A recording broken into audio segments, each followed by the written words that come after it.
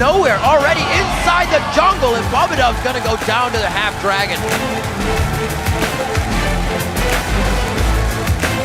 Oh, Turtle gets hooked in! No, that is not what you wanted. Beautiful hit by especially.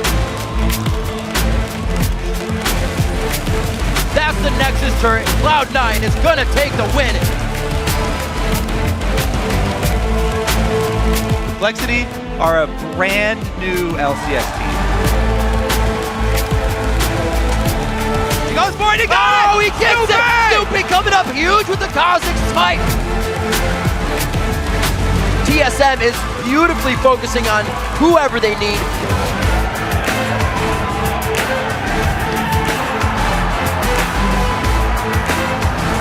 Smiles all around for COG right there.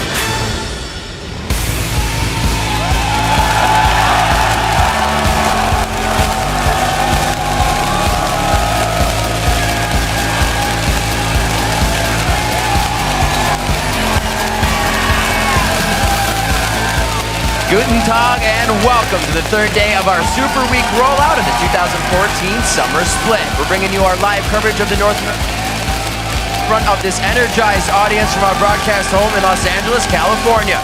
We've grouped up for a team engaged to start our final day of Superweek. Hello, I'm Rivington Bislin III, and I am joined by the brain trust of the NALCS broadcast team. Sam Kobe Hartman Kensler, Joshua Jet Leesman, and David Freak Turley. Gentlemen, good to be on the same desk together.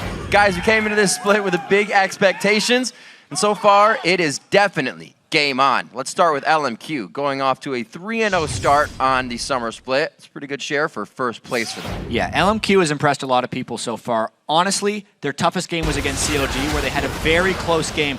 They made big plays when they needed to, but they were definitely behind in that game, and there are many opportunities for them to lose. I think they're going to come out of this week 4-0, which will make everyone think they're kind of top team in the NA, but I think they still have a lot of proving to do as they face tougher and tougher opponents. I think they definitely do, and speaking of facing tougher opponents, the fact that they came out of the challenger scene, they've actually looked better relatively than they did even back then. You kind of figure the scale of competition has gone up since joining the LCS, but Ackerman's dominating even more than before. The team as a whole, you mentioned that CLG game, the good shot calling, the good decision making there.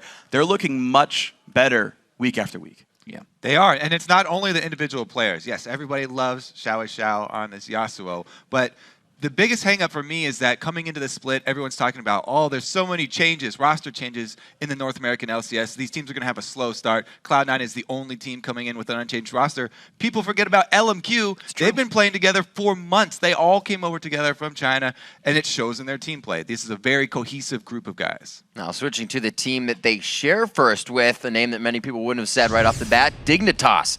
Already, their roster swaps have paid quick dividends to start off the split. What do you guys think? Yeah, the solo lanes, talk about solo lanes. I mean, they start out the laning phase very strong, this team. And they said that their problems towards the mid-game and late-game shot calling are easily fixed, and they already feel like they're fine and they've covered up those problems. However, shot calling in this meta has shifted so heavily towards planning and away from reactive shot calling coming from everyone. I mean, if you want to compete, especially on an international level, you can't afford to just rely on reactive shot calling anymore. SKT will kill off 3 minions of a bottom wave and then wait for 2 minutes until it crashes into your turret, at which point they already have 5 men on the other side of the map pressuring you. So you have to have a single person who's planning these attacks in the future and not just relying on reactive calling. Yeah, and honestly, a lot of Dig's holes got filled actually by the fact that they've got a really, really good top lane mid laner. I know some guys were saying online that the roster swaps wouldn't solve any of Dig's problems, but the fact is, Crumbs has been amazing. He's been buying a ton of wards, even back in last split and splits before, and now that he's got winning lanes, those wards go into the enemy jungle instead of their own jungle trying to defend themselves, and this allows so many more plays for Dig where they can keep forcing advantages, and it's working so well for them. Yeah, Crumbs bought 54 sight wards, or stealth wards, and 19 pink wards in 3 games. That's an absurd amount of vision, but the big thing for Dignitas, I think, is going to be consistency, even already.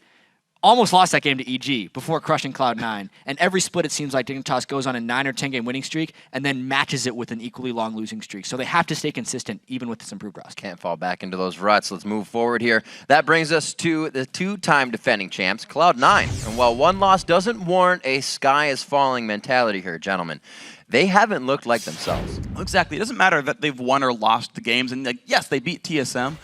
and it was like a fairly convincing win against TSM, but this is a TSM with a changed roster, and the game was still slow, and it looked afraid for Cloud9. They actually, this kind of happened at the beginning of the last split as well, where their first loss to Dig was this very afraid game where they weren't making any moves.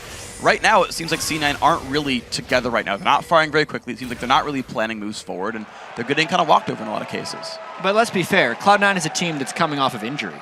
Hai was not really able to play much League of Legends while he was hospitalized there with his medical problems, and they are just coming back from playing with Link as well. Cloud9 had a tough schedule. It gets easier from here. I think they're going to improve and be just fine. I definitely agree with you. I think Cloud9 will look better in the future, not only because of the injury, but also because they're getting used to working with that pivotal shot caller once again. They had Link before, and they tried to put him into the position where he's making a lot of these calls and planning things. And it's so different when you move someone else in a crucial spot like that on your team. All right, with that quick look at the teams, let's take a look at how the standings shape up after 2 days of matches. In the top spot, it's Team Dignitas and LMQ, with Counterlogic Gaming and Team SOLOMID and Hot Pursuit in second place. And take a look now, because you won't see this very often. Cloud9 is in 5th place, while Curse, Complexity, and EG are still looking for that first win of the split. And that brings us to today's schedule. Up first, it's LMQ versus Curse. Then Cloud9 takes on Complexity. After that, Evil Geniuses and TSM score off in our 3rd match, followed by Curse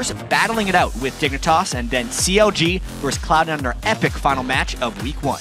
And now let's look back at the plays that you were calling out on Twitter with the hashtag LCS Big Plays. Yeah, our first tweet comes from Dignitas versus EG and highlights Snoopy's smite steal at Baron. At Sarachnos says that smite from Snoopy was incredible. Ward and instant dive for the steal. Here's your number 3. Just finishing the Phantom Dancer. How the fast? critical cloak coming in there to give him a little bit more attack crit. He goes for it! Oh, he gets it! Snoopy coming up huge with the Cosmic Smite. Cutie Pie's in the middle. He's going to be going down. Dignitas could have just solidified this one at Baron for themselves. This will at least be another turret coming in here for Evil Geniuses. The most impressive thing about this to me is the timing. He has a split second after he places the ward to click on Baron, look at the health, jump in, and smite right after Crumbs uses his smite, because Crumbs also smote a little bit early there. Yeah. Just really good play there from Snoopy to get them back in the game. But now it is back to the Baron pit for number 2. This is an upset of the day. Dignitas versus Cloud9. At You Got Mad tweets, Kiwi Kid's Zyra play around the Baron pit was incredible. That ult secured the win then and there. Here's your number 2. All right, well, the Dignitas there, and the attempt is there. Twitch is still bottom lane. TF ulti pop to reveal everybody. Meteos does have flash. There's the ulti in. It stops the Meteos sleep. He can't get back out. Nice fight right there. The ulti from Kiwi Kid clutch, though. Yeah, the ulti from Kiwi Kid was clutch right there.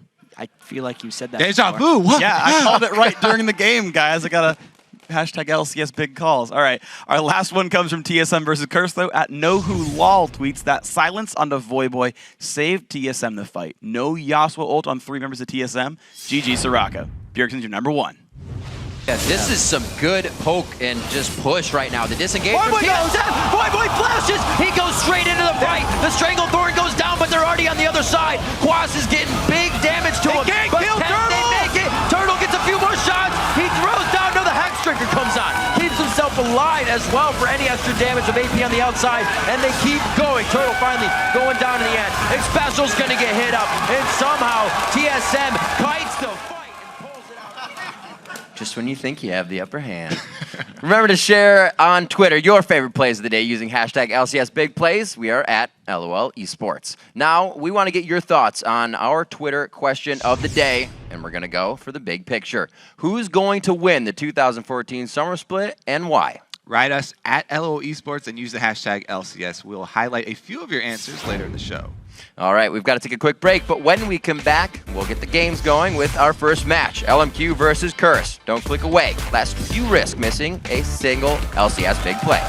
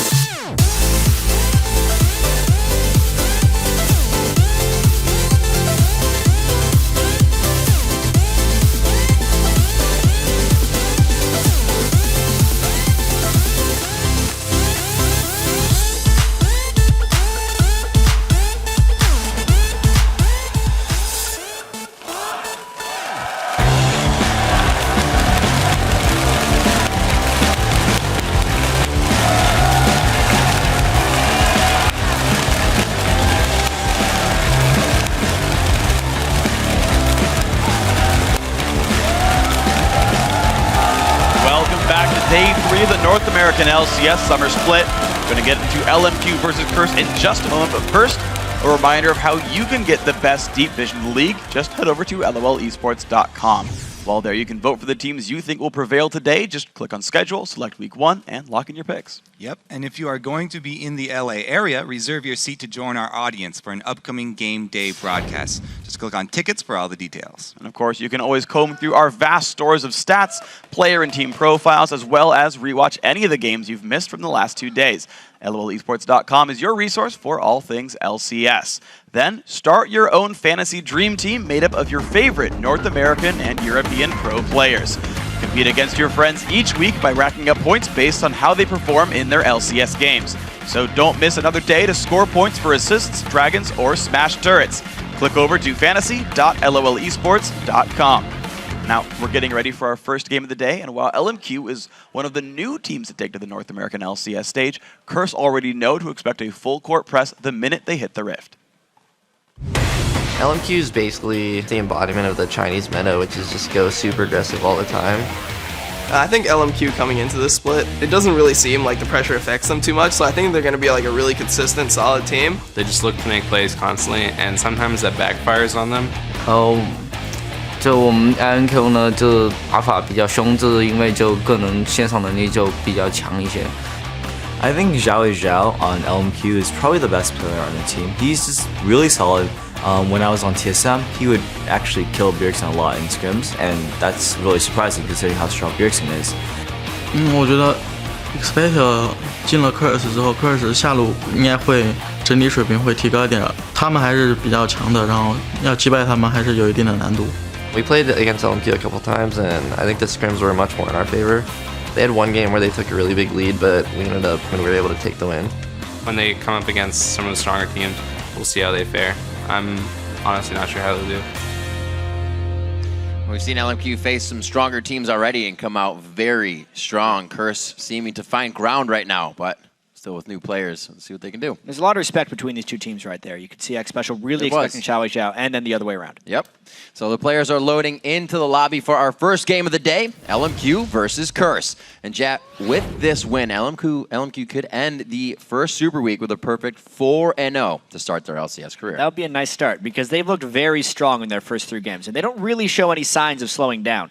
What's impressive is actually how each match has seen a different player getting their chance to carry. Yesterday in their game against Complexity, it was actually Vasily who had that huge game on Twitch. He had 10 kills, only died once, and really just showed his propensity to play Twitch right there. But if we're going to get nitpicky about their playstyle and see maybe a weakness, they have shown a bit of over-aggression because they will kind of just always go because they think their plays will work, and they have so far. But their overextending tactics could leave some openings for some teams to bait them in, especially if they start falling behind. Right, and while LMQ is riding this wave of momentum, Curse can't seem to get their split off the ground here. There were a lot of high hopes that the addition of Xpecial would make them a top-tier team, but they are currently sitting in 6th right now with 2 losses. Yeah, and they've had a pretty tough schedule, to be fair. Their 2 losses were to the Spring Split 2nd and 3rd place teams, TSM and CLG. And now they're facing the team sitting in 1st place and are placing Dig later the day. So another 1st place team they're going to be playing against. It's not getting any easier. Separately, the guys on Curse are playing well, but it's a rougher and tougher North American league now. They're getting a little bit outplayed. Individually, the games are doing pretty well, but it's just not translating into victories yet. All right, let's get right into our final day of Super Week here with the starting lineups. On the blue side, we've got LMQ. It's going to be Ackerman in the top lane, No Name in the jungle, Xiao Zhao in the mid lane, putting up those CS numbers, Vasily on 8, and more on support. And on the red side, it is Curse. Quas in the top lane, I Will Dominate in the jungle, Voyboy in mid lane. Big cheers for him, Complicated carry, and Xpecial on support. And Voyboy has been playing well for the team, getting some points in there for himself in the kill column and making sure the Yasuo play is very strong. However, whatever people have been bringing against him keeps his Yasuo from roaming, and that's really what helps the impact. We actually got a couple Yasuos in this game. Xiao Zhao's Yasuo devastated CLG. Voyboy's Yasuo, even though he's picked it twice here, hasn't been able to get the victories. The silence from Soraka was incredibly key in their defeat to TSM. Xpecial as well hasn't had the most explosive debut. That bottom lane with himself and Cop hasn't been doing too well in lane. He did land some pivotal hooks in big moments, but he also missed a lot of hooks in what could have been big moments for those guys. X-Special really hasn't exploded onto the scene on Curse the way he wanted to. And that's something him and Moore are going to be kind of fighting for in this. Both quite big Thresh players. Bam! Never mind. Get that out of here. Never mind. It's out of there. First one coming out, Cassidy will be the next. Lulu onto the board as well. We're seeing those kind of comfort picks on the top. Not really pinpointing anybody out here, but making sure they don't have to deal with it in the game. Yeah, so that one, yeah. as well. So the supportive mid laners kind of going out of the way. Yep. I wonder if either one of these guys would be willing to pick Yasuo blind. Apparently not. You say it, they ban it. Who's next? To ban it. Yeah, Jax. I'm not actually sure because Ackerman hasn't shown his Jax. 2 games on the Half Dragon Shyvana so far. Easily keeping that lane to himself. Quas would be pretty happy to play Mundo into Shyvana if it comes to that. Yeah. Don't think that's going to be a pick priority. Twitch is a very big pick priority, I think, at least for LMQ. Of the junglers have made it all the way through. All of the junglers have made it through. Twitch will be the last ban. I mean, if LMQ wants to try and blind pick Jax, they would absolutely have the opportunity to. But they end up going for Assassin City right here. Now remember, Lulu is banned out. That's one of the things people really like playing against LeBlanc, as well as Kassadin. That's another thing we saw played against LeBlanc to much effect yesterday. See LeBlanc involved in 10 out of 12 games. Picked just as much as she's banned. Curse, you can see Dominate and Quas both actually discussing what is going to be happening on this one. Seeing Ackerman pick that up for Xiao Xiao means that LMQ again is going to continuously go hard this game. Something they can get kills with, picks with anywhere. See if Curse can kind of put a pitch in that cog if they can throw an Eve somewhere into the mix. Yeah, Eve's been banned a whole bunch so far in the LCS, and I mean, the Lucian here is a smart pick. Definitely an NA that 280 carries that everyone is prioritizing are Lucian and Twitch. And then it feels like there's a big gap between the next ones. Yeah. But we were talking about this after the games yesterday as a group here of casters, and we don't really think there's a huge drop as far as 80 carries goes. Just the familiarity and the training these guys have put into Lucian and Twitch is what's making them the high priority picks. But it's really more of a luxury than a necessity to pick them early. They go for the luxury on the side of Curse for sure. And Morgana's somewhat being hovered over right now. Ackerman's going to go for 3 straight games now on that Shyvana. Yeah, well, don't... 4 straight, I should say, sorry. It's not broken, so don't fix it. Don't fix it if it's not broken. Yeah, there you go. Got to talk your way through some of these at the end. It makes perfect sense. I feel like Curse will probably end up going Mundo in the top lane to go against that. That's a matchup Quas is really experienced in. There's also a really good chance we get to see lane swaps on this one. Not entirely sure what Vasili's going to break out as AD carry. Maybe a Caitlyn to go against Lucian. That has been his other favorite, especially in solo queue, when the Lucian or the Twitch isn't available. The question is, how aggressive is Curse going to go with their team comp? Very slow on the pickups here for Curse. I'd say those aren't their picks. Go out on a limb. Just possibly. Boy, he does not shy away from that Akali. Himself would get an assassin against an assassin, but they decide to switch it back around. Quas liking Trundle, liking Jax. Yeah. Just those top laners. I do Goes like for that. the Jax this time, though. Yeah. Jax against Shyvana. If he gets a small window against Shyvana and he's a good Jax player, we'll generally see him take over in the game here. Besides against the Mundo, which is a champion he is more familiar with. But the Jax has definitely shown much more power as of late, and is often banned or first picked away. Getting it this late into the draft is kind of a steal. Actually, forgot who I was talking to yesterday about it, but I was like, where'd Annie go? Why Annie? Yeah. And there she is, getting picked up. Definitely, I think the answer was it's kind of the all-in initiation. Once you want to initiate, you're pretty much there, and people are liking the safety a little bit more. Yeah, now you can just use Morgana, initiate from 1300 range away with the Dark Binding, and then go. But Annie, she goes, she goes. Oh boy.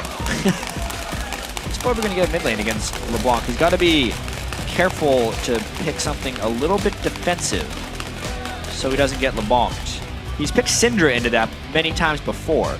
He hovered Syndra the other day as well, just yesterday. They're like giving Boy a nice one-on-one lane advantage. That would be pretty nice too. That makes the most sense. Dive onto, wow, that makes a really great fight competition coming in here for Curse. And that's really where they excel. It's when they get themselves into that group and they're able to take a strong fight. And we've said before, Curse is a team that is able to win fights when they're down in gold. It's just getting it when they actually have the advantage and making the right moves from there. They've been some really tough losses for Curse. And what they're doing with this team composition is they're trying to make sure that late game their scaling doesn't fall off. They have really powerful late game fighters there with Kale and Jax. Although they are a little auto attack reliant, Kale and Jax really need that. They need to keep their distance from Lee Sin to avoid that attack speed, so that's actually going to be really huge in this one. But I do like the Curse team composition overall. They're preying on their solo lanes, doing quite well. Yep, so let's check out your predictions here over at LOLesports.com, where 81% of you are saying that LMQ are going to win and make it a 4-0 Super Week. A lot of LMQ hype coming in, but you can also send your predictions with each twist and turn of the game to @LOLesports, and then use the hashtag LMQWin or CRSWin, and we will be updating that Twitcher poll throughout the game. So we'll see how Cop does coming in on Lucian here. He definitely went back for a big comfort pick on Misfortune the other day, and the team felt comfortable with it, and that kind of tells me that Curse is still feeling things out. Let's say, can we do that? Is there enough safety for you to go back to that utility AD carry that'll kind of shred damage from the back line? And it didn't, but they need to figure out what will work. Yeah, getting interrupted by that Shyvana ultimate, if you think back to the day one, was not good for them. And honestly, Curse is in this really difficult situation where they actually feel like they've improved quite a lot with the acquisition of X Special and the strong finish they had to the spring split. But everyone else in the league may have actually improved a little bit more, compared to where Curse is at. So they really need to prove themselves, and it kind of sucks to be Curse right now if you're not winning these games, just because they have a potential to go 0-4, even though they're still a good team. Yeah. It's just as you said, frustrating losses. The possibility being there at every turn to take the win. We'll see if they can put that in. That's the second time he's done that. It's just a little love tap at the beginning of the game. No name starts games.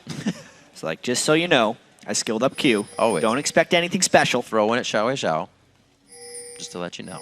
Lower his hit rate to make himself look like a more vulnerable jungler. Already got the ward down going from X-Special.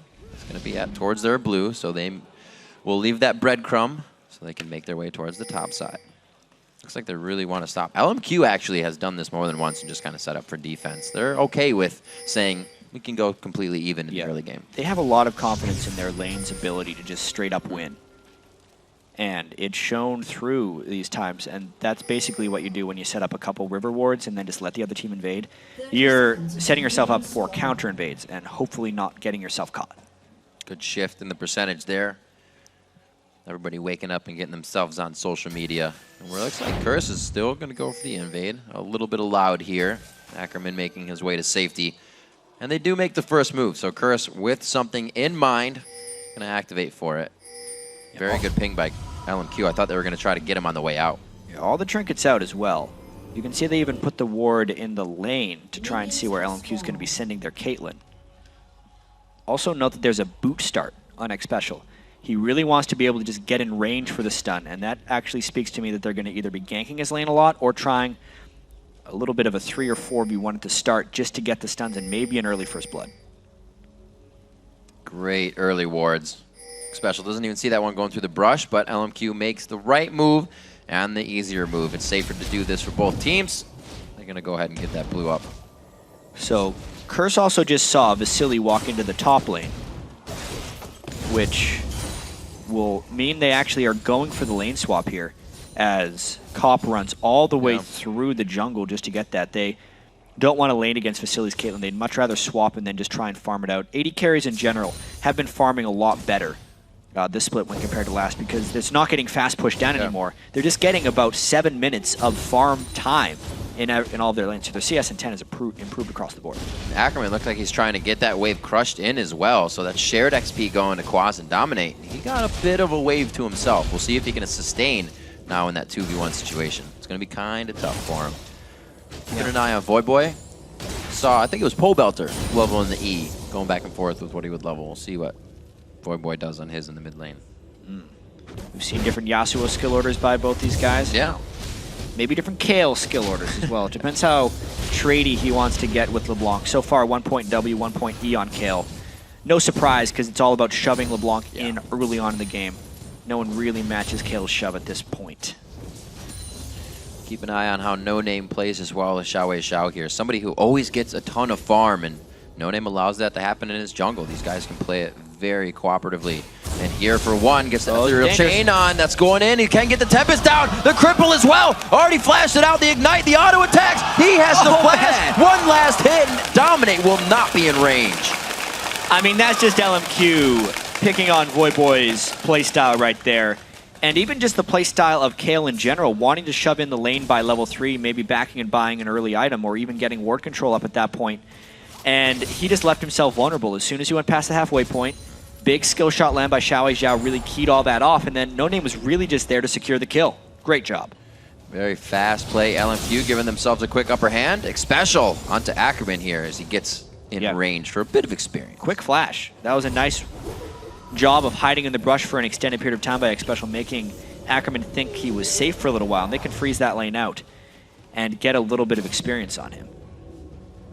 So it looks like Quas, depending on what he's gotten in the jungle, he is 11-6 on Ackerman, getting bullied in this bottom lane. He is trying to get golems, and he's almost dying to it right now.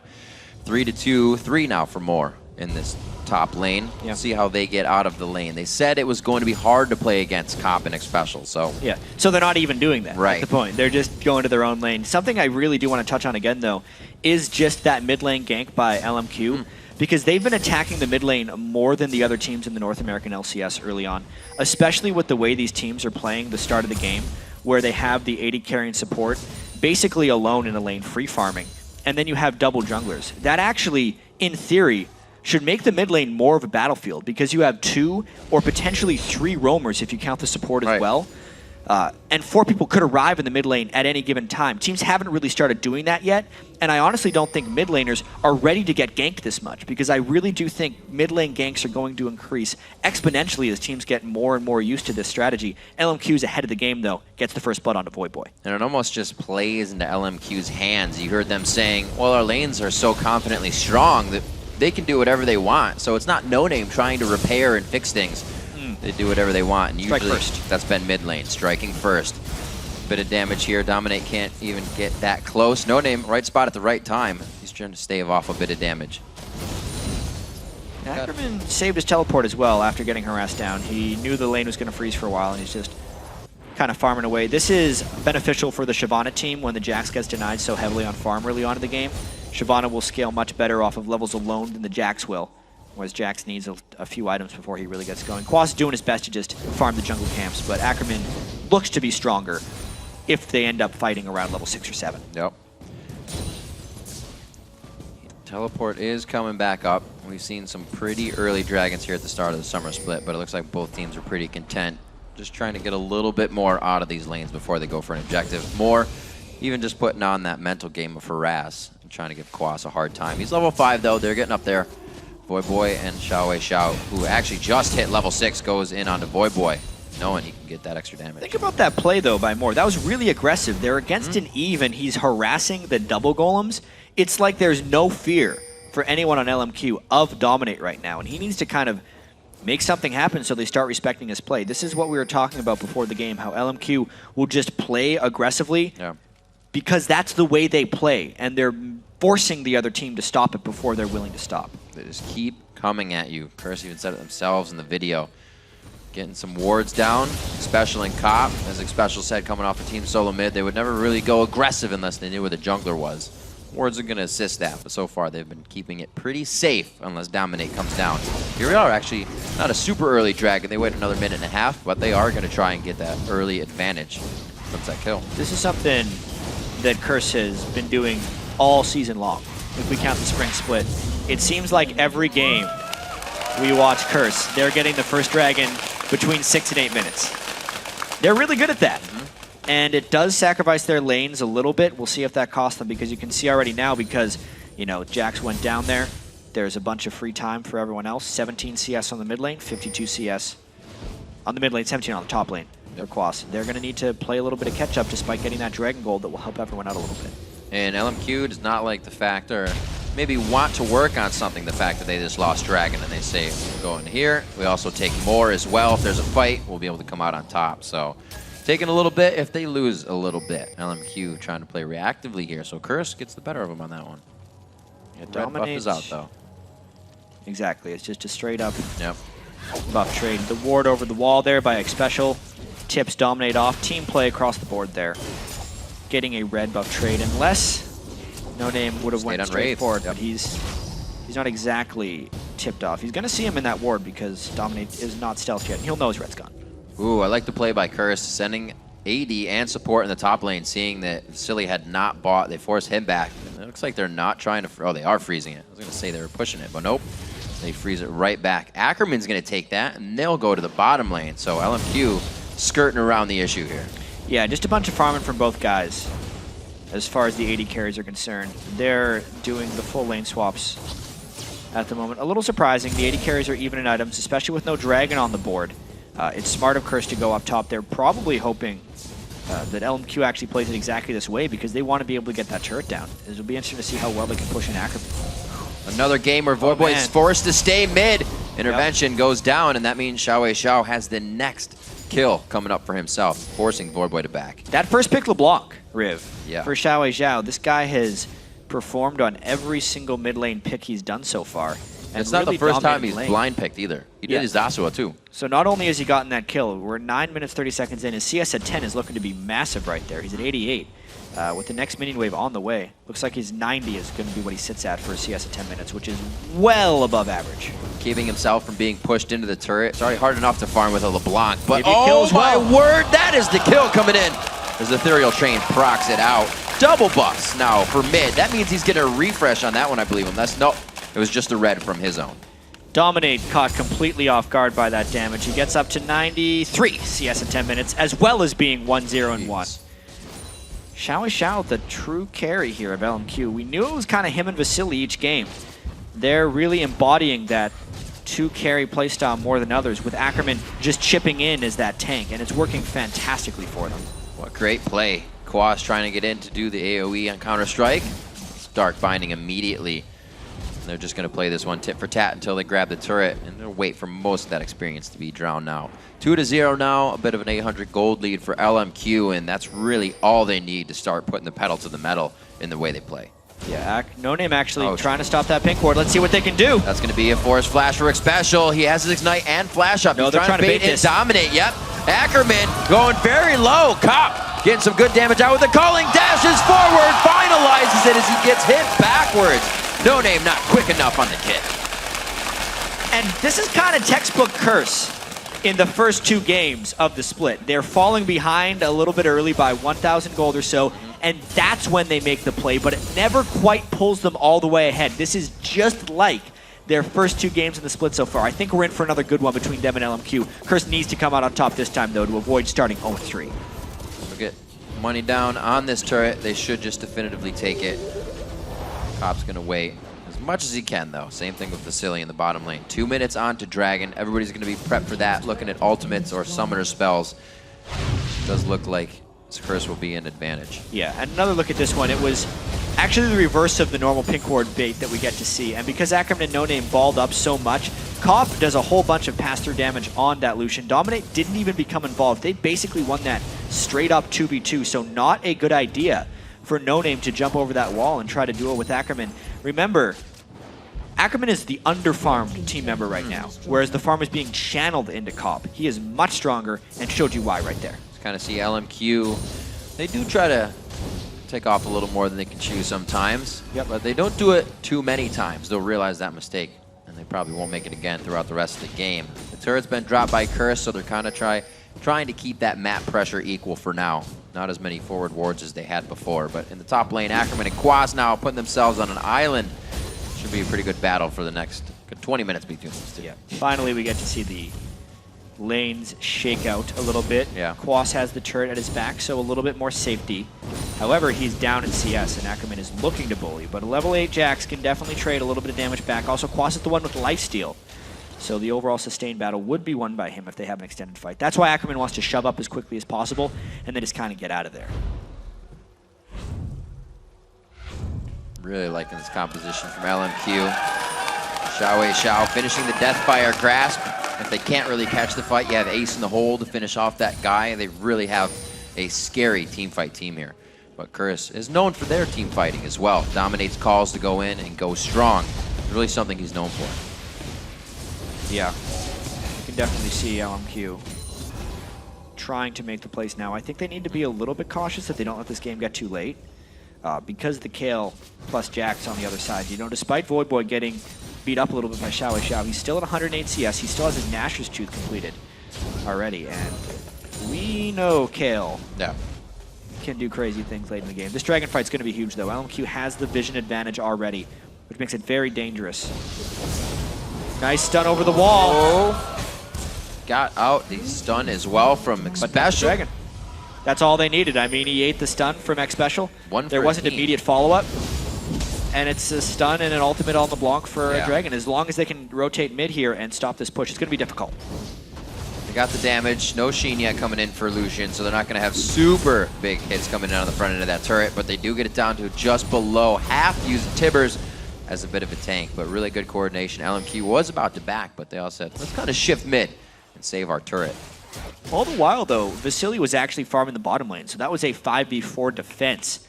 Kurtz was down Tibbers, but they still respected the play from LMQ enough to not trade back the turret. Means LMQ gets a Dragon for pretty much nothing. And onto Voidboy again.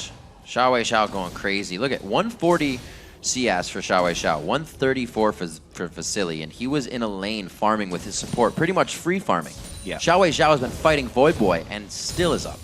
Amazing, just incredible. Goes to show you the skill of this guy in the mid lane. Hopping inside, then playing sweeping. the fog of war games now. Yeah, knowing that Voidboy can't see him right here. There's a chance he thinks he went back. Might be going in for something big here. Oh, that was smooth.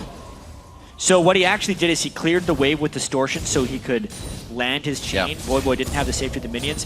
But Voidboy burned his ultimate right away, which is as he should, and ended up taking no damage from it. So it was actually a better play by Voidboy. Slick on both sides. Yeah, very slick indeed. Nashor's Tooth finish for Voidboy. We'll see what build he continues to go with. Leaving himself without boots, using that heal to keep himself safe with the movement speed. Coming up on 16 minutes in the game. LMQ has just taken Dragon, so they're pretty much happy with the gold they've received, the items they've just created, and they're waiting for Curse to kind of push in and try and maybe pressure themselves into this mid turret. Curse has seemed to want it for the past few minutes, sending more 3 or 4 mid. Ackerman now to the top. It's definitely a more passive LMQ than we've seen. That's true. They have went for a few plays early on in the game, but especially when that play backfired in the top lane between No Name and Ackerman. That was the last of the aggression we really saw. Although Curse is, in turn, playing very defensively, which would really make LMQ kind of overcommit if they want to make anything happen. Right. Which is why we're seeing this 3-kill game 16 minutes in. And that's almost something that you would expect. Curse sees LMQ come in 3-0, beat out CLG the way they did in such a back-and-forth game. You know this is not going to be easy. Mistakes are made. You fall behind so much farther than usual. Ackerman should be good on the burnout on this. Voidboy also doesn't have too much far vision past that. Especially with Curse picking such a late-game composition here with Jackson Kale. They have every reason to play this one passively early on in the game. And just kind of hope to avoid the LeBlanking as they're moving around. They've done a pretty good job so far, even though Xiao is farming up a storm. Voidboy, because he went to the side lane, is catching up his own farm, but he, in a sense, took it away from Quas. That was farm that Quas could have been able to pick up, and now Quas is stuck at 75 on Jax, who arguably needs just as much farm as Kale. One of the tricky things about picking two such heavily scaling solo laners, there's only so much farm to go around. We were looking at for Xiao. Oh, Quas. Himself loves to get all that CS. So I imagine Xiao would jump over the wall and then No Name would safeguard to him if they decided to go for something. Quas is playing this one real careful. They make sure they're not sitting on a ward. They're going to wait for their cooldowns once again. And I feel like as soon as Quas starts feeling a little bit safe, they're going to want to go for him. They're spending a lot of time to set up this kill. Safest farming NA. He is being so careful. He Auto knows attack brush. LeBlanc has a Auto attack DFT brush. and has seen him a little bit ago. So this is very smart by Quas. 2 levels up. Full vision. Yeah. Xiao gets bored. Ooh. Well played by Quas. Just giving a wave. Just giving him a wave. Sense.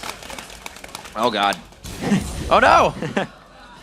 Oh, Xiao definitely having a little bit of fun here in the bottom lane. Koros trying to get the CS he can. And I got to be careful. Like you said, they're not going as hard as usual. We know LMQ to be like a team that just keeps shooting on the net. No matter if it's going in or not, the shots keep coming. Yep. They're just going to keep trying and trying. And oftentimes, like that, the shots just keep coming. Eventually, it's going to go in at that point, and he gets the kill on the Quas. They will try the same play again and again and again, even if it's not working. As we said, I mean, Quas was just hiding in that brush. Instantly feels safe. DFG right as the first chain lands. He didn't get the full damage, but he got quite likely enough. Finishing up Quas with that last auto attack. Curse. They look hungry now. They were moving as a pack. That was a ferocious little move towards the Dragon Pit, but it looks like they back off. They know there's a minute, and they'd rather have what they need for that fight and then possibly taking something after. LMQ is going to get themselves. Nope, Moore actually stops the back. Curse formulates in mid. So LMQ wanting that Dragon as well. They did just get the last one. But being able to take Quas down, he's still not as big as he needs to be. So this fight for Dragon is going to be very hard for Curse. Yeah, and Voidboy also doing a slightly different build than we've seen on Kale. Yeah, not Zerg Greaves. Both in skill order and in item build. He's went for max CDR with the cooldown boots and the Nashor's Tooth, and he's also maxing his heal second. It's almost like he's just trying to survive Xiao in lane to make sure his ultimate's always up every time LeBlanc's ultimate is up, instead of going for the kill pressure. He's going to have a much lower amount of burst damage because he's not putting points in Q, and he's also not going to have the team fight shred that you would gain from the Hurricane and the Berserker Greaves that all the other Kales have been doing recently. It just means it's going to be even longer until Voidboy becomes relevant in this game. Was forced to play your champion out of pure utility. Right on. And then he still Voidboy. takes a truckload of damage afterwards. Yep.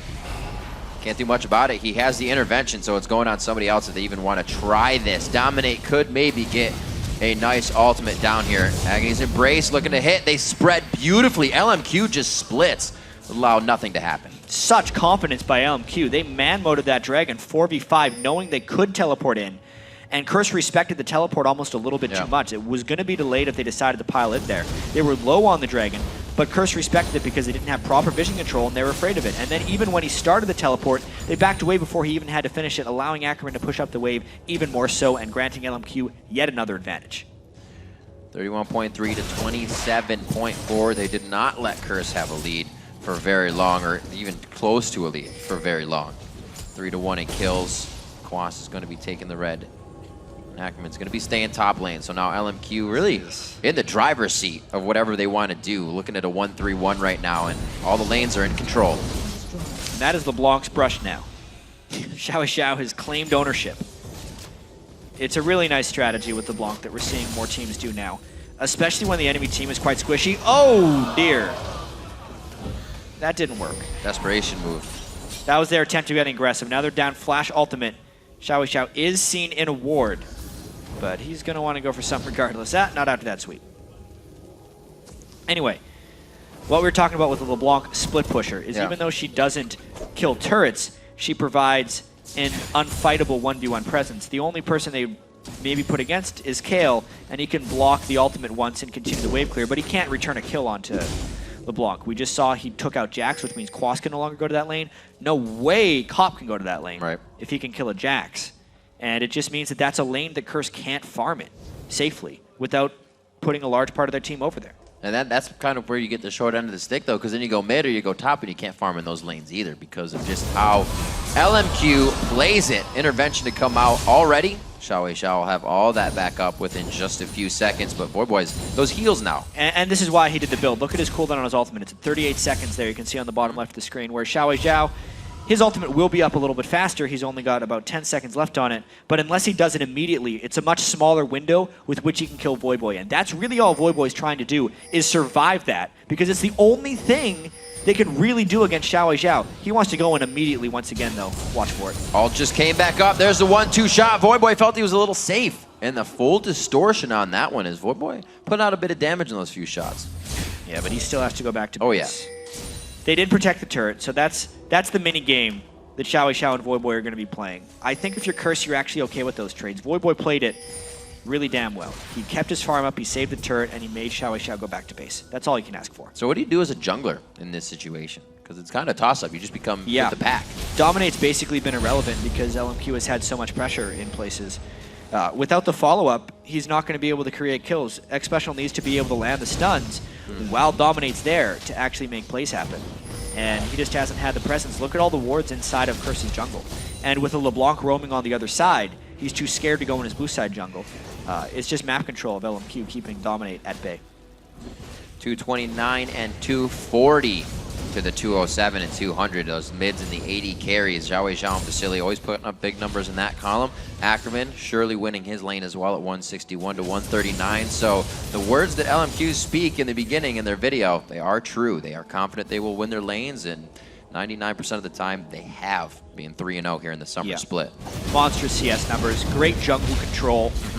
They're really just slow playing this game and hoping that they accumulate a big enough advantage to overcome the Kayle and Jax late game. It's actually a little bit risky the way they're playing here, but Curse isn't allowing them windows with which to aggress unless LMQ is really stupid about it. Definitely the first time that LMQ hasn't gone for another turret or something else. It seems like they just keep gunning. Have the safety on for now. They're waiting 2 minutes on Dragon, maybe that's it. But I mean, look at what they're doing right now. They have control over both eating everything, The amount of golden experience they are getting ahead of Curse is quite extraordinary at this point. Just look at the death cap onto Xiao Zhao and the CS numbers on Vasily. He's going to be completing his last Whisper probably within the next 3 minutes. He's sitting on 1,000 gold right now. And then they're really going to be able to start getting aggressive. I think they're just waiting for their big item breakpoints, knowing they're generating so much more gold than Curse right now. Then they'll get aggressive. They're playing it smart. Although they are going for kills, it's a little bit different of a game. That can be said because Curse is avoiding dying with slivers of health, but I believe lowest kill game for LMQ almost here. It's usually Vasily, Xiao Zhao, and Ackerman with some kills at this point, but Xiao Zhao is just taking off a little more they can chew once again. That's going to be a very nice shutdown for Voyboy. Great gold going to him. I mean, think about what Xiao Zhao has been doing to Voyboy. It was just the same plan in a different lane. That time, Curse was really ready for it. They said, all right, when Voyboy goes to a lane, LeBlanc's going to be there. He's going to try to DFT spike. He's going to use distortion. As soon as I ult, he's going to jump back. Then he's going to try to go again. Curse can see that plan. And this time, they came up with a counter for it. We'll see if that's enough, because it is just one kill. Let's see who bites back harder on this one. Looks like Ackerman's going to take a good amount of damage as Quas. Even his play seemed like he knew he wanted to win that fight a level down. Dragon's Descent is up. Teleports actually down for Quas, but up for Ackerman here. But Ackerman can't heal back up. Quas should actually jump on him, like right now. like right now, and cause that Dragon's Descent to have to happen. A good amount of minion damage, He's worried about people waiting for him. I mean, they're respecting LMQ an absurd amount right now, thinking that all the aggression is being backed up for reasons. But that's not the way LMQ plays. Half the time, there's no one behind them. The other half the time there is, though, which makes them so hard to play against in these high-pressure situations. Well, if you try to play like that all the time, then you're going to strike that fear into your opponent's mind. And that's exactly what we see Curse kind of wavering on right now. Slowly getting the vision that they can. They're not even approaching Dragon. They feel like LMQ is just going to fly over the wall. They're being very cautious. 3 sweepers at the same time going on both sides. Dominate. An intervention stops the rest of that damage. Beautiful hitting special.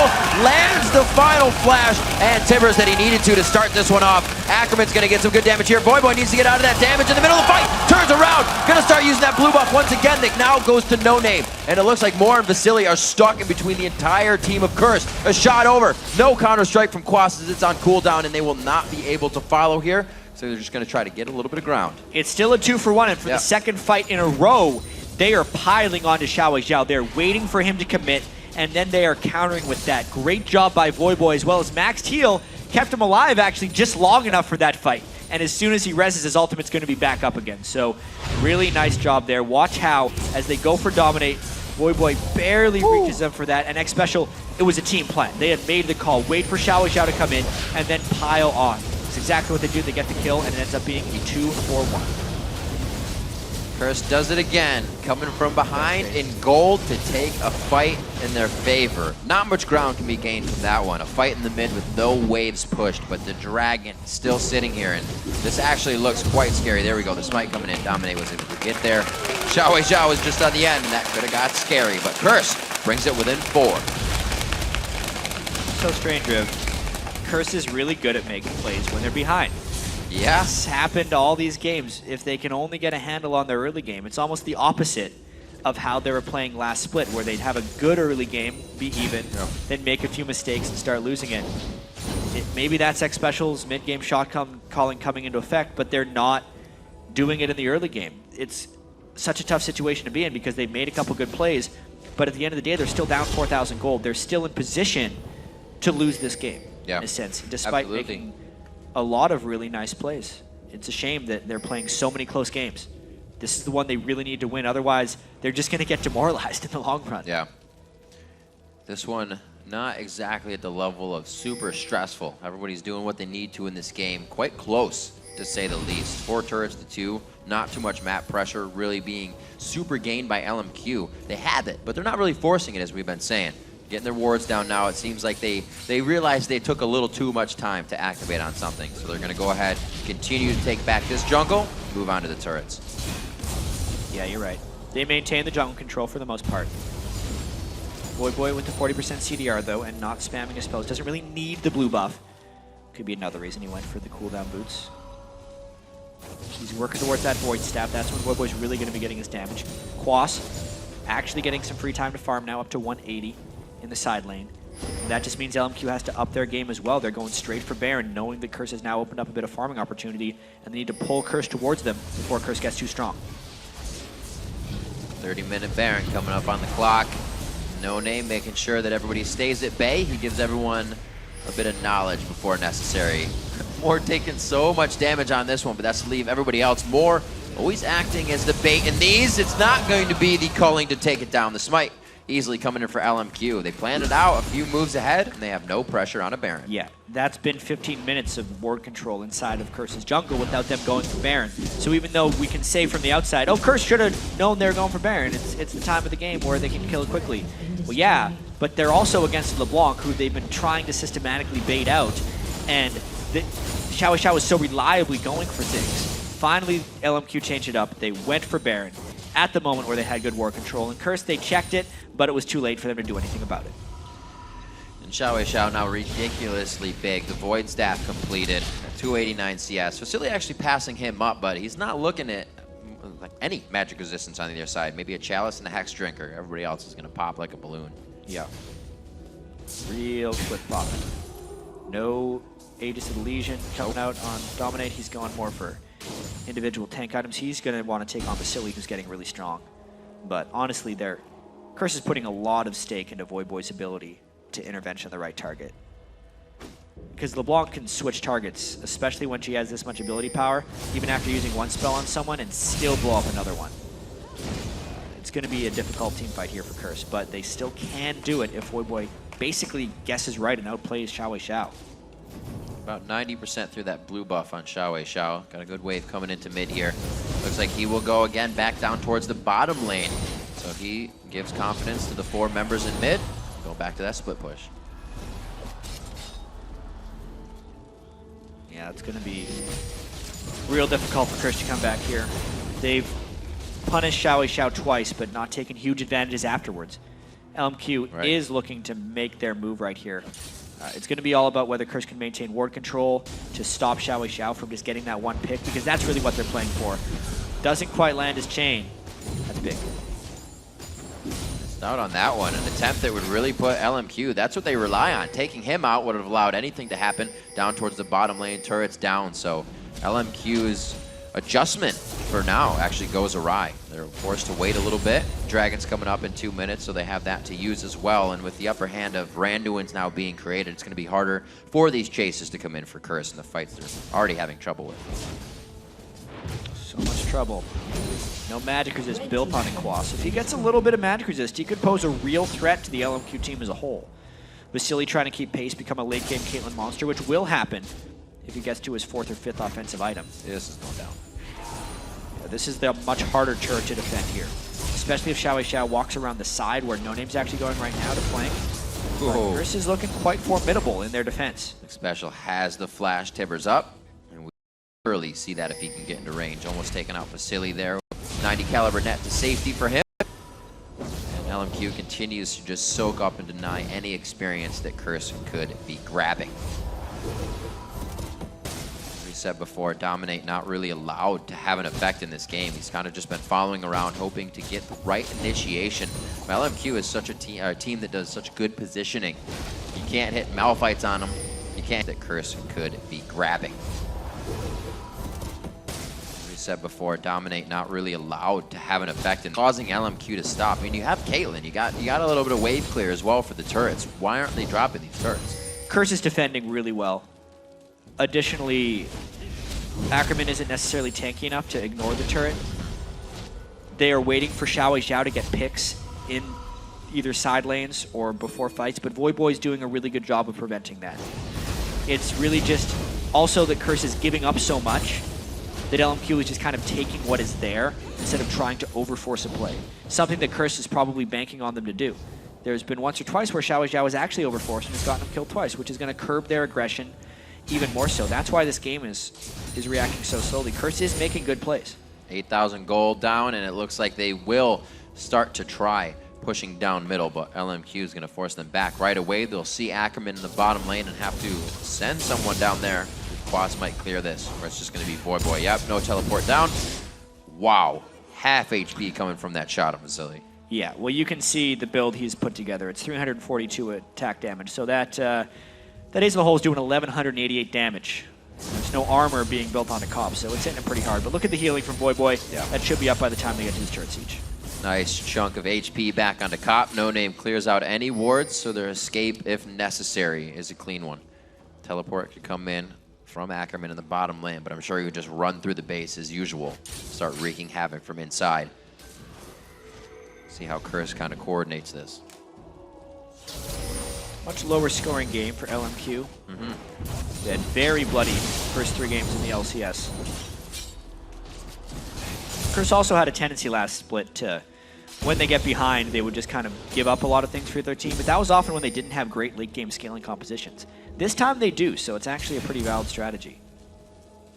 There's always a chance Curse could turn this one around because of the Kayle and the Jax.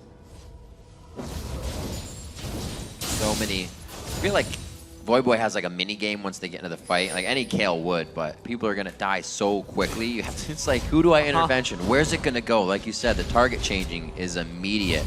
It's almost like a penalty kick. You have to dive. You just have to go. You just have to dive in one direction and go for it, and just hope the guy kicks it that way. Got it once so far. Good save on Dominate. We could see it coming up here as they push down mid lane. A great split here they have on LMQ, but that means this could leave Xiao Zhao pinching in from the backside that they aren't ready for. Get out nicely. Xiao wants to get assassination, but remember, Curse would be ready to dive on him. He's got that memory. He knows now. He's like, I think it's warded. I think they're coming for me. Tying his shoes for this one. All right, good vision. Special putting down the pink. They make sure that they have control. Probably going to need the back here. Spend some of that gold. Leave Baron kind of in a scary spot. Still got teleport on Quas. Actually, I don't think they'll be able to back with that happening. But then look at the heal. Good heals. You know, with all the ability power Voyboy has and the fact that he's got 5 points in that heal, it's healing for 416. Definitely enough. With a bit of movement speed. Oh, did they actually get a catch here? Woo. Black Shield stopping that one. Does not get the passive movement speed off of W with the calling. So Cop's forced to back up there. So they use quite a bit. And they still put themselves in quite a dangerous spot. Coming from the top side is 2.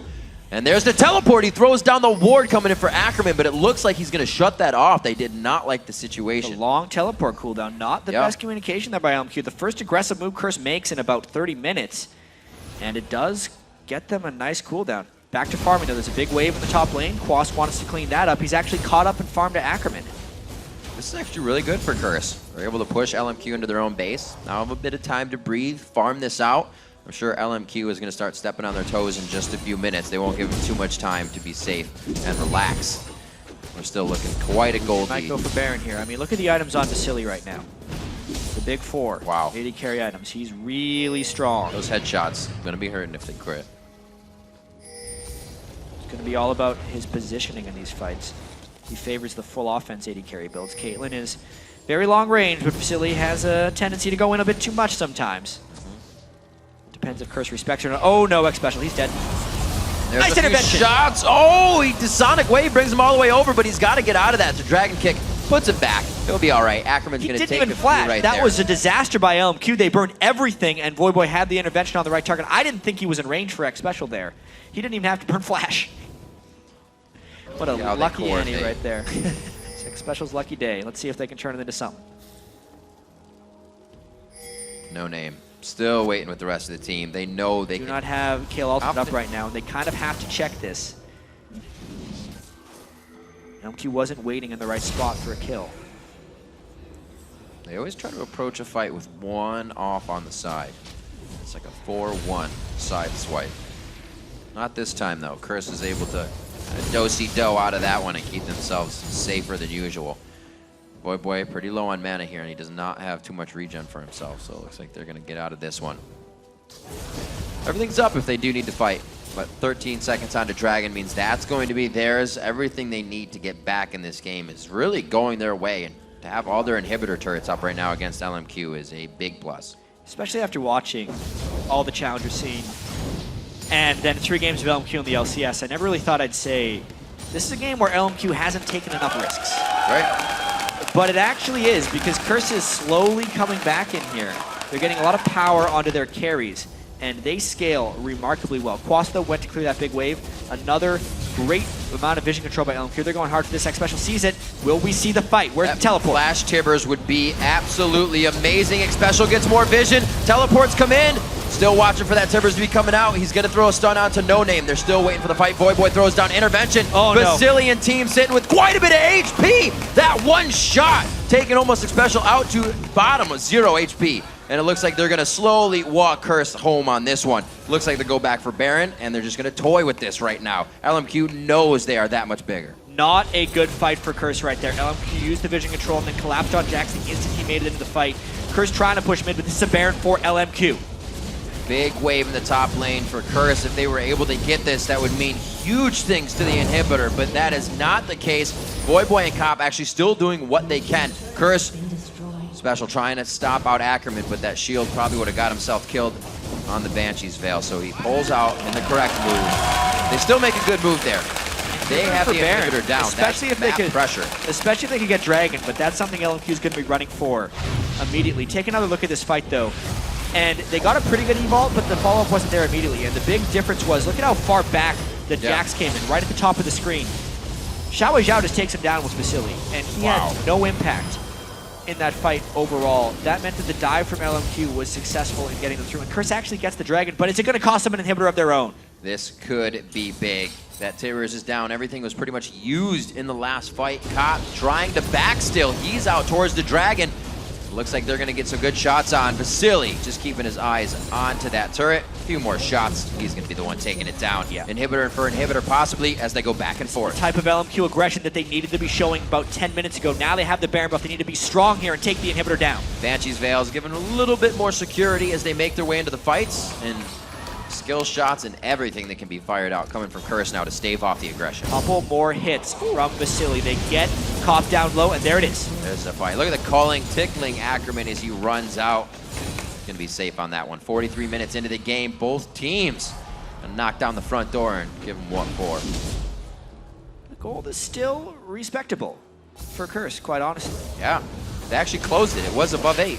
Yeah, and the more gold you get, the lower the gold percentage lead is, especially as people reach 6 items. Yeah, later in the game. It hasn't happened yet, but it will if this game continues on the trend that it is going. It's close. Guardian Angel coming out for Vasily.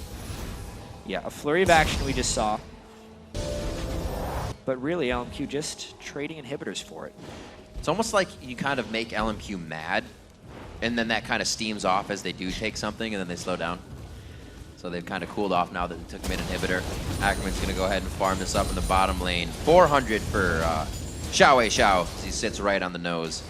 Jeez. 43 minutes into the game. It's a whole bunch of CS, that's for sure. Always. And Curse has actually channeled a lot more farm into Quas here. You can see 321 CS. Yeah, he was down by like 60, right? Yeah, he was down a substantial amount. That's one of the big reasons Voyboy hasn't kept pace, is they've been giving the farm to Quas in the free lanes. Oftentimes because he has a teleport as well, and it's by necessity because he needs to teleport into late game fights. Curse waiting for a lot of things to be up here. Looks like a specials flash would be very useful. Heal won't be there for Cop, maybe there for Voyboy, but they already have the heal coming off from KLZ. A lot of things Curse needs to do exactly right. You can go to say that LMQ could make a few mistakes in the next fight, still come out on top. And that's what makes it really difficult for Curse. Especially with the Zhonya's onto Xiao Xiao, he can get super aggressive and then still maybe escape if Curse decides to fully pull off on him. That's a lot of turret damage. It's going to force Curse to go in. Or even just burn some big cooldowns. One more wave of that, and that turret's going to be gone unless Curse gets very aggressive. I like what LMQ's doing here too, because they're making sure the super minions hit the Nexus at the time of the other minion wave. That's the way they want to time it at least, which would mean it would be a 4v5 defense, which would almost guarantee LMQ that bottom lane turret. See, Voyboy's trapped on those super minions trying to get assassinated, and they get the turret. Doesn't go Great down move. all the way, but they are completely playing this one off the ball right now, using those minions in the mid lane, but the fight now in the bot. The inhibitor turret goes down. Voyboy, Sonic Wave, and the resonating strike connects, but everybody's backing up, trying to kite the fight. A very nice job so far. Curse looking good here. They get into the fight. Xiao Zhao in and out, almost taking down Quas in a single distortion with a Q, and it looks like they will keep it safe for now. What a tough shell to crack Curse is putting up right now. Yeah. This is a very hard-fought turtle. One turret goes down, their inhibitor on LMQ side respawns, which means Curse will be getting their inhibitor back in about a minute. Take another look at this. Voyboy actually saves his ultimate here because he didn't think he was going to get the full burst of damage, and it was great because they needed his ultimate to push them back here. X Special gets a catch onto Vasily. Mikhails cleans him up so he can still keep running away. And then it's just a matter of Curse piling on. LMQ never all into this one. And it ends up meaning they have to run away. They came for the turret, not necessarily for the fight. They get the turret, and they ended up trading pretty close. Curse gritting their teeth on this one. They are not going to let go easy. That inhibitor is still up in the bottom lane, but an easy forced fight that LMQ can work with. Got a minute and 48 on that dragon.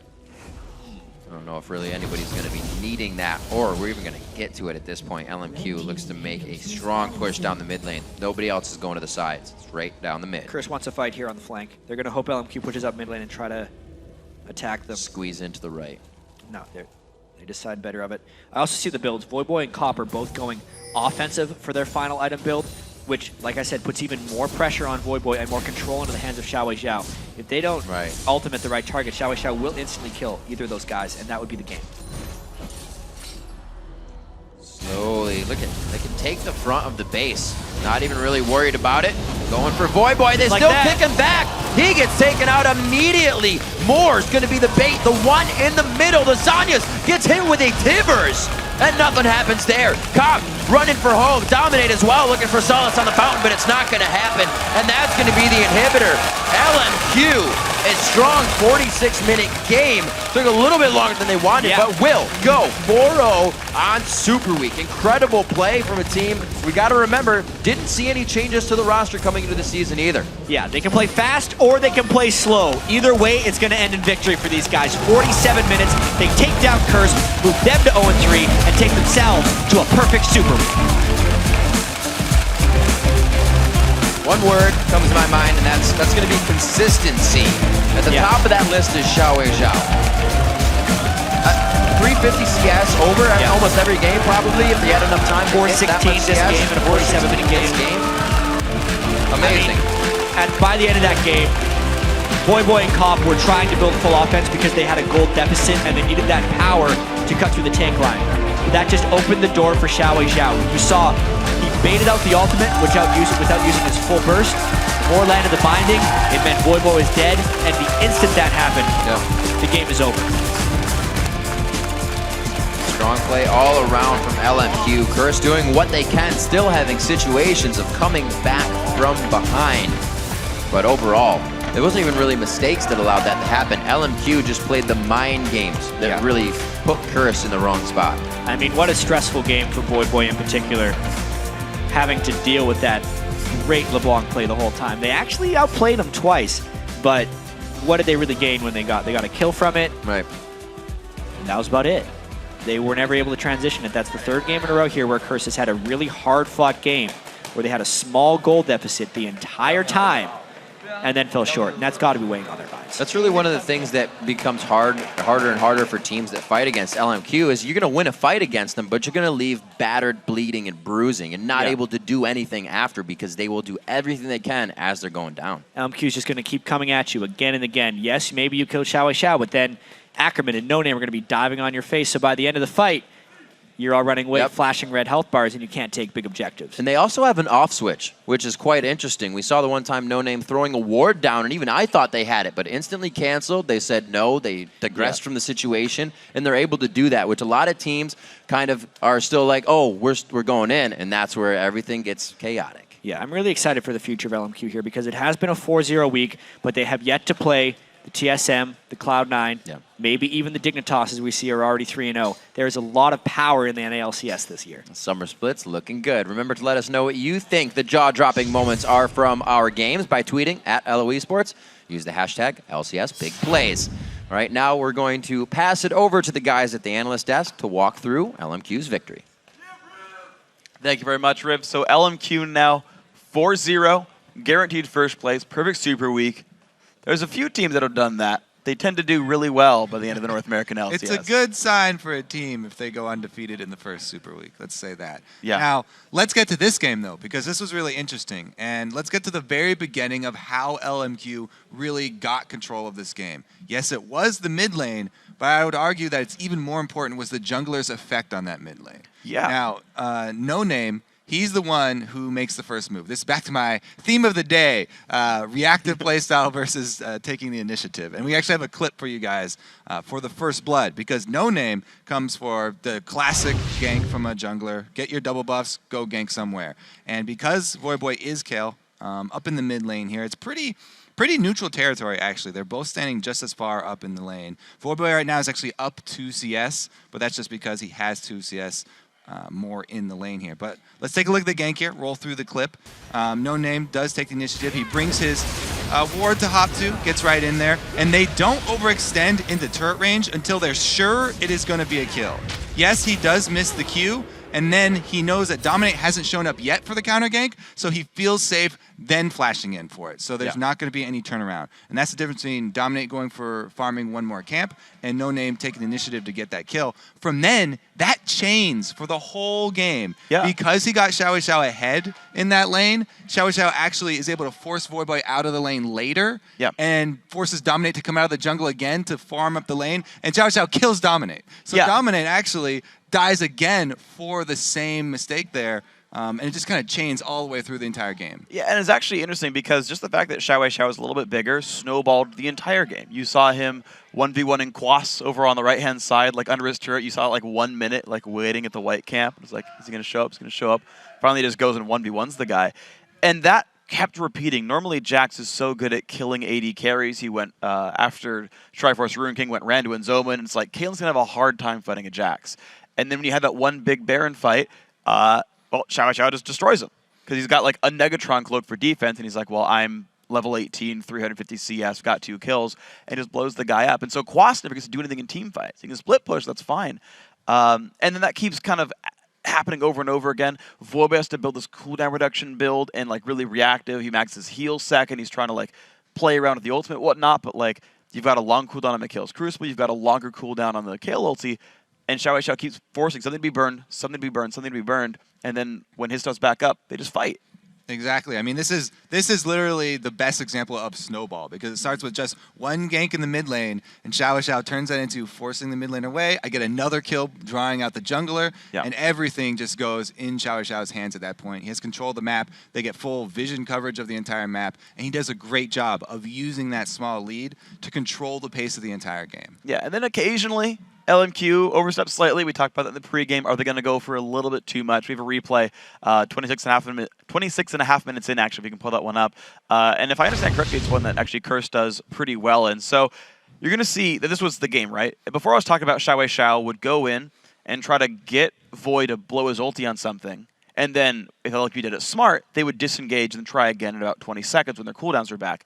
This is an example of LMQ getting their burst nullified by a Void ulti, but then being stuck in the fight, whether it's because of an Evelynn Embrace or a Tipper or something like that from Curse, they can actually force the engage if Voidboy blocks it, and they'll be okay. So let's roll the clip out and watch how it begins. So no enemy gets a Q down. They see Dominance kind of low. So Xiao loses most of his burst. Xpecial gets the flash Tibbers, and that is what Curse has to do, is they have to play in that 15-second window. At this point, it's just a simple 5v4. Quas gets to fight alone in the back line, so he actually pulls Vasily and Moore's attention for a long time as they chase down a little bit more, which means Curse gets a 2-on-1. They get a 2-for-1 kill.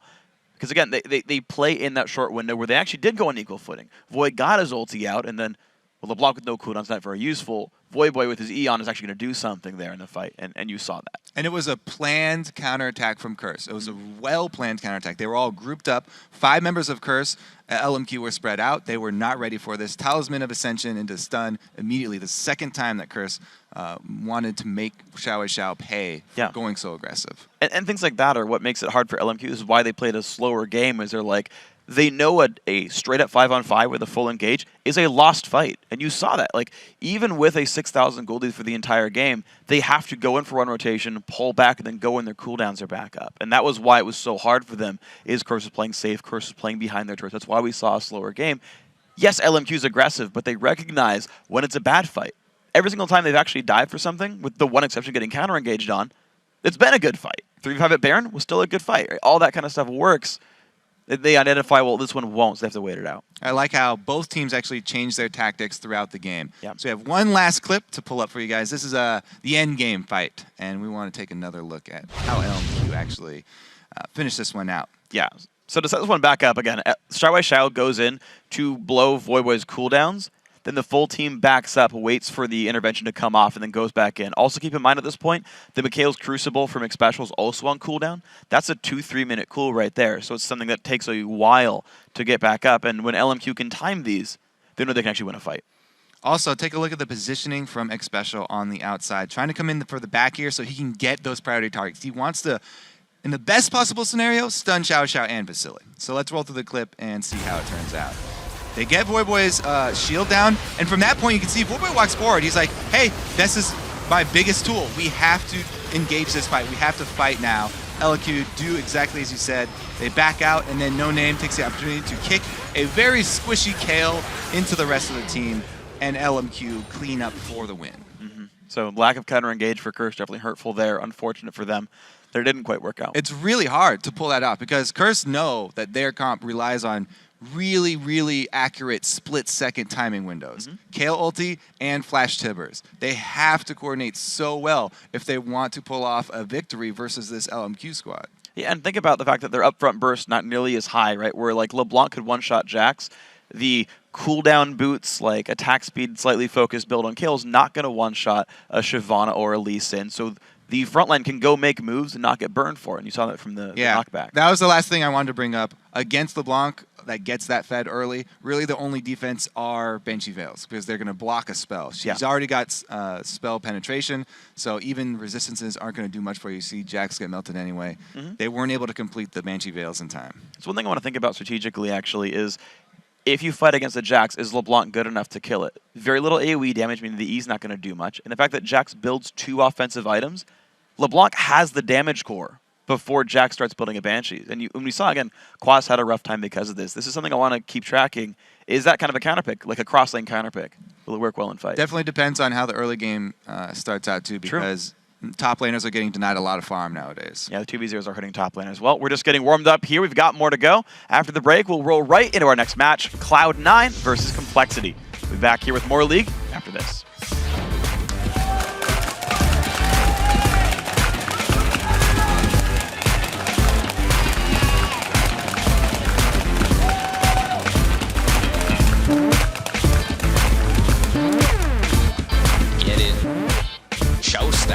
Both sides dominate. An intervention stops the rest of that damage. Beautiful hit. Xpecial lands the final flash. And Tibbers that he needed to start this one off. The inhibitor turret goes down. Voidboy, Sonic Wave, and the resonating strike connects. But everybody's backing up, trying to kite the fight. A very nice job so far. Curse looking good here. Going for Voidboy. They still picking back. He gets taken out immediately. Moore's going to be the bait. The one in the middle. The Zanyas gets hit with a Tibbers.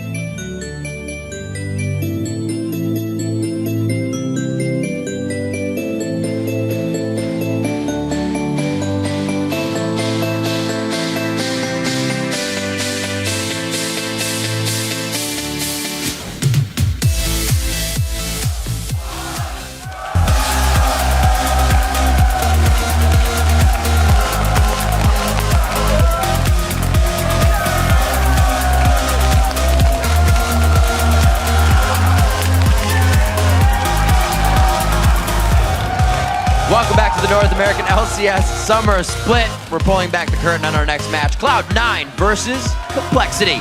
You know these two teams. Cloud9 are coming off a big loss to Dignitas in a 28-minute game. Just to give you an example of how tough it was, Sneaky was the only player to register a kill in the game. He had 2. At least he had 2 of them. But that Cloud9 team, they're going to take losses very seriously, as they do. And they always come in the next game really fired up and ready to go. In fact, they've only lost 8 games since joining the LCS, and they've never lost 2 games in a row.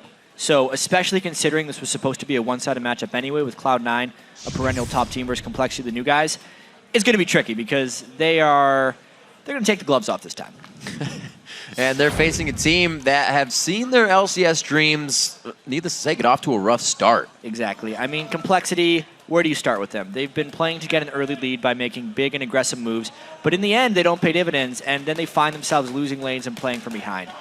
One bright spot we've seen is Robert X. Lee and Bubba. They're able to break even. They actually beat the LMQ lane, getting a kill onto Moore early on in the game. But maybe with more patience, Complexity can look for those moments of opportunity and capitalize on enemy teams' mistakes and start picking up some wins. But it's going to be a tough season if they continue the way they've started. And Cloud9 may be the favorite in this matchup, but they know you can never take a team for granted, especially a squad like Complexity who have been fighting for so long to play in the LCS. I really do think Cloud9 is going to be one of the top teams still. There's a reason why they didn't have any roster changes. They have a winning formula, so why change it? Complexity is probably going to be the underdog teams coming into this split. They've all been on the brink of being an LCS or barely an LCS. I think Probably was in for one split. West Rice has been trying, same with Robert X. Lee, for a really long time. They're going to have a lot of drive and motivation. The thing about Cloud9 is that even if you're winning in solo lanes, they have this way of playing that they'll always go 100% aggressive. If there's a play happening on a one-sided map, someone else is making a play at the same time. They're not playing TF every game, but they're putting global pressure just because all of them are pressuring at the exact same time. They might fall behind maybe 1,000, 1,500 gold in the lane phase, but once that first dragon comes out and they beat you in a team fight because they were ready for it, they're just going to snowball leads off that. If you give them an inch, they'll take a mile for sure. I feel like a lot of teams are going to underestimate them and get punished for it, and that's a mistake we're not going to do. Well, if there's any time for Cloud9 to be taken down, they're most vulnerable right now. Yeah, I mean, they do have that High coming off of an injury. They looked very weak yesterday against Dignitas. Dignitas, of course, has looked very strong as well, so we're still not entirely sure where to rank these teams. But we do know Cloud9 is probably going to finish around the top. And we do know they are coming up right now. So let's check out the starting lineups with the blue side, where we have Cloud9. Balls in the top lane, Meteos in the jungle, High in the mid lane, Sneaky at 80 carrying, as usual behind him, Lemonation on support. Yep, and that red side is going to be Complexity. West Rice in the top lane, Broken Shard at the jungle, Probably in mid lane. Robert X. Lee playing with his hands on 80 carry, and Bubba on support. Got to warm him up. 80 carry hands. Absolutely. You know, Alltech was playing. The he knew the thing. Clicking roll. Yeah. Click CS back. Lots of clicks. Absolutely. I didn't know that. Like how fast you'd wear through a mouse. If it's faster being an 80 carry or a mid laner or a jungler. I tried looking this up the other day, and I don't remember the results. It was like, mice are rated for like 1 or 2 million clicks, and then they start deteriorating. So pro League of Legends 80 carries can't keep a mouse forever. You know you can't. That's a lot of clicks, too. We'll see how many more they put on, how many miles they put on their mouse this game as they go for it. We heard that Cloud9 able to take those miles quite easily, and Complexity is going to try to shut that down. Probably, he really gets a lot of respect on that Ziggs. It's well respected. Yeah. He did get to play it once. Was not victorious on it, and this is a really tough matchup for Complexity. Cloud9 so organized in picks and bans. They hesitated a little bit in their play yesterday, but they never seem to hesitate in picks and bans, especially once the ban phase is done. Expect really quick lock-ins. Probably and High on your screen, about to go head-to-head. Probably actually a very good mechanical player. I like his very boisterous and jovial play. He always likes to have a good time when he plays, tries to make plays by himself. High is the one to kind of sit back, farm, let the team build up around him. Like they said, Cloud9 may lose the lanes, but they'll go 100% outside of that. Well, oftentimes, High will burn his Ignite very early in lane just to try and pressure so Meteos can make big plays. And even though it doesn't show in the CS, he commits a lot of pressure onto the enemy team more so than anything else. You don't see him sitting at his turret farming. Hardly ever. Slow rolling through the bans right now, making sure they get everything they want. You can see at the end of the table, the books Actually, Broken Shards got paper 2, and then Lemon Nation, Notebook on the left side. Last ban here for Complexity. This is going to be a big one for them, and that's the Twitch for Sneaky. Yeah, so they Cloud9 would have focused 80 that. carries, yep. It's another thing, though, first pick, though, is Soraka. High brought Soraka into the North American competitive scene. This might actually be his last chance to play it. Heavy nerfs hitting Soraka mid in the 4.8 patch. We, of course, are on 4.7 right now. Only picked in 3 games because it's been banned 8 times so far this split. Yet to lose. Erickson brought that out as well yesterday. A lot of people have been resorting to that one. It just creates such trouble for the other team in late game fights. And to realize how much Star Call actually does. Kind of forget. There's so many things happening in the fight. She's such a good pick. See what Meteos and High have for themselves. Cloud9, not usually a team to go ahead and blind pick too many things. But they start off with a mid this time. So they're feeling pretty sure. They're always sure about that Soraka pick. Yep. They just had to do. You can see Siobhan has actually been 100% pick banned so far in the North American LCS and won 8 out of 9 games. Obviously, when you have this low of a sample size, right? You got to keep that in mind. But that's a good sign for Complexity, right? They're 0-3, locking down Shyvana and Lucian. And they get Two Robert very actually high priority champions on Lucian.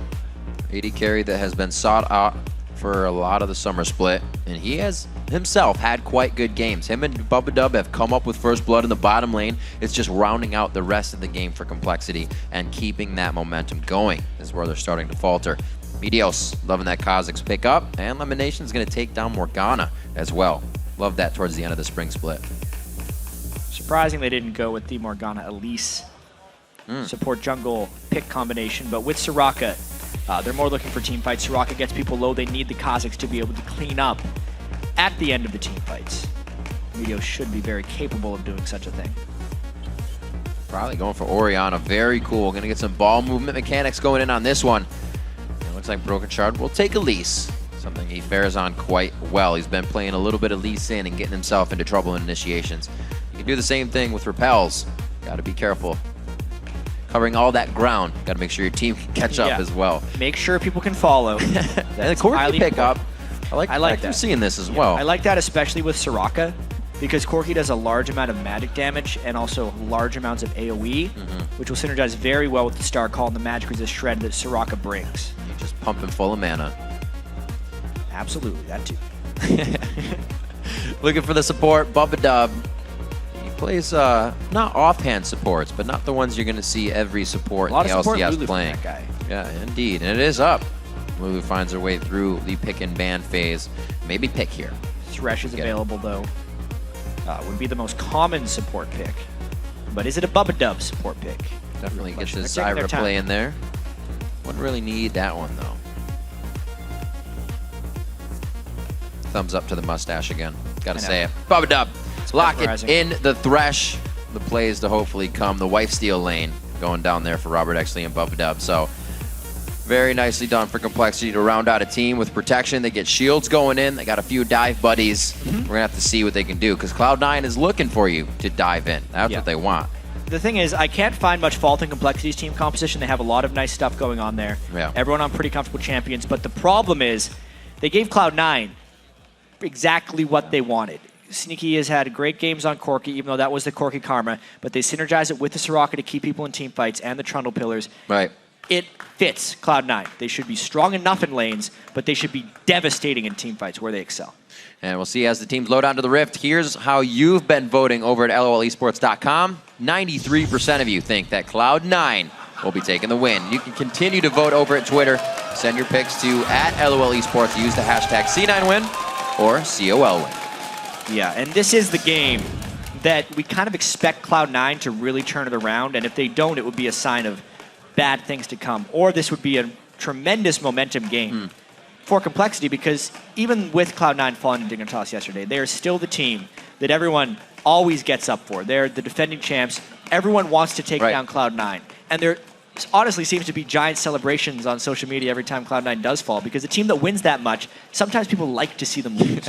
You got to get the other end of it because it makes you want the win then. You have something to want for. But looking at the bans that Complexity did, it looks like they tried to hit out the entire team from top to bottom. They got a Jax, a Kassadin, and a Twitch. There were 2 mid bans coming in from Complexity's, or I'm sorry, from C9 side to make sure they hit at least one strong link, and that was Prolly. Yeah. To ban out one champion across the board against Cloud9, like you said, I think it leaves them with too much of what they want. Their champion pools are pretty deep across the board. They took out the tier 1 from a lot of their positions, but honestly, they missed the Morgana. That's what Lemon's going to take every time. And the Trundle as well for Balls is something he relies upon to dominate. All right, we're going to be hopping into game 2 here. Complexity versus Cloud9. We are on to the Rift. Your third day of Super Week, very much underway. Let's see where they go from here. We do have the ward in the hands of Broken Shard as usual. And a quick sell buy, actually, as a change by Westrice. He decides to go for Doran's shield and a potion. More defensive strategy against Trundle, or for a lane swap. Could be something. Welcome everyone to Summoner's Rift. You're welcome. Today we'll be playing Cloud9 versus Complexity. Did you know that 4 teams in the LCS names start with the letter C? Oh. Yeah. Well, very interesting. And I'm going to say no, I didn't. TSM is last place if you rank the teams by alphabetical order. Yeah. Are these your, like, right before I fall asleep thoughts? Thinking about too much League. League all the time. See what we have. A few wards being cleared out. Safe play coming from both sides as there's a 20% waiver going back and forth on that. And it's still moving. Complexity fans coming out of the woodwork here and giving themselves a little bit more love. Yeah, we very rarely see the Twitter vote reach the same levels as the pregame vote. Much more hope right before the game for underdog teams. That tense moment. Where Lots of things maybe they're going to get a level 1 catch, get 3 kills, and turn the game around. It's such weird movement. They're not really ready to go for anything. Are we going to get a lane matchup? And we will. Balls will be heading to the top lane. They will try to invade on that blue, so we're going to have to get Meteos moving in with the help of probably Bubba in just a few seconds. Standard lanes, though. Pretty exciting stuff. Balls are going to see this one, but I wonder how much harassment he's actually going to put down. The blue's basically gone. He's going to try and slow down their path to lane. Very nice job by High. Probably not really being able to turn around because of the minion damage. Look at Balls here. 2v1 situation. Knows what he can deal with. Think of the time he was limits as well. Yep. Getting Westrice so low, he's actually backing to base. He's going to end up burning that teleport real early. Balls burned his teleport as well, though, so he's just equalizing it out.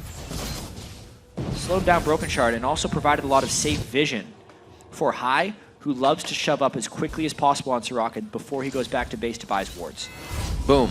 You mean like that? Just like that. Go buy 2 wards, put 1 on each side. That's the way he plays Soraka.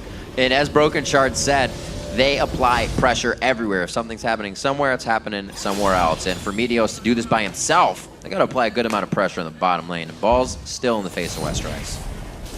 Yeah, real nice stuff by them right there. We'll see how much the Corki harassment actually does. Sneaky, really strong Corki player in lane. Wonder if Bubdub's going to be able to land the hooks through the black shields of elimination. Robert Exley and Bubba, as I said, they were having quite good faring in these fights. And like I said, a very strong lane that they have coming in here. Will they be able to get first blood once again? Knight is down, and it looks like they're down to a 300 combined HP, just under now, that auto attack from Lemon. Robert Exley did save his heal, so overall Complexity feels like they went out on that trade. They're just very low, and if they got aggressive again, Meteos would be waiting in the wings. Broken Shard, though, is 1 step ahead of the game. Meteos got to be careful not to dive. Be careful, very low HP. I don't think anything's really going to come of this. Meteos is sticking around. Yeah, they get the Lantern out. The Flame before the hook. The Cocoon misses too, but they get Meteos. The double bust could go over to Robert Exley. That is huge for an 80 carry. A second kill to come in. Absolutely for Robert Exley. A third kill to come in. Lemon Nation's going to pick up a retribution kill there, but the kill is there. And Robert Exley is 3-0 with double bust at 4 minutes. Wow, Riv. A 4-minute triple kill for the 80 carry. That was basically just a dangerous situation that Meteos opted into, very unlike Cloud9. They got out-harassed in lane, and instead of playing it safe and knowing they'd have better team play, pressed to kind of beat Complexity in lane. That's a bit of disrespect towards them, and it's absolutely cost because they executed that move just right, even giving up a kill, just because it would mean a third for Robert Exley. BF sword at 4 minutes. Early game coordination, huge coming in. High looking to prove a little bit aggression. He has no mana here. He's not looking at heal or flash. No movement speed. The repel has not been used by Broken Shard. He can get the Q. He can get back in range. This should be another kill coming in. No! Broken Shard, no! No! No, he goes in! He could go down! You did not want to give him the kill! Meteos just came back. He can't make it. Holy macaroni. What in the world? Well then, yet another kill for Complexity. And a sly smile on Broken Shard's face because he knows he messed that one up a little bit. Ended up having to burn his flash unnecessarily and take a whole heap load of damage, but they still get the kill onto High. That's a kill on everybody except for Ball. So they're even maximizing the bounty gold right there. Roberto X Lee stayed aggressive. Walking away from the explosion a little too early. 4-4 here. Look at this pressure. They are beautifully using those double buffs, not just using it to farm and say, yeah, we have the lane. They're consistently trying to zone out Cloud9. They need to use it to deny farm, though. They have such a heavy AD advantage here, and they honestly don't want to shove in the lane. They accidentally do it when they use piercing lights like that on Lucian as they're trying to harass. Because Cloud9 can CS just fine if they're under the turret. It's the danger that becomes when they push up in lane. So that's why you can see trying to harass that Tormented Soil, but not putting it out of the minions, because Cloud9 doesn't actually want to shove this one, being down a BF sorted lane. So far, Complexity really clicking in this game. Not something we've seen him do, at least to this extent, at the beginning. We were saying Robert and Bubba able to put a lot of pressure on. High, got to keep himself safe. And Complexity's strength yesterday, Rip, was Robert X Lee and Bubba. This game, they really used that to their advantage. They knew that they were going to be a little bit ahead early game. Broken Shard going down to the bottom lane and really capitalizing on that. Now it will be about whether they can transition Robert into late game. Bubba, though, finds a friend. This is some, whoa, very nice dodge out there. Bubba safe. He knows he can throw it back for a little extra damage. They might not have taken the full ride with all three there, but they do have Broken Shard already on the move. This will just be for safety. Continuing the pressure. 1.2 thousand is the gold lead. Lanes are going fairly well for Complexity. Cloud9 trying to just kind of hold steady right now until their tremendous teamfight composition can take into effect. High as well when he hits level 6 will make it much more difficult for lanes to close. Everyone talks about how great of a team fighter Soraka is. We forget she has a global heal or an ultimate. Really has a large impact on the rest of the game. Especially with Complexity. A lot of champions that can bring themselves to the enemy. They're not going to be in range for that heal in the first place. So the wish will be very nice. Complexity will have to spread these fights, especially with the Soul Shackle, with a lot of the AoE that High will be doing. So far, the laning phase going very well. And Sneaky and Lemonation, these are two guys that have been together. They weren't, you know, part of the hiatus of Cloud9. That was just the mid lane. So right now, Complexity doing what they need to shut down that duo. Yeah, you can see the passiveness is really heavily in Cloud9 right now. They're hoping to stay shoved in. They're giving up almost all the CS they can. There's no way they can harass CS out of Robert. And they're just hoping to get as many last hits as they can in a turn without taking harass. Doing a pretty good job. Forced phosphorus aggression pretty much from Sneaky. Dark Bindings can't be hit as they just play the lane so well. So let's take a look at really the effect Broken Shard having on this game. A counter gank coming in to the bottom the first time. Now going to Dragon to help the team solidify it at 8:30. Complexity has always been known as a team to do it early. Really the call from Loud Mortis, but they keep it true. They're a team that actually has had really good, strong early game strategies, especially in the challenger scene, which is why it's surprising that they've fallen behind so quickly in all these LCS games. Their aggressive tactics and well thought out early game strategies just weren't working against the LCS teams. But this time, because they got that early game triple kill onto their bottom lane, Broken Shard uses that advantage to go and pull themselves a dragon. It was just well timed. Probably had High going back to base. There was no realistic way of Cloud9 contesting that one. Make sure to keep tweeting for your favorites. Hashtag C9 win, hashtag Cole win. Right now, C9 trying to put up some good defense. Not a lot of people thought that would be the first step to this game. Cloud9 really loves to come off of losses, just dominating their opponent, trying to find momentum out the gate. Yeah, and remember, Cloud9 has never lost 2 games in a row in the LCS. They always bounce back. Actually undefeated in the playoffs as well. They just don't lose very often. If Complexity could pick up their first LCS win against Cloud9, that would be amazing. Very nice. The slow goes on, and Bubba is there. Great roam coming in. Where'd he come from? Just putting more support up to Westrice. Maybe trying to just counter that really known Cloud9 top lane gank once Balls is level 7 or 8. That's probably Cloud9 being far too predictable at this point. It happens pretty much every game. Yeah. And knowing that they have a Bloodthirster down bottom lane, Robert Exley can kind of fend for himself. Bubba trying to make plays elsewhere and doing well. Saved top lane a little bit, helped him with the shield, and also helps his push mid. Very nice job. It looks like they're going to be able to open up the map. Now, Robert Exley getting a little too crazy in the bottom lane. He just gets out of the range. Soul Shackle Danger gets stunned, but they're not able to follow up on it. So 10.5 minutes in, a good mid take, and Robert keeps 2 occupied in the bottom lane by himself. Goes to show you, even with the Bloodthirsty, you can't exactly 2v1. Especially against... He can with flash and heal. He'll be all right. Yeah, he burned a lot there. Unfortunate, but it did give Complexity the mid lane turret, which should open up the map for Broken Shard. It's on them now to start making the advantage, because Robert lost a little bit of it right there. Really great play from Prolly, leveling the Q quite a bit to keep the ball movement up and give as much damage as these star calls are if he can keep zoning out high. It's been working, 97 to 73. It's actually a matchup that's considered a counter by some, having Orianna against Soraka, at least for shutting down her ability to shove the lane. You just leave the ball out. Don't let it come back. We got a lot of faithful people on Twitter right now, 47% for Complexity. But honestly, 2,000 gold lead 11 minutes in. This could be a legitimate upset if they continue. You got to remember when Cloud9 lost their games as well. It's when they lost footing in the early game against any team, XDG, Dignitas, whoever they lost to, it was within the first 4, 5, 10 minutes.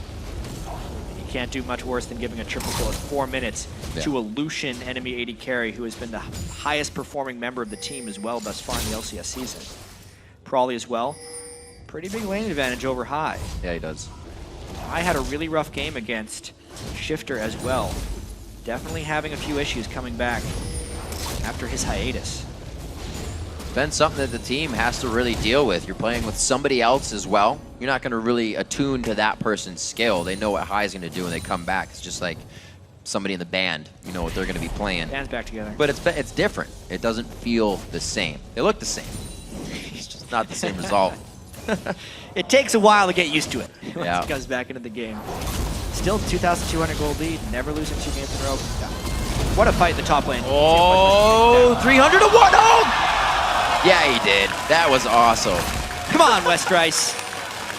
That can't happen if they want to make an upset in this game. Losing a straight 1v1 in the top lane while burning flash is disaster for them, but they're trying to make plays in the jungle. Meteos comes in. Oh, the repel!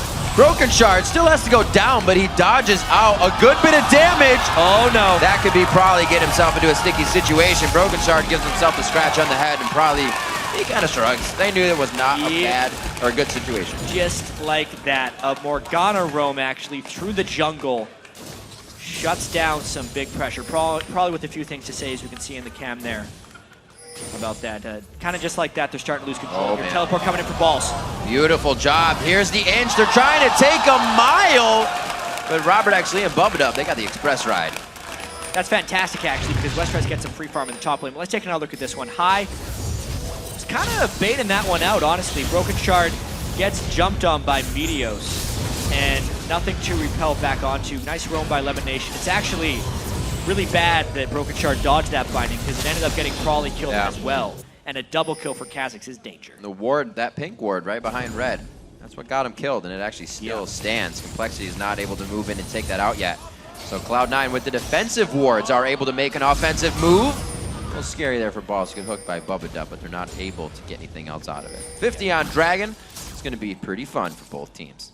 This could be the decider for a lot of this, because Complexity's early game advantage has mostly been forfeit.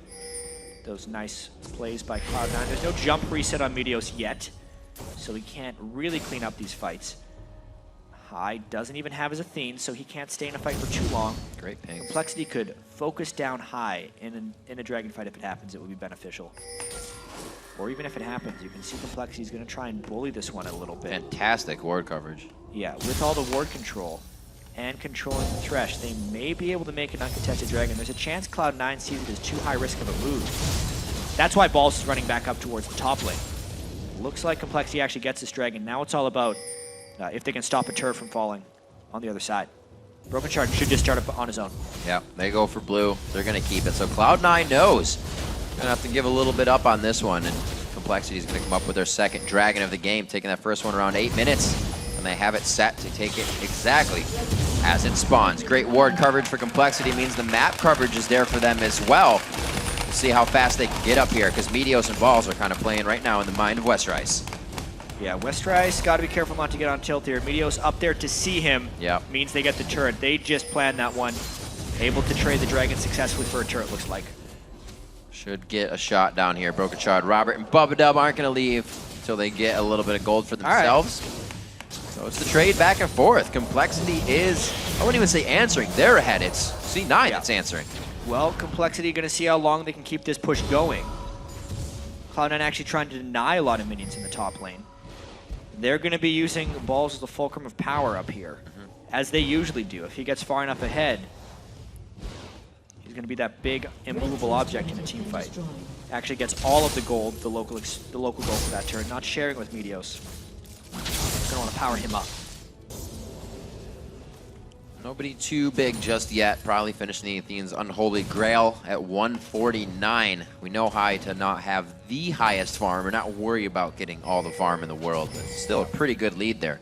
And Orianna makes an impact in those late game team fights. Still no Athene's Unholy Grail completed for high. Right. Way behind the item curve because of that gank that he got hit early. And he puts a lot of money into vision control as well, which hasn't actually kept him safe this game. It's putting him a good chunk behind Crawler. He needs his items. Cloud9 wants to be able to win team fights. So I wonder how much, Complexity can take into consideration the game of Dig versus Cloud9. How much can they watch? What were the weaknesses? Are they able to take control of that? Oh, I don't know. Right now the weaknesses are finding Cloud9 split.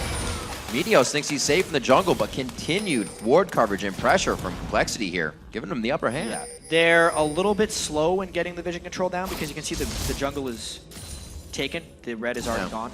So they don't gain much of that outside of a little bit of safety if they want to push in the bottom lane. But the bottom lane isn't necessarily pushing it. They are doing they have the right ideas. Their execution is just a little slow right now. Smite that away though, that was nice. Trying to keep them at bay, really giving them everything to think about and try to put them on tilt here. Complexity playing very well with about a 2,000 gold lead. 2 more turrets down as well. So they got the map pressure in their favor. It's all about getting the forward wards, which they are not shy about doing. Wards past Golem already down by Sneaky in the bottom lane. Complexity trying to play their hearts out right here, but they got to be careful not to overcommit. It's not like High can catch someone out of position and burst him down. He needs team fights and setup time. So tense right here for Complexity. 91% of the fan vote before the game was saying Cloud9 was going to win. But there's that hope. They just saw Cloud9 go down. They're hoping they can keep them on that pressure. Complexity coming into this. They've felt LCS before. Now being back in, they do not want to be relegated again. So they're playing as hard as they can. This is very different from them as well. They've been down in the bottom jungle trying to make something happen while staying safe, which I give them credit for, because usually Cloud9 would have closed this already in that jungle and pushed them out. Well, how well can they hold off this turret with 2 against 4, because they're not really giving any added help to them. The missiles can only clear so much. Another turret goes down for Complexity. Nice push if they can rotate mid and stop this push by Kazakhstan Soraka. There's the ping coming in. They definitely have to get out of there right now. Westrice, he's going to try to keep him in as much as possible. No red buff there for him. So it's just going to be the walk and talk between these two. Doing what he can. The shield's going to be there for the Lantern in just a second. Oh! But it's the heal coming in. The Wish was weighted at the perfect time. And it's going to be Vision from the Lantern as well with the ward there. Summoner heal by Robert X. Lee to save Westrice right there. A great bait. Now they're trying to push down mid. All the while, remember, Balls is beasting at that top turret. Westrice trying to TP in. Unfortunately, you don't make the turret invulnerable. That still goes down. Westrice, he's getting chomped out. That means he's getting reduced as well. The Shockwave just missing, but he gets some good gold out of it in the farm. And Balls is going very hard right now. Can't finish that. Oh, ring around the turret. Very nicely played by Westrice, and this is going to be crazy. Oh, what? Balls is trying to teleport out. Can't do it in time. What happened with Balls' brain right there? He needed to keep running away. He just let Westrice kill him right there. Westrice gets some revenge for that kill, and it means everyone on Cloud9 is just out of sorts right now. Yeah. 1,000 gold lead for Complexity. Definitely not on track right now in the mind game. Cloud9 is trying to recuperate from what's happening. See the fight going on. I mean, Blade this of the fight Rune went on for a King's while. used. It seems like Westrice teleported in a very dangerous situation. He could not have saved the turret, and that was honestly a mistake for a flash start. And then he does ring around the rosy pretty well right here. He's played that game before. And at that point, Balls, I don't know why he decides to teleport. He thought, okay, I get it. Westrice was chasing out. He would have killed him anyway. Therefore, Balls tried to teleport. It was the smart move by Balls to try and get away. Westrice just followed because Balls had lost the duel by now. just kind of knowing when you're dead. Valiant, if you think about it. He's trying to make the great escape. The turret dive went on for too long, and Westrice would have chased him down because he had the health advantage. Still a shocker coming in for most. Complexity really turning the table on this one. Only 20 minutes in, though. They've gained a lot more ground than most teams have on Cloud9 in that 20 minutes. They've been able to solidify a few dragons to themselves. Another one is alive, and they are 3 steps ahead of the game, already on it. Yeah, 3,000 gold lead. Level 12, though, high with the Giant spell. So I wonder if they try and contest it. The Dragon's going down real fast. They can't get in position. Dark Binding, but where's the follow-up? They got a lot of gap closers over the wall, but nobody is there to gap close. Complexity is kind of pushing Cloud9 around right now. Yeah, one thing about having a Soraka on your team, if you're not strong enough to just walk through people in team fights, right, you can't really force them. The initiation from Cloud9 is not the strongest unless they're willing to fully commit. And being down this much, one fully committed lost team fight would most likely be a lost game.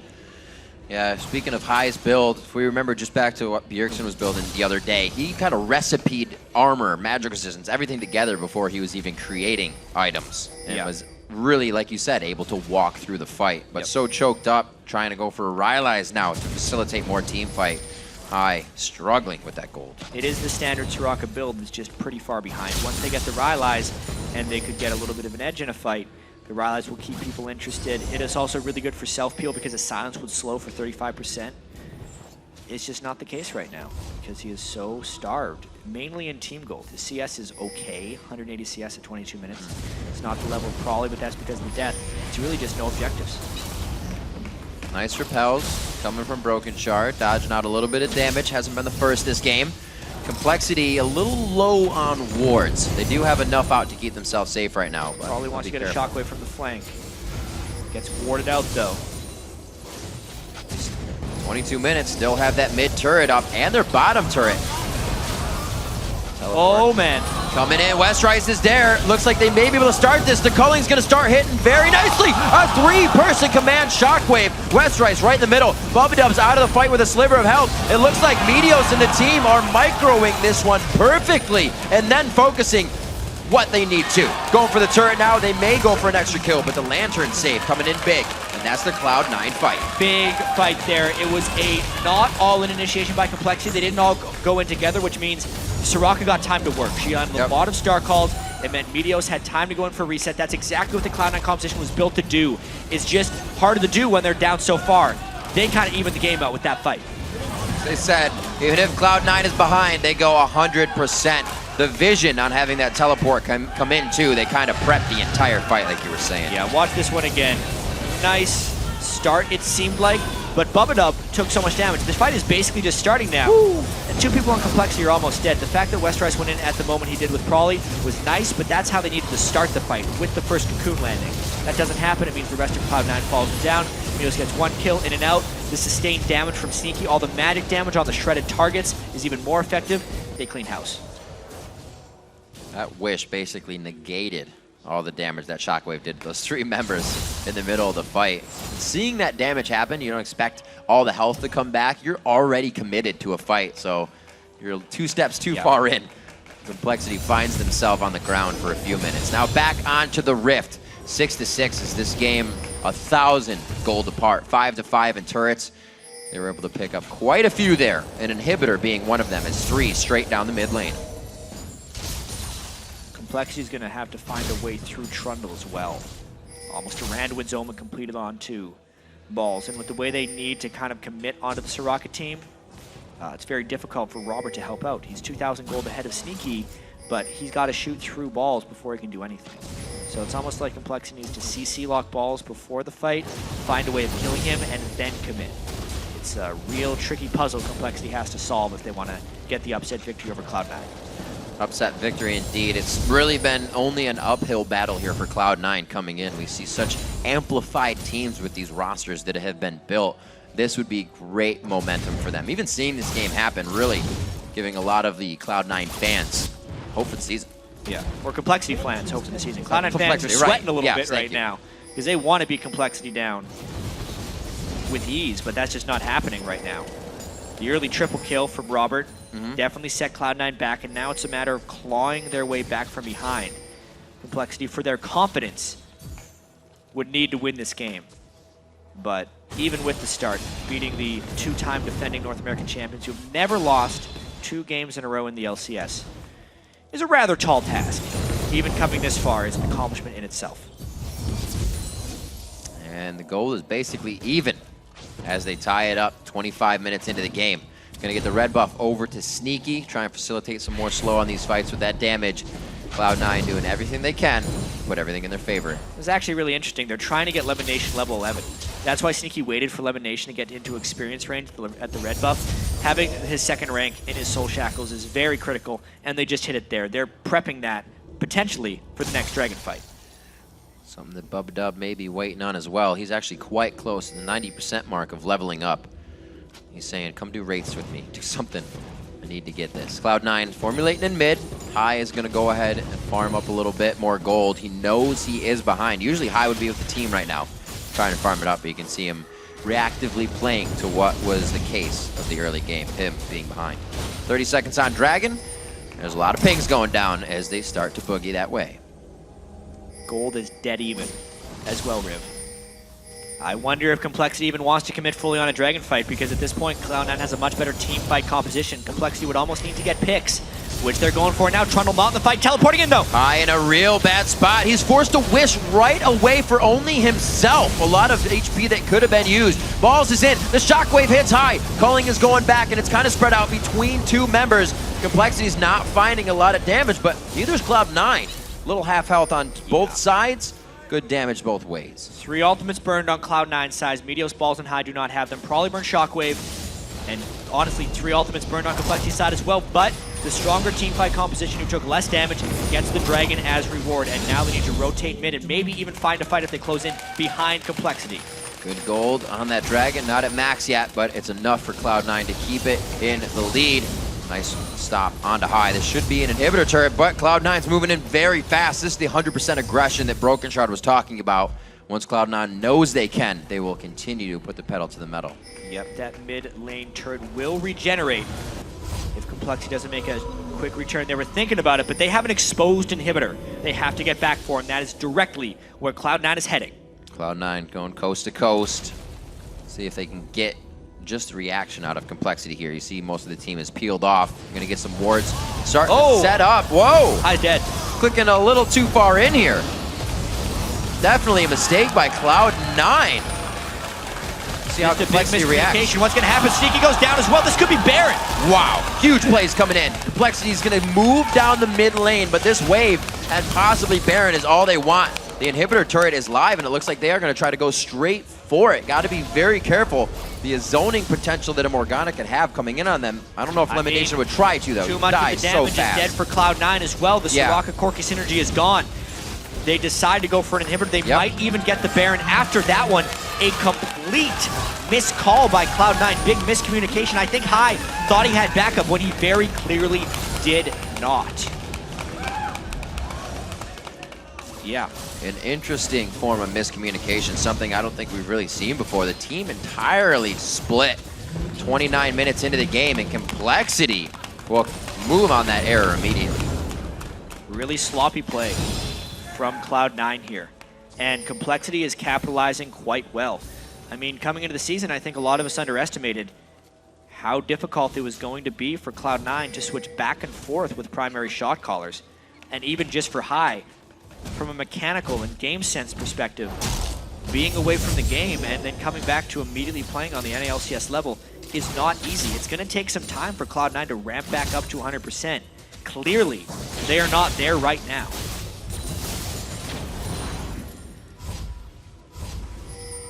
Compare some of what we're seeing right now. 242 to 260, probably doing a great job in the mid lane of keeping that 274 to 220, the previous number of the 80 carries. Robert X. Lee has been able to hold a 5-0-1 game on that Lucian. Really able to play it smart. Great save onto Broken Shard. There's not much they could have done to get him down. Complexity is just biding their time right now. They know they have a bit of a lead, but they also know that they can't pressure to lose it. They got to do the right things, and only the right things. Complexity needs to pressure this Baron with the use of their super minions. At the moment, they're pressuring bot lane, hoping to apply pressure in multiple lanes, but Cloud9 has a strong enough front they can clear these minions. They might actually get a fight because they cleared the minion waves. Shockwave on one, this is bad. Bubba gets hit. Meteo's jumping over the wall, trying to get in. Bubba could go down. There's the wish to come out. A little bit of a summoner heal as well. And it looks turning. Wow. Ball's turning around. Now focused on Robert X. Lee. They're kind of chaotic in this one. Sneaky, Meteos, and Lemon backline very low. Sneaky eating the culling. Westrice staying alive, and the micromanagement of their HP bars on Cloud9 pulling that fight ahead. Yeah, that was Cloud9 fighting in exactly the right place. With the super minions, having an extended team fight would generally mean Nexus turrets, but they fought right in the mid lane, which is exactly where they needed to go. Then the Shockwave only landed on one, and Complexity shouldn't have actually wanted the fight at this exact moment.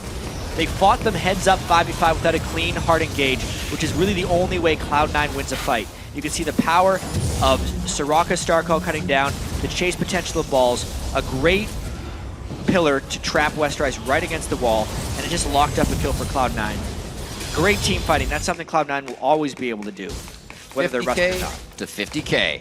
Again, honestly though, when you have an inhibitor down, the other team needs to commit resources to clearing that wave. If you fight them in the middle lane, you let the enemy team kill two birds with one stone.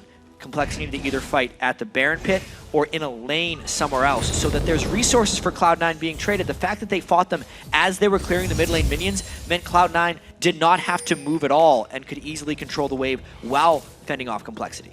Cloud9 having a few options here, as you said, with these fights going in their favor. I'm sure they feel strong about Baron. But with that tension also up, once it's down, they have the bottom turret as well to be messing with that hard-to-guard outside second tier. So from Cloud9, they can kind of take a breath for a moment. High does have the Rylai's, a little more facilitated in the fight with a continuous engage. And we also has Twin Shadows coming out from Lemon Nation as well. So a lot of where is Complexity. And now there's a teleport discrepancy on the top laners as well. Westrice is down here without teleport, and Balls is just going to push that top lane. Cloud9 can very easily try to go for this one. Complexity having to force the Baron. Cloud9, they're going to end up giving up. That's not the best timing. I thought for sure that they were going to play a poke and prod game at that Baron pit to let Balls have time to work, but the Baron just went over to them. Whoa, very nicely done. Meteos getting locked up there for a second. He's going to try to get himself out of this. He's forced to ult once again. High goes into the middle of the fight. He's down. Baron's grabbed, and C9 stays for the fight. And now they're pushing up the mid lane. They have to remember they have an exposed inhibitor as well. They're maybe trying to stop the minions from coming through. This is a crazy call by Cloud9. They actually seem out of sorts. Some of them pushing, some of them recalling. Complexity is together as 5. We got crazy attack speed coming out of Trundle on that, but it is going to be 4 members of the team. He can't even get that his Contaminate down to really get the speed. Complexity might try to end the game. They don't have minions there, though, so they're trying as best they can to finish off those minions. Watch the other side. One Nexus turret going down. They're still going to try to push themselves through. This is Sneaky being up. Sneaky does have some damage. He has finished a bit of it, and it's Bubba eating all of it on the back end. 3 members of Complexity quite hurt as they make their way out of the base. Balls does get the inhibitor, but Complexity a Nexus turret up now on Cloud9. High about to respawn, and Ball's actually coming in from the other side with Shockwave down. Stop Cloud9 trying to might fight. just continue to chase. There's Trundle! Trundle, oh my God, Ball's from the other side. They pull him right into the fight. Can he get another chomp down? Subjugate has already been used. He is going to stick onto Prolly. The pillar could be coming up soon. The burn is not going to kill down Broken Shard. The double kill there, however, Meteos with no mana throws on the ultimate. There's the shot, and it just misses Broken Shard. Got the spiders behind him. He should stay safe, but C9 is in the base. And now they use the Spooky Ghost to try and get even more. Did they push too far? They have 2 members of Complexity down, 5 people in the base. Let's see if Cloud9's chance of ending it works out. They're out of resources, though. Now on the other side, let's flip the tables. Cloud9 inside Complexity's base. 35 minutes into the game, 9-9. The gold is 300 apart, and it's 8-7 in turn. This could be a final fight. Robert X. Lee. He is going to go down immediately. Sneaky with a big kill coming up there. Westrice trying to do what he can to stay alive, even with taking Baron. Cloud9 finds the way to bandage that situation. For now, taking down 2 Nexus turrets, but Complexity is trying to get every last bit of fight out of this. They're pushing him out. And they have pushed Cloud9 out of the base. They lose both Nexus turrets. Bubba flies in. Wow, Bubba getting the shield, no. Thought he was going to get dissonance movement speed. Broken Shard playing with fire here. Lemon Nation going again. The spell shield, but they can bring it in. Flash is forced, and it is a constant battle of aggression between both teams. This game, Riv, is nothing if it's not entertaining right now. The teams are clearly playing sloppy, but they are trading blows, shot for shot. 2 Nexus turrets down on Complexity's side. 1 Nexus turret down on Cloud9's side, and because they have pushed them away, and the way they've been getting catches, this is clearly anyone's game. Let's see how this one turned around. Complexity, Westrice is very big in the middle of the fight here, and he was not able to take down. The trail on the ground actually did a lot of damage to keep Cloud9 out, and Broken Shard distracted Sneaky long enough, the primary damage dealer on that Nexus, that it ends up they have to run away, and then it's just a long chase that didn't result in any kills. Only 11 kills to 10, with 17 overall turret kills in this game. Cloud9 and Complexity both delivering top-notch caliber play here in the summer split. Not something that a lot of people thought could happen. They thought Complexity was still trying to find out where they could round themselves out, what was going to be the main type of strategy that they used. And by God, to find it in the first week here against the 2-time split champions. So far, amazing. The game is far from over. It could be seconds, but that's going to be a tough fight when it happens. Complexity actually made it into the LCS on a base race. Right. We have to remember, they're pretty experienced with the way this works. If we think way back as well, it's a bit of a reach, but the spring qualifiers, when High first tried to qualify for the LCS, they lost to Marin in a base race. So there's some memories going through. Cloud9 not the best in base races. Complexity has had success. I feel like they're going to be more fearless in going for something, even though they have 1 Nexus turret to take down and have an exposed Nexus of their own. We could very well see that. The teleports from the Soul Laners is going to be huge. Balls can take down a Nexus very quickly with Trundle. That attack speed and being able to use his Q is critical. Team fights straight up 5v5 should be going in Cloud9's way, but as the gold gets bigger and bigger and the Shockwave hurts more and more, it's going to equalize. What a game. Sneaky actually building up a Blade of the Rune King now because of all the pressure he's feeling. Must stay alive situation. Doesn't even go for the GA. Maybe doesn't think there's enough time for that cash to come in. Needs the damage. Yeah. At this point. And really just the mobility. If Shyvana dives on him, he wants to be able to counter with his own Blade of the Ruined King to try and zip on out. 74% Twitter vote for Complexity. Oh, How the tables have turned for a team that is down 2 Nexus turrets. A lot of love being given right there. Complexity could absolutely find this. The bans, like we said, didn't think they were going to really affect Cloud9 that much, and it doesn't seem like they have. It's still revolving to Cloud9's overall early game play. If they falter there, it's a shaky game. Yeah, this is Cloud9 really trying to find their footing in the new split. They have made a couple big positional mistakes. High getting caught out multiple times by a very willing Complexity team to capitalize on Cloud9 mistakes. Both inhibitors are back up, so teams have a bit of safety. Baron is going to be a big magnet that draws the teams towards them. Now the question will be, is that magnet going to cost a team their Nexus? They have to be so careful where they commit, where they get seen by wards. Pink wards are a priority. Almost honestly, a scrying orb would be great right now because there's going to be one moment of vision that could potentially decide this game for either team. This has to be, it is incredibly tense for both teams, especially against a team like Cloud9 who, when you think you have the right idea, they appear in your base, like you're saying. They're the ones to be ending the game. We've already seen it happen this split where a call completely ended the game. They weren't able to get back in time for a team. So see both teams right now with their head in it.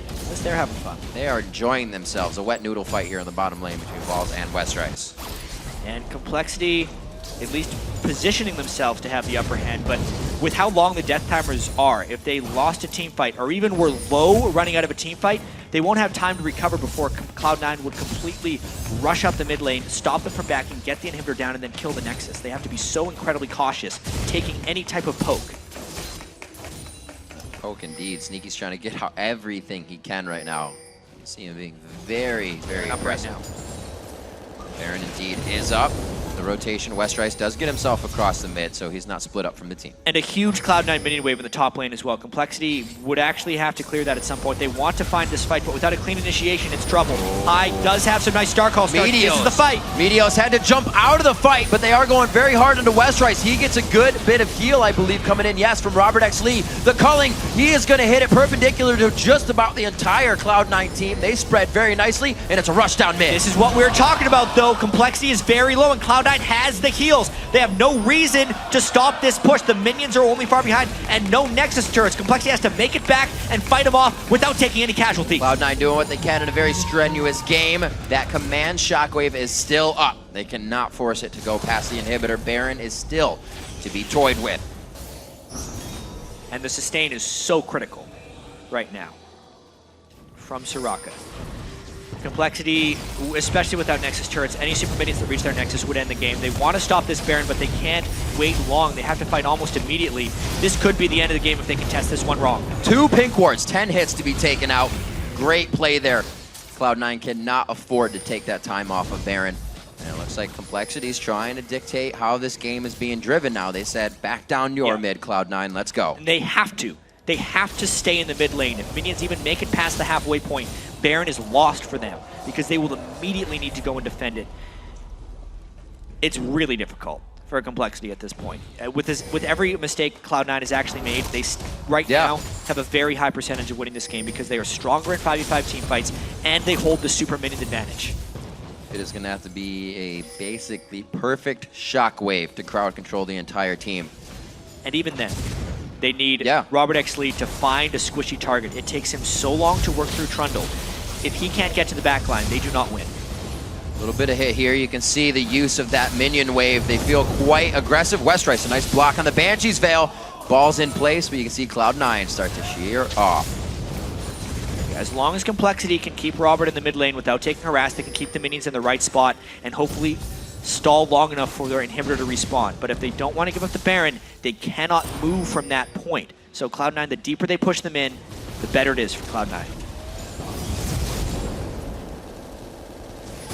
5 strong in the mid lane. Cloud9 looks to make a power play here. Not everybody is level 18 yet. Quite a bit of 17 still in the game. Meteos is 17.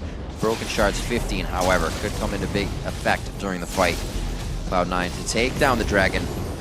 Bit of extra gold. May not even have time to spend. Yeah, I mean, at this point, the fact that they pulled for the Dragon, it means their pressure is lost. They're giving it up. It is completely reset at this point, and they need to start this whole game over again. The inhibitor is going to be up very shortly for Complexity, and they may have withstood that really dangerous moment in the game. They're not out of the woods yet, but that was a nice hold by Complexity. It's a nice wave Balls is starting as well down there. Complexity would eventually have to send someone to defend that, unless they go for Baron almost right away. So they're going to push out that last wave of super minions and maybe just go for it. Satisfying farm. May as well go for it, honestly. See, Westrice has to go and clear that wave. He's the one to teleport, so that's the only person they can send. This is the blue buff that Cloud9's waiting for. This will make High super effective coming into this next fight with all the star calls. Still watching that ball movement of Prolly. If he can get one into a good position, shredding a bit of health on Lemon Nation there. Gotta be careful.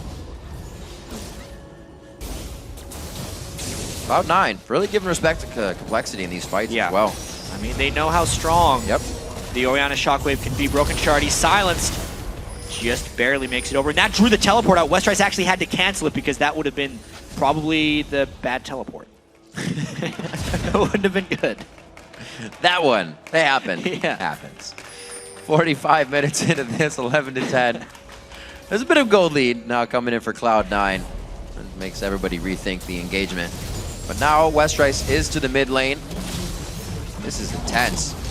One wrong move. We were saying as well, Cloud9 does have the chance to make a mistake in this fight and possibly still come out on top being stronger. Westrice goes in! That's the hit. That's West going in. Meteos is the first one hit up. We see Lemonation on the Zanyas high in the back line, and Robert focuses him. Nobody's even looking at Robert right now. There goes the Wish. They get more heals coming out, and this is beautiful positioning from Complexity.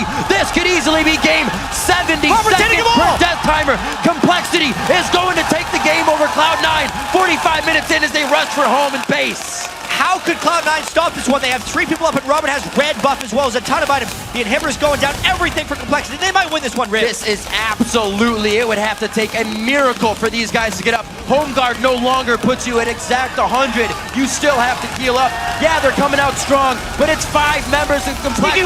A huge damage on that hook. There's the Nexus turret. Can you believe it? Complexity gonna take down Cloud9 on day 3. Unbelievable, Riv. Nobody would have thought that the first win Complexity gets in the LCS Summer Split would be to the defending champions, Cloud9.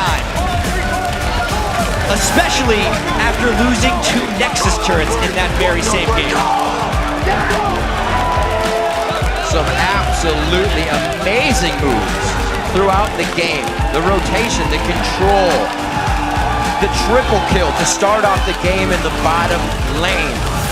The names of Robert Exley and Bubba again, when you say Complexity, are the ones you think of. Obviously, in these games, they played amazing. 8-1-3 on Robert Exley. Even at the very end, Bubba hook onto Sneaky to make that final push work. Look at that crowd. Completely behind Complexity right here. Big smiles. And honestly, a stunned Cloud9. They obviously have a lot to work on after that one. High made a lot of mistakes in that game, and it's a tough situation for him to be in. He's coming off of injury, trying to come back into that primary shot calling role, and Cloud9 is not playing at the level they want to be at. Second loss in a row, first time that for them happened, so a first win for Complexity, and the first 2 losses in a row for the 2-time split champs Cloud9. Definitely a game to rethink, but it seems with this win, will even give other teams in the LCS that pump up to know that they can beat teams like Cloud9. Especially so. I mean, there was a chance we'd actually have 3 0-4 teams this week. Curse sitting at 0-3, EG sitting at 0-3, and Complexity gets themselves to 1-3. They're on the board as far as wins go in the LCS, and that means a lot for these guys. Their mindset coming into the season was they were going to take a bit of lumps, but as long as they kept their mindset right, the wins would come. That one was a little close, let's be fair. That was very close. The closest game we have seen this split, easily. We hit 50,000 9 turrets gold down on each side. The gold lead was still 1,200 in the side of Cloud9 by the end of the game. Absolutely ridiculous game, Riv. In a time where Cloud9 can't maneuver themselves around the map to win by winning a fight or winning the objectives as they usually do, it's very weird to see. And for Complexity to be the team that did that is even more amazing. Not because you didn't think they could, just not this soon. Yeah. Well, we saw in Cloud9's, even Cloud9's victory over TSM, they're playing very cautiously and not necessarily making big moves. That cost them heavily against DIGNITAS. So in this one, you could see Cloud9 was trying to make many more aggressive plays, but that kind of shows you why they weren't doing it in the first 2 games, because they're not ready for it yet. They haven't gelled once again with High in the lineup, and it really cost them. Complexity really good at capitalizing on the Cloud9 errors. High, far out of position on many fights. They punished the Soraka. Soraka hadn't lost yet in the NALCS. They're the ones that give them the first loss as well. A lot of milestones for Complexity here. And I think the first time we saw Cloud9 kind of get in their own head while playing, we saw the situation where Balls teleported to his death, but that happened because he flashed in, kind of thinking he could go for an over-aggressive kill, got ring around the rosy on the turret, and that was kind of cascading down the line. And that's one of the first times you've actually seen Cloud9 press too hard for a kill. They usually know exactly how much they can take and do it. And that time, Balls was really feeling an emphasis like he had to carry. You can't have that mindset. Doesn't usually work out. You got to let the game come to you. Worked against him that game. Right now, we're actually going to hand it over to Freak and Kobe to give us the inside track on Complexity's huge win. Thank you very much, Rivington Biz in the third. Joined now by Westrice and Broken Shard. You guys just won your first game in the LCS against Cloud9 of all teams. How's it feel? We just broke the 028 dream. That's all right, yeah. Yeah. This morning, we were talking about like what we needed to do as a team, and like I remember distinctly what we said. All right, guys, we're either going 040 or 40-0 because we felt that we were playing too passive and too like defensive, kind of letting the plays fall into place instead of actively doing it. So we came into the game with the mindset that we're going to win, not lose. So we went in like guns blazing, pushing hard, and sometimes it was a bit reckless and we got punished for it. But at least like we went in and we did like what our game plan was. So what was the communication like with you and the bottom lane after they do a lot of trading down bottom, and then you go down? Were you expecting Meteos there for the counter gank and this triple kill? Essentially, yeah. I saw Meteos, like, pretty sure, like, if Meteos was anywhere on the map, he would be bot lane right now. Because, I mean, Meteos is a smart jungler. He would know where I would be. Like, I'd expect Meteos to know where I was, so he would know that I wanted to go bot and he would be there. But the runes specifically that are running for Elise, like, generally her level 3 is really weak, and Kha'Zix is, like, a very strong jungler, level 3, excuse me. The runes I was running just made me know that we're going to win a fight if I land a cocoon on Meteos and we burst him down first. And that's what I told my bot lane. Kill Meteos if he shows himself. No one else is important. So you're running spell penetration? Actually, 26 AP. Okay. So we actually have a replay of this fight. Okay. Let's bring this up and you can walk us through the nitty-gritty. So Bubba Dub told me that he's about to hit level 3, and I think right here he's already level 3. He said he pointed me where the lantern was, so I knew where I needed to be standing, and then he throws the lantern in. And immediately, as soon as I'm in midair, we see Meteos, and the call is kill Meteos first. So you can see I land a cocoon onto him first. See, I get lanterned in right there, and Meteos comes in. Cocoon misses, actually, but we just focus Meteos down. I E after him. Robert gets that kill. Now, all I want to do is proc red buff onto Sneaky, and Robert cleans it up. And now I'm just like, you know what? I want to kill Lemon. I don't even care if I'm dying. So we get the kill. I didn't need to die there, but you know what? 1 for 3, triple kill onto Robert. BF sword first back is a pretty big deal. And the start here for Westrice, you help out with a blue buff steal, and you end up getting to lane a little late. How was that going Shyvana into Trundle a little bit late to lane? That was a little unfortunate. Actually, there was a lot of miscommunication. I'm like, hey, Broken, Trundle's going to try to cut me off, so can you just go around with me and to go get to your red? But I don't think Broken heard me, so he started running to the right. So I was like really cut off. I'm like, Broken, come here. So then I got chunked a little bit, and then it forced me to teleport back and buy some more pots. But I didn't lose too much from it, so I'm not really that upset. And you actually went and tried to 1v1 balls that you had like a level 7 all in, like it's the mistaken trade where you just like die. Like what happened? I thought Trundle was supposed to do well in the matchup in the first place anyway. Yeah, Trundle wins obviously. But for some reason I held on to my flash for too long, or my ult. I kind of forgot what, but like I was holding on to my escape for too long because I didn't think he'd do much damage. I thought I got away, and then I thought his pillar killed me. I'm like, wait, what? Oh wait, it was his ult. Yeah. I'm like, okay. But I mean, because I haven't played that matchup like very often, but it wasn't too bad after that. We actually haven't been playing like the Shyvana Trundle matchup at all, and we haven't actually been playing Shyvana in a long time. But you know, that's just like I guess it's just a mistaken matchup because I think Balls is like one of the only like key NA players that really does play that Trundle. It's more popular on EU, so I guess he's not like comfortable with it, and then it just kind of comes out of nowhere. So I maybe you can't reveal the strategy, but why is it you're like, we haven't played Shyvana in a while, but you know what? We're gonna play Shyvana this game. Take a look at her stats, man. Like right before this game, it was 7-1. There's something about that champion that like that just means that stats don't lie essentially. It's magic, and you guys got to win over Cloud9. No. I mean the stats don't lie in Shyvana. We've been playing it before, and it doesn't. Shyvana's not necessarily a champion that's like, oh, I haven't played her in a week. I'm never going to learn how to play her again. So we were comfortable playing comps around Shyvana and comfortable with Westrice playing Shyvana. So we decided that we were going to pull it out and try to use it. So you end up getting Balls back later, actually. He stops the teleport. I was of the opinion that if he kept running, he had mana still and he could pillar. Would you have kept chasing? Would he have gotten away if he kept running? When he was diving me at my... Then he decided to stop. I was a little confused. I thought he was baiting me for a second. But I'm like, No, this can't be. He wouldn't waste teleport like that. So I'm not sure if he was paying attention, but I just walked up to him and killed him. I'm like, all right. Yeah. Do you think if he did not stop there to teleport, would you have kept chasing him and gone for the kill? Or would you have let him run? I'm actually not sure. I forgot how the situation was, but I think I would have, because I was a little bit healthier than he was, and his ult was down, and I knew Shyvana has a bigger burst than Trundle has in one rotation, so I wasn't too scared. But that free kill just caught me off guard. I'm like, oh, all right. Yeah, that's a good thing to fall into your lap. Yeah. So that game was really, really crazy back and forth, where you're like, both your Nexus turrets were dead. You've got to fight back and forth in the mid lane. Like, things are going crazy. Half the engagements work, half of them don't. How do you kind of keep us like a straight head when that's going down? Like, how do you find the right battles? Like, how do you know how to play those kinds of games? I mean, one thing that I think a lot of people have commended us for is our good mindset and good attitude coming into games. One thing that I really have to point out is that throughout the entire game, Prolly and I think Robert and Prolly are the main late game shot callers. They were always staying positive and we need to do this. Even if we just lost a fight, we gotta do this, we gotta get timers, we gotta do this, we gotta do that. Honestly, the game isn't over until the Nexus actually gets killed. And you can kill 2 Nexus turrets, and you could see we were being pushed in, and I was like, you know what, the game's not over. I went and killed Meteos, and they forced them to chase me, and we kind of stopped the push. Yeah. The most important thing, in my opinion, besides even mechanics and strategy, is mindset. You have to come into the game, and you have to play the game until it's over, not until you think it's over. Yeah, and it really worked out for you guys. Really, really long game. We actually want to pull up one final replay of the last team fight you guys fought in there. It was, of course, an incredible victory. If you can pull that up on the screen. Okay, I don't exactly remember what was going on here, so you're going to have to forgive me if I mistake anything. But I remember I heard someone say, all right, we should fight this, we should fight this. And so Westrice gets the go signal, and we can see he's already in midair going in there. He's jumping in. And he goes in, and essentially after the initial burst, we get Meteos, we get him low. And after this, we call to kite back. We have to kite back onto this because we can't stay near Soraka. And as the fight unfolds, we get a good Ori ult, and Westrice gets GA'd there. After the GA goes down, we know it's good to chase. I land the Cocoon onto Meteos right here.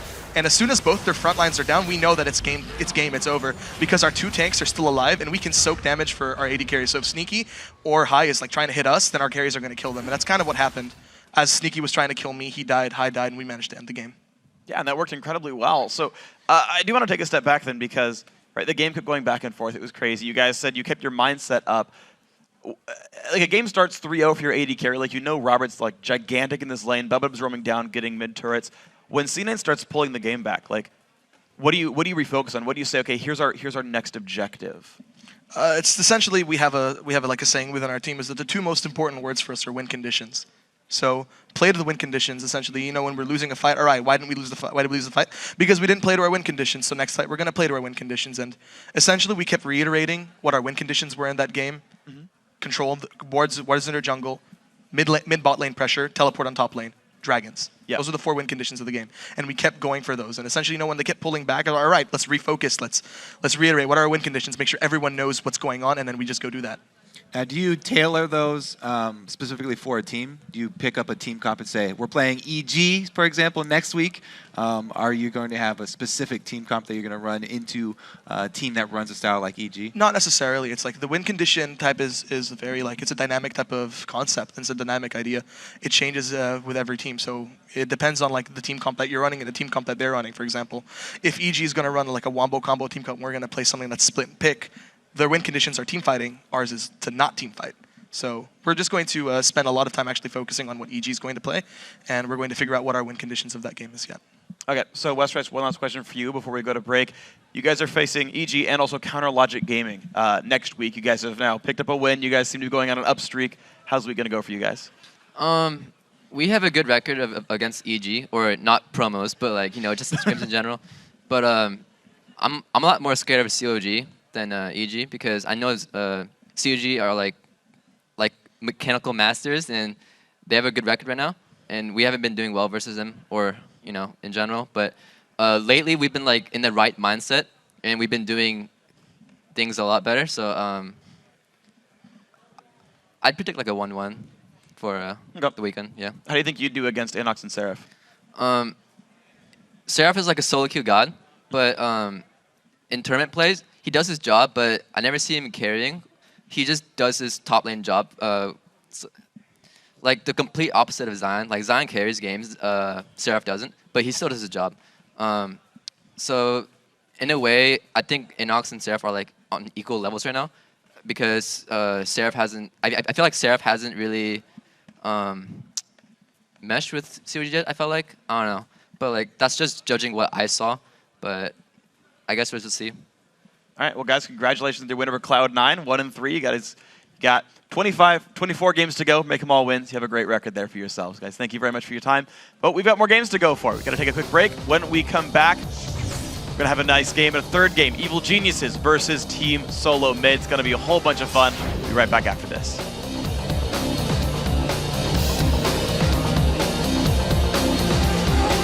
I'm ready to go. That's binding down. I'm going again. Go. Medios. Kite back. Nice. On balls. Balls first. Go mid.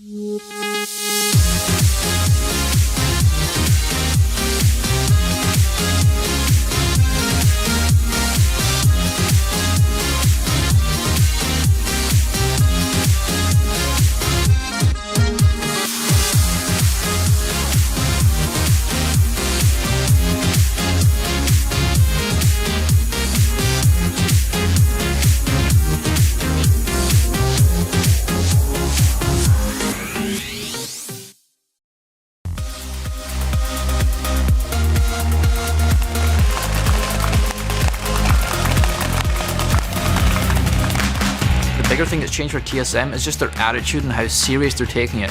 Oddworm was a huge community personality and everyone loved him, and it's a huge thing to change and like say no, we need to step down, but they're really set on winning, so they're just their attitude about the game itself is like, we need to win, we'll do whatever it takes to win. Looks like they're going to have to go in with the same idea because to me, a level of what happened last game, both teams wanted to win and they went at each other's throats. So if that's the case, we're going to get another good one. Yeah, I mean, is today the day of the upsets? Because we've definitely had a monster one. Who knows? Well, welcome back, everyone.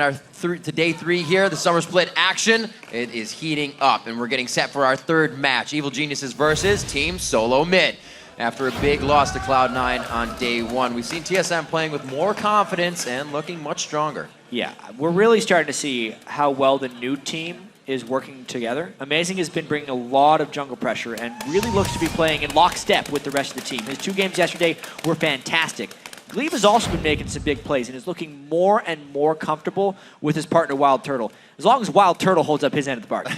And now Glebe will face off against his old AD carry Altec. This is actually kind of cool because before taking it up with EG, Altec was playing with Glebe on the Challenger Team Cloud9 Tempest. And we have to point out as well that the reason Glebe and Altec didn't win their way into the LCS was because they lost their promotion series to Evil Geniuses. So don't expect Altec to be pulling any punches or giving his old support any passes. Evil Geniuses are 0-3, and they really want to pick up wins so they don't spend another split at the bottom of the standings. It's interesting how we have this scenario in 2 places of the AD carries now fighting their old supports. So let's check out the starting lineups here on the blue side. It's Evil Geniuses. In the top lane, it's Inox, Snoopy in the jungle, stealing those Barons, Pole Belter in mid lane, Altec and ADC, Grepo on support. And on the red side, it is Team SOLOMID. Dyrus in the top lane, Amazing in the jungle, Bjergsen in the mid lane, Wild Turtle on AD carry, and of course the new guy Glebe on support. Let's see what they can have for themselves. The chance still always going to be there. Yep. Once they were allies, everyone. Now they're going to face off in battle.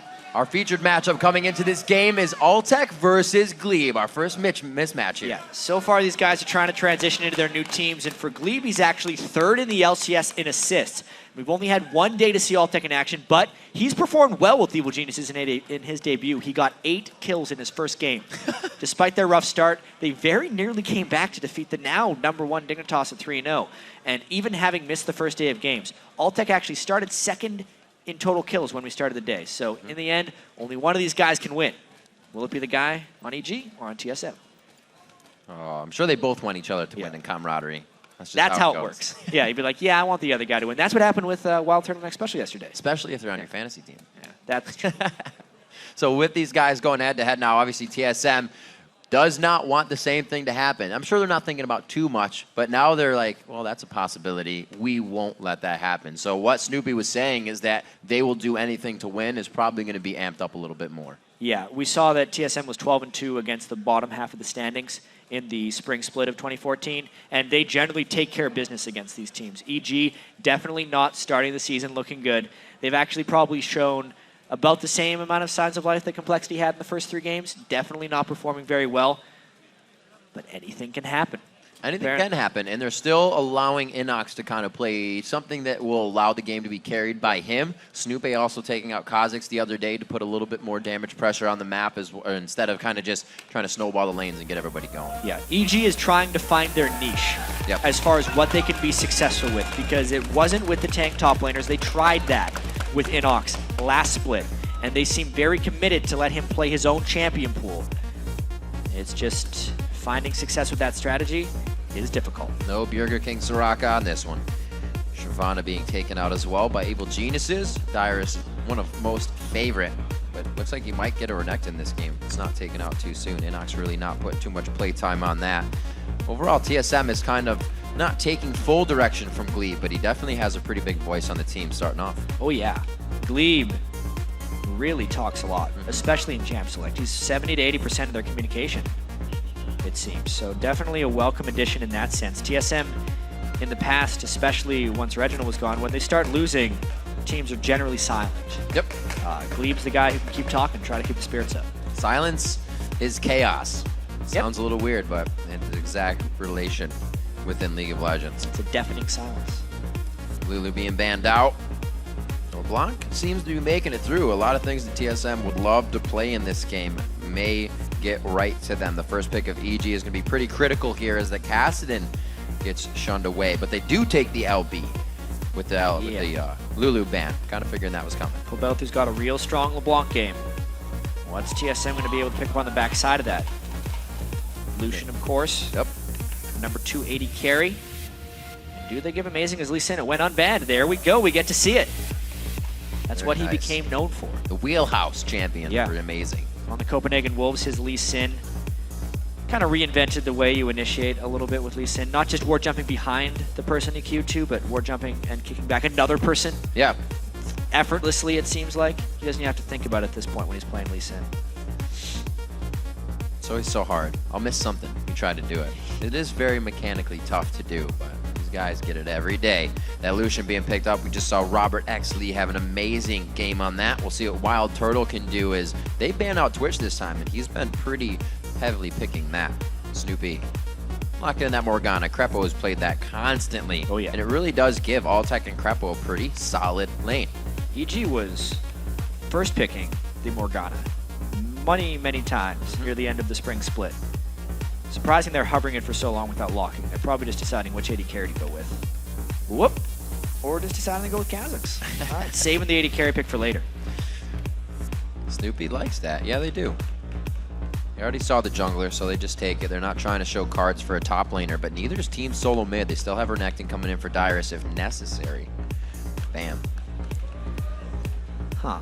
Well, they do not know if they're going against a Kazakhs in the top lane or not. That's true. Thresh is a safe pick for Glebe. With and Inox. Renekton is a safe pick for the top lane. Really, all of TSM is picking very safe right now. That's probably just the most comfortable champion for all those guys right now. Yeah. Makes it easy to go down the line, really, within the first two picks that they would want in any LCS game. As he said, EG is kind of getting the same thing. Crepo, like you said, on his Morgana. Snoopy with the Kazakhs yesterday, but we also saw Inox on that. With the Lee Sin being out, Jax being out. I don't know if Inox has too many more choices other than a Trundle. Alltech and Crepo, though, to lock in these last two. What kind of mid lane, or rather, jungler? No, they have it. 80 carry. There we go. There we go. Well, seeing they got a lot of stuff left everything. to go. Bam. Yeah. Kazakhs top lane So against it does Renekton. become the jungler. They better be lane swapping that because Kazakhs will get eaten alive by Renekton. Once again, running just a very pick-focused team for EG, needing to find the catches where they may, and again, a lot of control out of the TSM lineup. There it is, Syndra for Bjergsen. Gonna see a little ball play coming in. Syndra versus the Block matchup is a fascinating one to watch. Two people that can kind of kill each other at any moment. We've seen when Boy played Syndra, he tries to use his E while LeBlanc dashes in to stop the damage for it. Really tricky to execute move. He could do it fairly reliable. Let's see how Bjergsen does it, as he has often drawn Syndra bans. He got a pentakill with it over in the European LCS before he became a member of TSM. It's one of his long-standing dominant champions.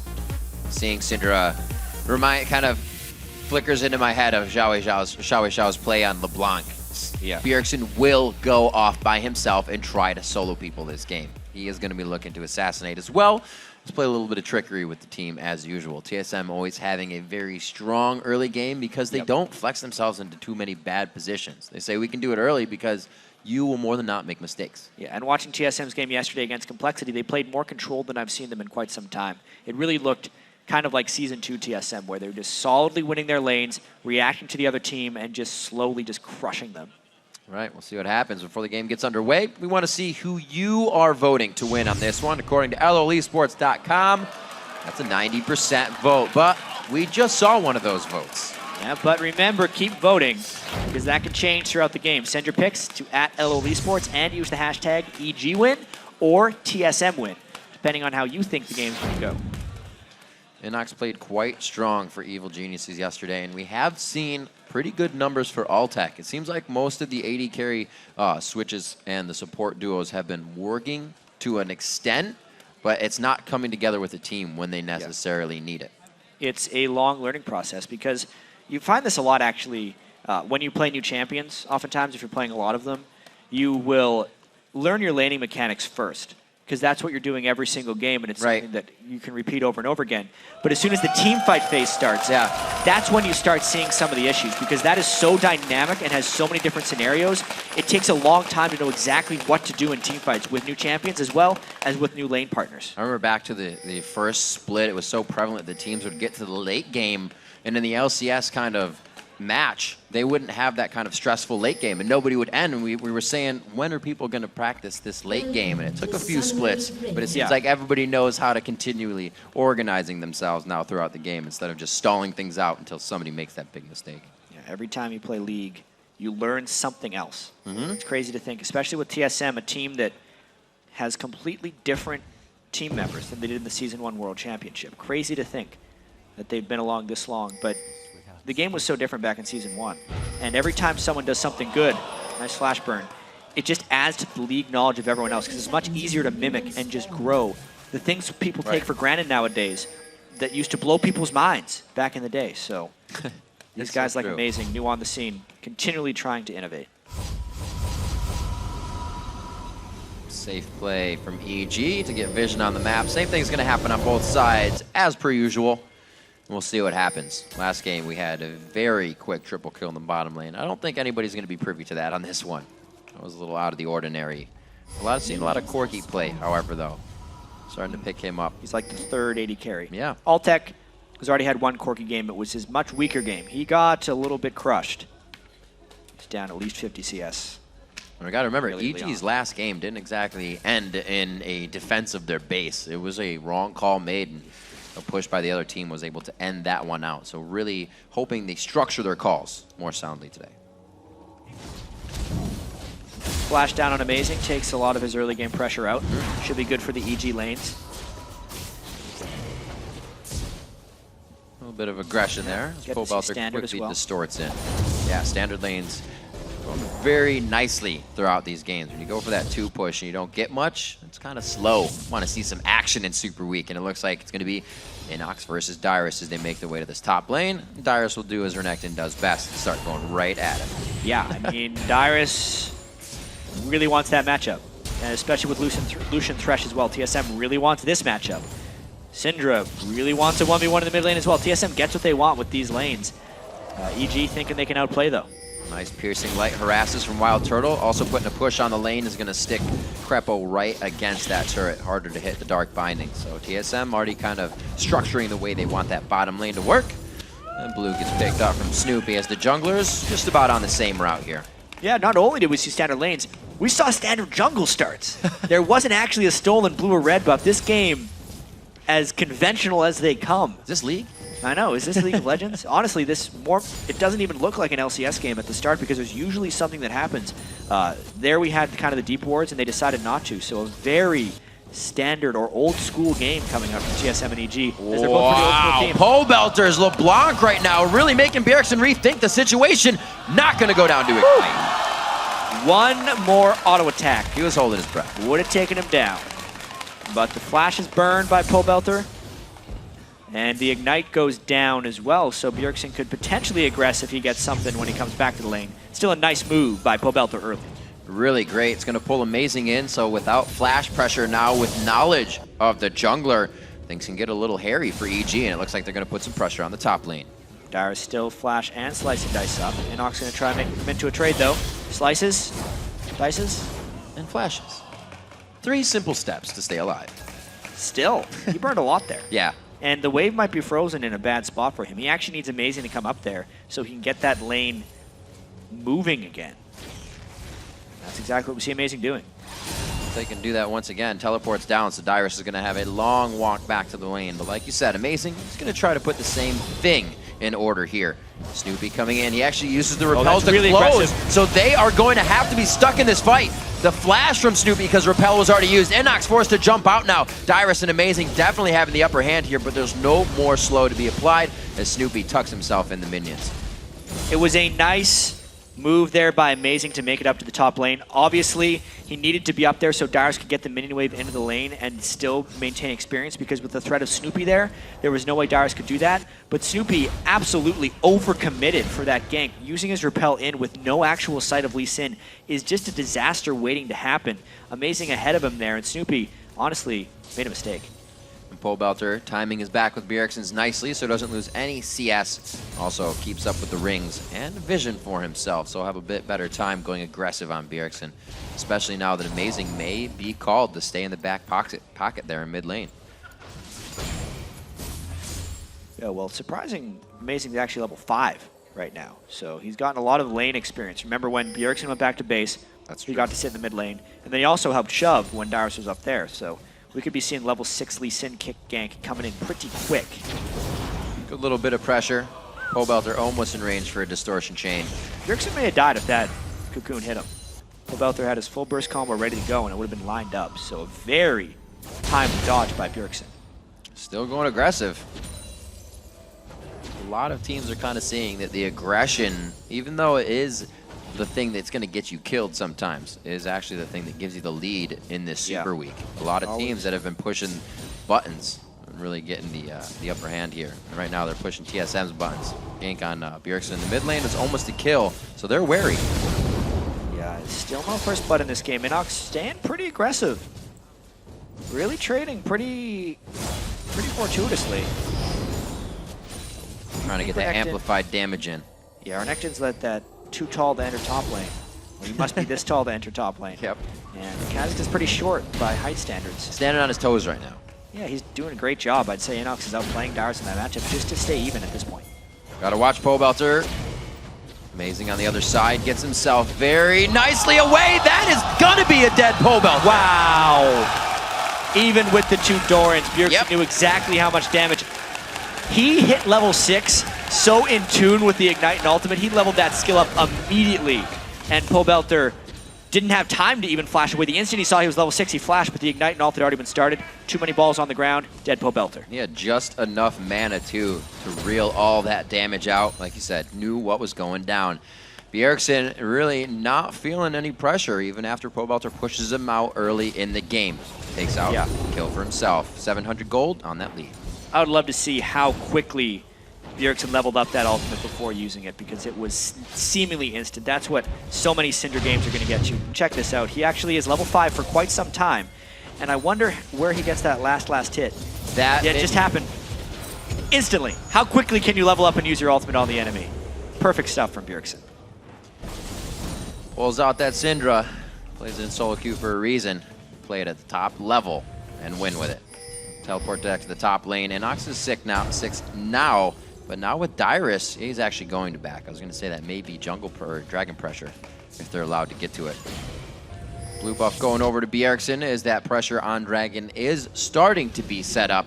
Shouldn't see too much though as Snoopy dodges out that sonic wave. Yeah, Amazing with his ultimate as well. More powerful level 6 than Elise. Elise just gets that extra spiderling. Just nice, but not the same as a Lee Sin kick. And also, the low cooldown on Syndra's ultimate really makes her so much more threatening. He just killed Pobelter with it, and it's back up again. So Pobelter has to be wary. He's down a full chalice in items. Back and forth. Pobelter still trying to get in the hair of Bjergsen here, but TSM starting to make their moves. They want to start putting kink in this gameplay for Evil Geniuses. Pressure all over the map. Oh, Grandpo puts it onto Altec. He really wasn't in range for much. A little bit of a mistake there is going to cost him his life. Can Altec turn it around? Yes, he will get the kill here. Turning it on to Glebe. No mana. This is all about the auto attacks. And with Glebe having a shield, he should be able to put himself in a great situation. Glebe with the plays. A few more auto attacks. He's stuck in the minions, and he can't get out. How unfortunate. The old friends become enemies right there, and Glebe walks away with a double kill, getting the post-flash death sentence. You want your AD carry to get those double kills, but it feels good as a support if you have your AD carry fall and get those back. Glebe pumped after that kill. Good retribution kill there for his teammate.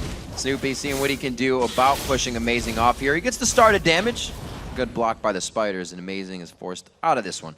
It looks like he'll give a little bit of pressure, though, with Bjergsen. Take another look at this one. It all starts with the one death sentence onto Crepo. Crepo Black Shield is the wrong target, but then Wild Turtle dash right into a bunch of pain, so Altec is able to go through.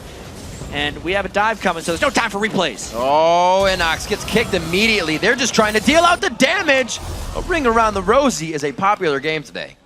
Yeah, he had his ultimate when the majority of the damage hit there, so he was able to survive the Lee Sin kick and then burn his flash to get away. Maybe a repeat gank for TSM if they come back up there. Pings down towards the bottom lane. Oh, it's just a ward clear coming in, making sure Glebe has safety for Wild Turtle in the bottom lane. Definitely a bit more of an aggressive bottom lane, even when they don't know where the jungler is. Yeah, they're surprising with that move there, landing the hook and going all in instead of just playing passive. Even with the Targons as well being built up, really showing in the CS advantage. So 17 up is Wild Turtle over Altec, despite dying in that duel. So you can finish the Bloodthirster first. Get that pressure on with more damage. It's going to help Altec definitely, as Wild Turtle has been able to keep him under the turret. So once Altec can get that big damage out with some missiles, he'll be able to keep Wild Turtle and Glebe at bay for those plays. Like I said, 20 CS in that lane, so it's not going to be easy. Back to the top side, not too much going on between these two. Yeah, the they know the flash and ult is down, so if he gets in, Inox is playing so aggressive right now with no backup. It might even be catching TSM a little bit off guard. They got to go soon, though, otherwise his ultimate's going to be back up. Mind games here from Dyrus. You can see him charging up, trying to get more and more. So patient. Yep. That's all he has to do is keep minions between him and the opponent. TSM should have pulled the trigger about 15 seconds prior when Inox was in the minion wave, but they wanted him to go a little bit farther, and it ended up being too big of a waste of time for Amazing. Does not successfully help out Dyrus. See Pobelter's build here. He felt like he was actually doing quite well in the lane with that push out, and he builds no magic resistance, even being burst out just a few seconds ago. Goes for boots right away. Yeah, he's got to play super cautious against Bjergsen. It's his confidence in himself to dodge the scope shots. Oh, there you go. Ooh, double sweep, unfortunate. Right in the back pocket of Bjergsen. Knows they're going to try to give him trouble, especially with the blue buff. Good read by Amazing there, as Pobelter trying to get on some free damage before he gets out safely. Here's more plays from Glebe and Wild Turtle. The dodge is out. They're still going to have to eat that culling, and that's the lane pressure that TSM continues to win. Yep, and no sustain for them. They're going to try and Vamp Scepter heal a little bit up, but that could very well cost them a bunch of turret damage. So, I mean, even though Altec had 8 kills in his first game, he's actually had the lowest CS of 10 of all 80 carries in North America. Some might have to do with EG actually 2v2ing, where everyone else has just been getting free farm. But Teleport comes in. Turtle, you're in trouble. Oh, wow. Turtle trying to get over to the Lantern. Does not know he just delivered himself gift wrap to Inox and the rest of the team. That's a good kill coming in for Altec. Puts him 2-1-0 as the AD carry for EG. And a possible dragon here. A little bit of pressure. It looks like Bjergsen will stay mid. Really nice call there by EG, and good play by Inox to teleport in and then be stealthed as Wild Turtle is rotating through. Once again, Glebe in the right position. Wild Turtle just a little bit too far from home. Looks like they'll get Bjergsen his blue buff nice and easy. He can start to control the mid lane once again. It's actually quite close between those two. 106 to 113. And just that kill from Bjergsen that got a little bit of, actually wasn't even really that much help. Stop the recall. Glebe playing a really good game on Thresh so far. Difficult with that death sentence against Morgana. You have to play that guessing game with the black shield from Morgana. So far, Glebe's been doing it just right. A lot of when we saw Morgana coming out, people would bring out the Leona because the Zenith Blade will still bring in, and then you go ahead and you stun the AD carry. But I haven't seen too much of her. Got some good ones, but not as of recent. 3-2 as we are coming up onto 14 minutes. Dyrus is going to go ahead and walk it all the way back to lane. This gives him teleport advantage as well. The lane was being held in by Inox. Doesn't know how much pressure he can put on this one. And Amazing again is going to let him know just how much pressure. And this game is actually pretty close. We got to remember, TSM has 2 roster changes here, and there is some adjustment periods to see how long until they meshed. Yesterday, Amazing looked very good, and today he's on his bread and butter champion, Lee Sin. You would expect him to attempt to dominate this one, but he spent a lot of time top lane, and not many of those trips have led to actual kills. Again, he shows it does burn the ultimate of Inox, but not much else. Good dive out there. Now, would not have been a good fight, especially with Amazing being able to reveal. See him go and get into position. Snoopy's going to try to recover and figure out what's going on in the jungle, and this may be a little bit of damage control here from EG. Won't be able to do much, but they do get TSM out with any harm done, really. There's the blue buff they may be looking for, though. Just spawning up. This is going to be big for Pobelter to get. AB carries are kind of effective in this game with the amount of damage they're doing on Syndra and LeBlanc. And Bjergsen really the one coming together with his items. Dean's Unholy Grail completed, whereas Pobelter is probably just slowly building up towards the Deathfire Grasp. That would be his first item. Go back and get that needlessly large rod. Oh, maybe? Oh, so close. Almost. No cigar. I wonder if they're going to use that knowledge to see if Snoopy can set up a gank. Could be walking through a war. They're trying to get something in the mid right now. If he goes up, he's going to be seen. There it is, Bjergsen.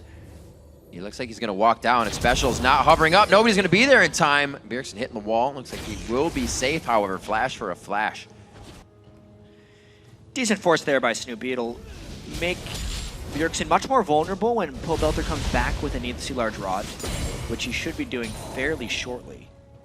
I think that's definitely worth it, considering the relative strength of Bjergsen versus Snoopy right now, to trade flashes like that.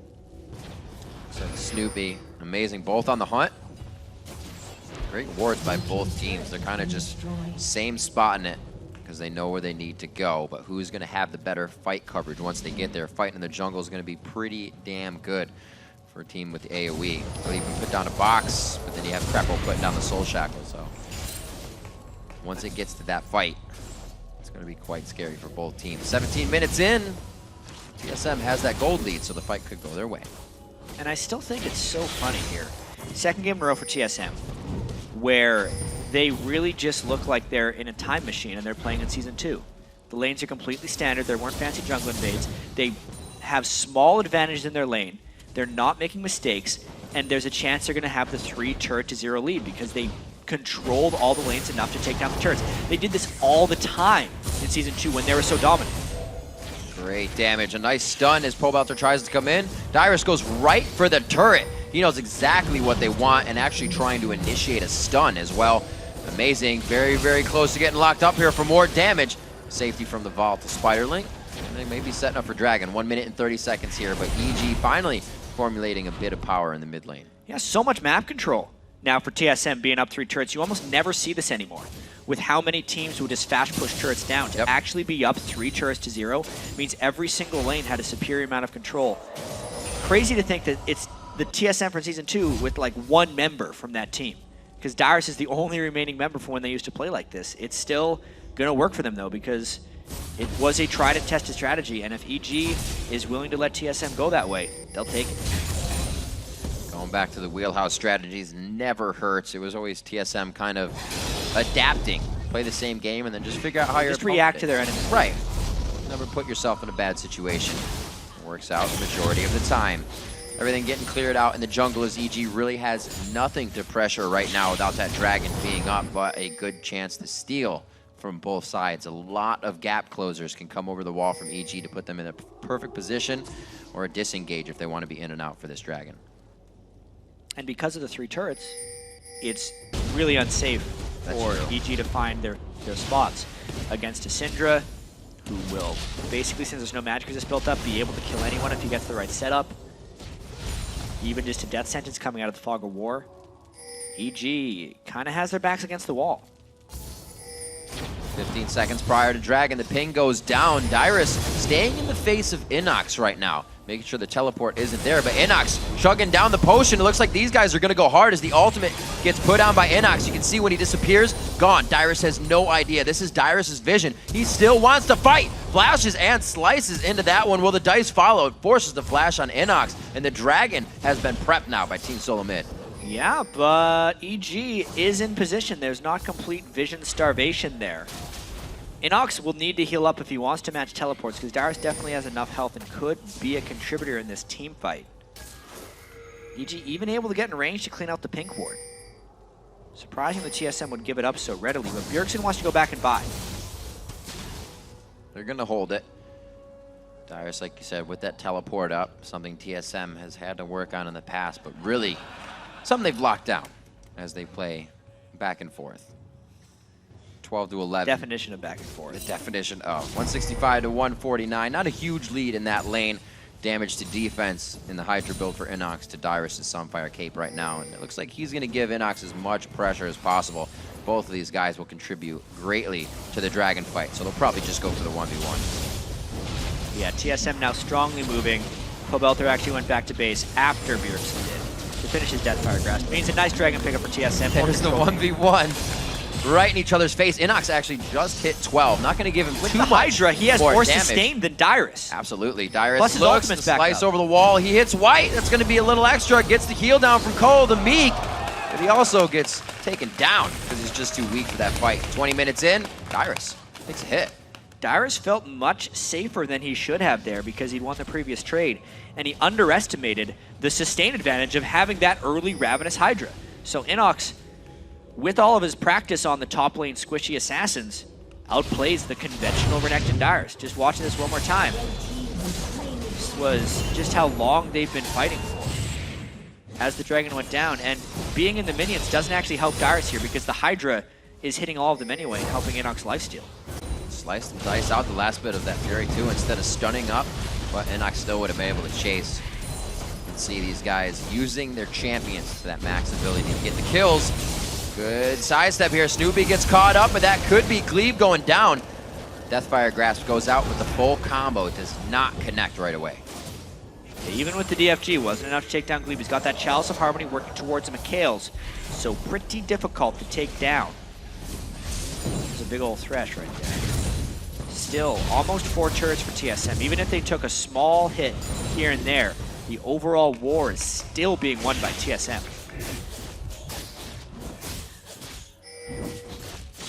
Quite a slow game from really what we've been seeing in the action of Superweek. Now 3-3 coming in. The junglers have had 0 participation around the board. They've been all over. They've been near the fights, but 0 participation for them just yet. Amazing. Really actually playing well for TSM coming into games 2 and 3. And we know them coming off the loss of Cloud9 is something they don't want to continue. They want to start that W column rising again. Oh, Dyrus actually backing off of Inox. Yeah. Not thinking about trading this time. Inox going to be able to get very farmed with this continuing. Still though, about a 3,500 gold disadvantage. And EG would have to find a way of sieging turrets, which is the fault they've been falling into. With these squishy top laners, yes, Inox can do well in lane, but transitioning the game without a tank is not something League of Legends teams have been able to do. Kind of in the history of the game, unless they're a very strong poke comp. They have the idea of clearing wards. They still need a few more wards, at least Wraith, something below them as they have just placed. But to go to mid would be quite scary right now. It's almost dark completely around Evil Geniuses. So as they set themselves up, they do look to create a little bit of pressure. Crepo baiting out a hook there from Glebe. They're not really coordinating their power right now. They're just allowing TSM to hold them off. 2 members easy. The wave coming up behind. We'll see what they can do as TSM congregates in middle to stop this. Well, they're hoping to get a catch with the Elise for the Morgana, and then that would line up a Pobelter DFG combo. They're keeping Inox in the top lane because honestly he has an advantage, and they want to use that to try and create a split push opportunity because team fighting as 5 is not the way you play it without a tank. Turtle says he has to back, uses the culling to wipe out the wave immediately. And EG was ready for that wave. So now, not really wasted time, but they're not getting anything out of Xiao just being in mid. Inox, no help to Dyrus in the top lane. Looks like they're just back and forth on the island. Dead even CS as well. The other roles of TSM that are giving them this gold advantage, as well as the 3 turrets TSM has been able to take down. Bjergsen might decide to just go death cap there. When he gets that, he'll be a very powerful Syndra. Easy farming for Inox. But once again, it'll be about his transition. He's doing great in lane right now, but how much can they really use that to their edge? Because if Dyrus is playing passively, he's not even able to get turret damage.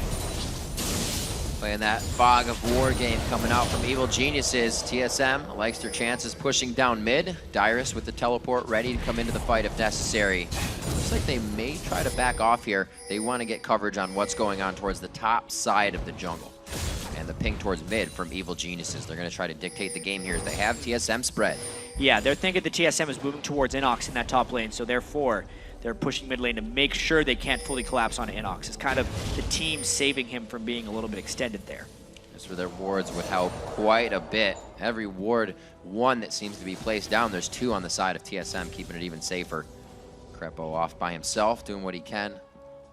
He's got up to the Moby boots right away after the Sightstone. And we have the Mikhail's Crucible finished over on Glebe, so you can just see the influx of money he has in 2 kills, really assisting the team to facilitate more and more fights.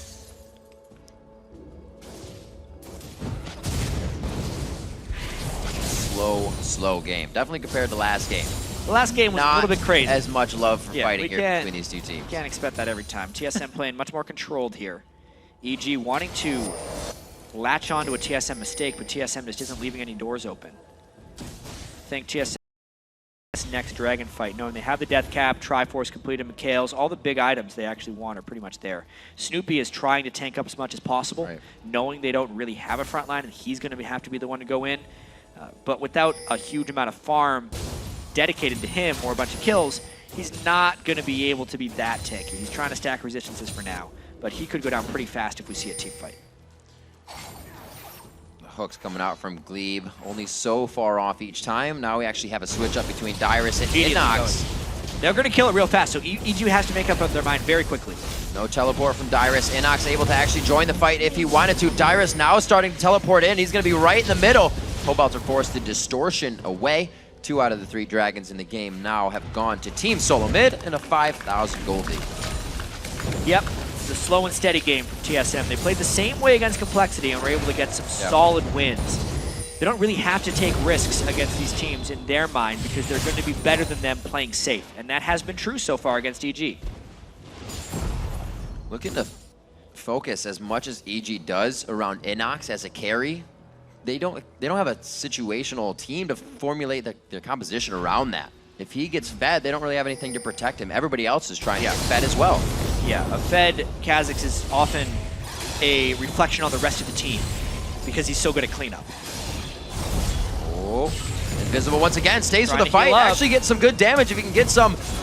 No, he cannot get some lifesteal. I was going to say one last attack and maybe the Hydra to add it in there, but not enough to keep him alive. Dyrus now has the upper hand in the bottom lane. TSM finally have a big move to play now, and it's going. No, Dyrus has actually come to mid here. They're going to go straight for it. Yeah, they want to finish off this turret. They got a lot of harass out of Snoopy. The Dyrus win on one side gives them the confidence required to take the mid lane turret. 4 turrets to 0. Nicely done. A very back and forth game between the top laners there. Dyrus able to win out that one after he got a little bit more armor. I mean, this was Inox starting the fight disadvantage. Very low. Exactly. He needed to try and play the sustained battle if he wanted to win this one, and Dyrus knew that. Dyrus has a lot of experience. He underestimated Inox once. This time, he finishes him off while Inox continues to fight, flashing after, and just using his rage. It's a lot of damage. Dominus ticking quite fast. Like 60 damage level 2 that's hitting you. Especially once he hits level 16. It's actually one of the few skills in the game that has multiplicative scaling. Instead of going 200 health to 400 health to 600, it goes 2 to 4 to 8. Same with the damage. It goes 30, 60, 120. So that level 16 is going to make it even more difficult for Inox to duel him, even though he gets his 3rd evolution. Right. 240 to 240 in that lane in CS, chat. I don't know how much more head-to-head it can get. The assist to Inox is really only the participation. He has more over Dyrus in their fights. Slow game still for the junglers. They're fending for themselves at 106 and 118 CS, but still having an impact on the pressure of the game. 5,000 gold lead. Hasn't really creeped away anymore for TSM right now, but it's going to be Baron pressure quite soon. You can see Glebe and Turtle setting up defense on that. It's not going to be long before EG has to pressure. Yeah. They're hoping that something comes to them in order to make a play, but it seems like all the cards are actually held by TSM. 29-minute first turret for EG. At least they got one. No teleport up for Dyrus, so he has to go deal with that. And I think the 4v4 will continue for TSM. They're pretty darn content doing this one because they're the ones with the standard team composition. So they feel like the later it goes, the higher their chance of winning become. But not if Turtle continues to get caught out of position. This has been a problem for TSM. So far this Super Week, 3 deaths on him. Yep. Getting caught once again. Yesterday, his catches on Twitch, even invisible, thinking he could get Thinking he was invisible. He was in pink ward. Right, he walked right into the pink ward range. Not so good. Nice move by EG. Yep. They found a pick they needed. That's what their whole team is predicated upon. Split pushing and getting picks with their other squad. Gotta say, the last 10 minutes, definitely patient from EG, if anything. I thought they were really feeling on the back foot, but they were just waiting. They knew what needed to happen. Now start to pressure the turrets. They had nothing at 29 minutes. Now they have 2 and a possible 3rd turret right away. The influx of gold is going to be perfect for them. Yeah, Dyrus, though, finds a stun on Altec. Does pop his ultimate just for the turret defense, though. That's to stall for Wild Turtle to get back there. Good work. Strong play from Team SOLOMID. They are not afraid to keep going and going. So Turtle back into the game now, 0-3-2. Altec's 3-1. Yeah, it's just a nice dark finding. Wild Turtle sticking around a bit too long trying to kill a ward, and then dashes backwards as the binding follows. Still finds its mark. EG finally getting those deep wards in, doing a very great job of using them effectively. Turtle almost going down again. That is going to be the ultimate from Bjergsen, one of the highest damage ultimates in the game, but I don't think he had enough spheres on the ground. No, he just tried to use it. Yep. Basically dry right there. Almost got him down because there's no MR on Pobelter. It's been a scary situation. That's when your teammates kind of cock their head and look at you. And Yeah. No, he's probably going to die in 1 second. Dangerous, man. Mr. Turtle. It's funny how the Cloud9 Tempest bot lane are the ones that have all the kills in this game. 2 kills for Glebe, 3 kills for Altec. Their new partners are the ones that are potentially Hey, that's the matchup. They know it. They're trying to play Yeah. it harder against each other. Our first mismatched matchup of a lane different to support, so it's going quite well right now for Altec. 272 to 292 in that lane. Wild Turtle making sure he's farming, but doing that has got him killed, so I think he might slow down a little bit. The team's going to let him get all these waves as they pour in. This is kind of the time of the game where TSM is going to want to get some Baron control, and you can see that with all the wards they have in the blue buff area of EG right now. Even though the Dragon is up, they feel strong enough that they can just take that, and they're more worried about vision denial around Baron. They're going to be now looking for picks onto EG, even though EG is the pick team. And the more they can force EG into one place, the better it is for TSM to maybe land some big AoE Syndra stuns and actually take control of this game. Amazing. We're going to give a little bit of extra gold over. I like the play of TSM here. They're not giving the idea that something's going on. But Crepo's saying, I don't see enough people. Yeah, and not amazing sneaky feeling enough. the pressure. They don't even have a pink ward down, so Right. that's as soon as you see a hint of movement, Amazing has to be out of there. And EG actually might control this Dragon. They've had some issues going for objectives, though. They lost a game to CLG just trying to take objectives yesterday, and their mid lane is in danger. 8 seconds to back. Glebe's going to try and get vision to stop this. He won't be there for the hook. They're going to head up. They back for base. TSM looks at Baron. And TSM has very good vision control around this area already. What's going to happen here? The gold is getting extremely close, actually. So TSM having to make their move. Altec is 3-0 right now, but not part of this fight. And there's no vision. They're going to have to go and check this. The teleport's coming in from the top side. The hook! They threw that out! Beautiful job!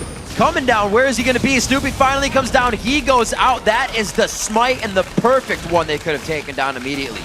But how long until they finish Baron? They don't have the most damage here. It's going down very slowly. They want to continue to peel for more kills. EG trying to poke down as much as possible, but do not have an absurd amount of poke. Altec has a lot of pressure on him right here, and Crepo gets hooked. Oh, no Soul Shackle. The main source of crowd control in the game is now done. And Dyrus was using his dominance. I thought that might have been a bad idea, but they seem to be safe. Turtle! He is going to be hit up. The Ignite as Pobelter does get a save for himself in this fight. Altec is going to live to that Ignite on the outside. And Inox is still in there. No, he goes down to the full Ignite from Bjergsen. Wrong call there, and it looks like they will start to clean up on the side of Team SOLOMID. 4 down for EG. But 3 down for TSM. In no way was that a clean force. Yes, they got Snoopy and Crepo down, but then the tankiness, honestly, of Inox caught TSM completely by surprise. He was in there for a while and did a bunch of damage. Turtle fell again because Pobelter was able to get around the flank, and it was a pretty successful engagement there for EG if you consider. They got the Dragon and then traded the 3-for-4 despite Snoopy getting caught out. So watching this one more time, it's really just TSM. Yeah, they burned a little bit onto Snoopy, but it's just about how much poke EG can get down. Turtle, he can't really keep himself safe from a LeBlanc unless the rest of the team is able to peel for him. and they're continuing to damage Baron here. They try to peel off a little bit. Crepple gets hooked, and EG is really just trying to keep their distance. How much poking they really get down? At that moment, Pobelter gets Turtle, and then Turtle isolated themselves instead of staying with the team. That's how Inox was able to get the kill. And then the long-distance shots from Altec kept a lot in. Because Bjergsen does so much damage, he managed to finish him off. If Bjergsen doesn't land the spells on Altec the way that is, TSM actually gets aced. They actually had, again, the last tick to take down somebody in the game there on Altec. Did the same thing to Pobelter earlier by himself. And we have pretty full inventories here. A lot of wards coming in from both teams. They know that fight meant quite a bit in ground, and I believe it would make both teams weary as well. EG sitting just under 1,000 gold behind, or over, I should say. And they are really putting up good fights here against Team SOLOMID. Yeah, we could be seeing upset number 2 if this continues. The only thing is, Inox is supposed to be that carry top laner. No, he's actually turning himself into a tank a little bit, which is giving them a better chance of playing a normal team fight, taking advantage of that damage reduction with his ultimate. Shouldn't have done that. That's the cool thing. You ran to wins ward. Yeah. Trinket mishap right there. Trying to take on Darius as well. He's feeling real strong. And Darius isolating himself. Inox. I like this. Yeah. EG says, come over, fold into the jungle. Maybe we If can they get catch spotted by somebody. a ward, the Baron is dead. But this doesn't look like they're formulating on the right side of the map here, and TSM takes control of that. Playing in the mind of EG right now as they sit pretty much parallel to each other here between mid and the left side of the river.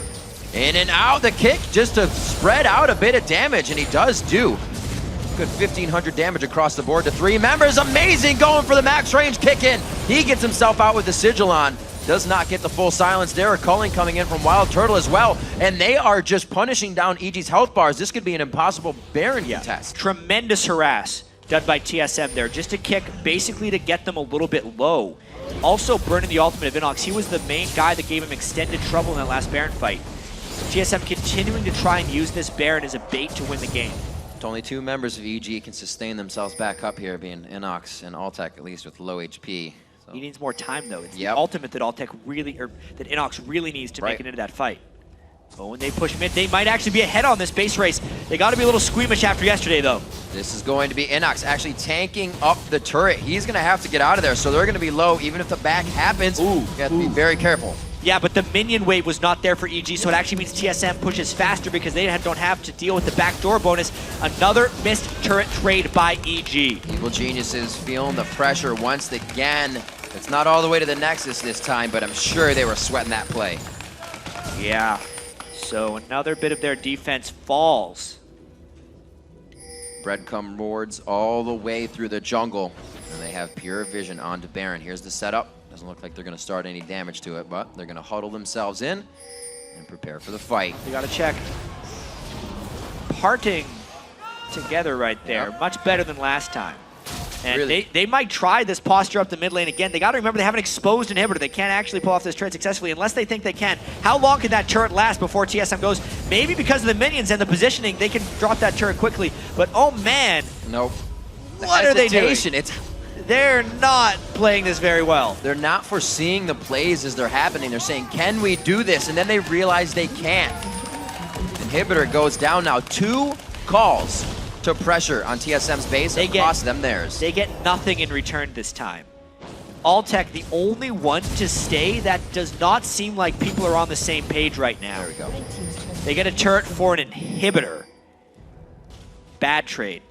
And now TSM has even more control over the Baron Pit because there's super minions coming on one side, a monstrous wave that Inox has to go clear on the other. And catch potential all over the place. Whoa, Dyrone getting a little too iffy there. Throws out a ward, he thought he was safe. Look how much vision TSM has. Wouldn't you feel safe? Inox going in, looks like he's gonna be right in the middle of the fight. A huge kill onto Wild Turtle. EG coming out of nowhere with this one. And TSM knows they need to run for the hills. This will be the inhibitor in the mid lane, but Bjergsen's still up. That ult is down. He can still put out damage. Inox didn't have time to finish off the wave in the bottom lane either, so EG has to be very fleeting with this push. They got to get the inhibitor and then get back to save their base from minions. They got the ping on it. They already know it's going to go down. This is a huge wave in the bottom lane. It's going to be met, but these caster minions will be taking down that turret eventually. EG with a great push. They've got the mid inhibitor now. I mean, getting the catch on to Dyrus was absolutely crucial. They're not going back. They're going to be in pink wards here. They still have 25 seconds on Turtle, 18 seconds on Dyrus. They want to be able to go for that one, but their base could not stand for that long. They get one, but they also lose one, and that Nexus turret almost, yeah. They didn't go back. That Nexus turret would have went down. Got the regen. There would be no guarantee on the Baron either. They are moving out of the base. They got their own super minions. Altec needs to be the one clearing these minions, but he is staying in the mid lane farming, and this means Baron most likely for TSM. Inox does not have a teleport. And it's a tricky situation. There are so many map advantages for TSM right now that EG has to overcome in this really close game. Hard fought across the board. The mid laners having a great impact at 3-1-3 for Pobalter and 3-1-2 for Bjergsen. Third day of Superweek, definitely turning some games on top of their own heads. Yeah, and two right 90% votes in a row. Complexity was a 9% chance to win. This one, EG was under 10% as well, and they're putting up one hell of a fight. They withstood being down 3 turrets to 0 early on in the game. You almost never see teams come back from that because it just means there's so much control they have to overcome. But maybe it's the fact that TSM still has these 2 new team members, Amazing and Glebe. They've played well individually, but the team overall hasn't been able to make those plays, especially late game. Remember, with new team members, just like new champions, playing games, the laning phase is going to work pretty early on. But as soon as you come in and the game becomes more dynamic, it's different every time, you can't practice that type of repetition with late game decision making. Right now, the safety and late game decision making by EG has definitely been a plus. Some of the calls really going against them, but to stay in it in this way and then find an inhibitor and inhibitor turret themselves, especially against Team SOLOMID, who, like they said, take an inch to get a mile, and they're trying to do that right now. Clearing down the mid lane. BX are going to be throwing around some super minions as TSM still posturing for this Baron until they have the right time. Yeah, but their Baron damage isn't that high. Wild Turtle will do a lot of it, and this Baron can go down pretty fast at this point because Turtle's so fed, but they're in real danger getting collapsed on. Great scrying orb right there by EG. See exactly what they need to do. Keeping them very safe on the entrance. This is just free damage from Baron going on to Dyrus right now. Good pokes from Altec coming in. Easily saved with the Banshee's Veil, even if the hook decides to click. And they stay safe on this one. Inox was ready to jump into that fight to the back line. Great positioning by him the entire game so far to get to Turtle whenever he can. Gotta hand it to EG. The scrying orb is exactly what they need when the other team has such ward control over Baron. The one way to not have to face check a Thresh hook when they have vision control. Scry it from 2,500 units away and get them off of it. Great job by EG. It's exactly the one way they killed Snoopy previously. Banshee's Veil is going to be very helpful for whoever Bjergsen can really get his hands onto. He's kind of nullifying that entrance effect into the fight with his front-end damage. Everybody's getting big right now. We're about to see those full items. 43 minutes in. Everybody loving the hype of Superweek all across the board. 9-9, 66.7 to 67.8. And like you said, Jat, somehow EG leveled out that turret game instantly. Yeah, and also Altec went defensive 4th item, which is probably pretty good, considering Bjergsen can instantly kill someone. Wild Turtle did not. He's already died 5 times. So if Pobelter finds a catch on a Turtle, he could swing the game again. Turtle is not positioned well so far in the Super Week, and any type of catch could actually mean the end of TSM's game. Inhibitor respawn coming up. Such an intense game right now. The next move could be the wrong one. Could mean the end of the game, as Azania's has been finished up on Bjergsen for a while. We have not seen that in a playmaking instance, and I'm sure he'll get himself into a sticky situation that really turns it for TSM. And Mikhail's Crucible also there to assist in that play. or rather EG, like we saw building they kept defensive items. That's exactly what they needed. Nobody's able to continuously follow that one to get the Hex Drinker off. Give the help out there as well with the Mikhails. Everything got used on. Yep. Even the face of the Mountain Shield. Which means EG's pick game continues. A binding. Would have ended Glebe's life there, but he dodges it. So tense around. EG actually taking a lot of this control back for themselves. Oh, Dyrus, how much damage can they actually follow with, though? Small bite, a little nibble. How much they could do there, but EG getting these chances, TSM, it cannot let that happen. And I wonder if everyone just continues going back to Baron or if they try and find new ways of winning this game, because there is an exposed inhibitor, remember, for TSM. However, it's on the wrong side of the map. Darius gets caught around Baron. Once again, they're using Glebe. Maybe they're trying to really get a big ultimate out. Right now, EG is being very safe in their engages. If we're speaking about picks, EG has much more potential for that. Elise, Morgana, even a LeBlanc finding the right thing, whereas TSM pretty much just has Thresh or a nice super stun. This is EG's game if they actually get to play the pick war around Baron. TSM has to change it. Either go all in as 5 or stop playing this one. The Baron is started on EG. They're doing a lot of damage. Crepo playing the defense, ready to throw down the Soul Shackle. He's got to go all the way down, though. They stop on Dragon to teleport in.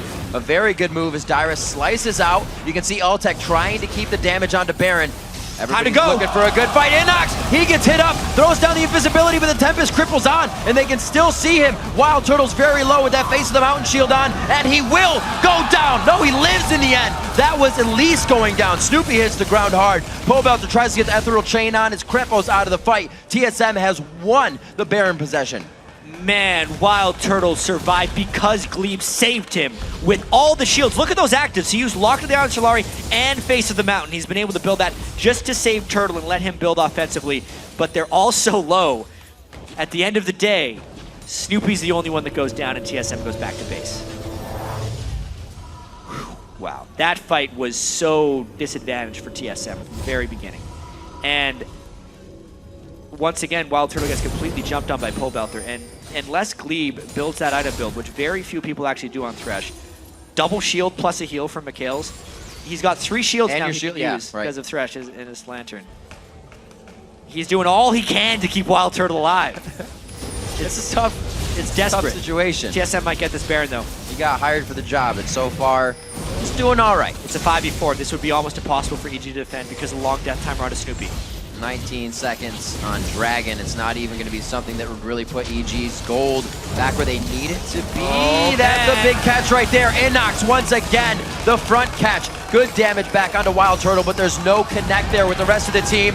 Glebe takes himself for a ride. Amazing comes along as well in the carpool, and it looks like they're going to head down the mid lane with 60 seconds on the Death Chambers for EG. Wild Turtle finally played that fight right. He gets away, he baits Pobelter to go in, and it was a 4v5. That was a really tall task for EG. TSM now, after such a long and dangerous siege, has the edge, going in with 5 people with Baron. Still waiting for minion waves to come in, but is it anything that they need? Dyrus is quite big right now. The Randuins as well onto Amazing, and Glebe himself can be taking up these Nexus turrets. If necessary, they're going for a little bit more before they go forward. Still 30 seconds on Inox and Crepo. So slow and steady, winning the race right now for TSM. Oh, Bjergsen. They're looking to stall time here. That damage on Bjergsen makes them a little less likely to go all the way in for what they need. They say Dragon's up. Let's get a bit of extra gold. A huge power play there for TSM. Yeah, taking another look at this fight, you can really see the hook by Glebe on the stealth target is really what started it all.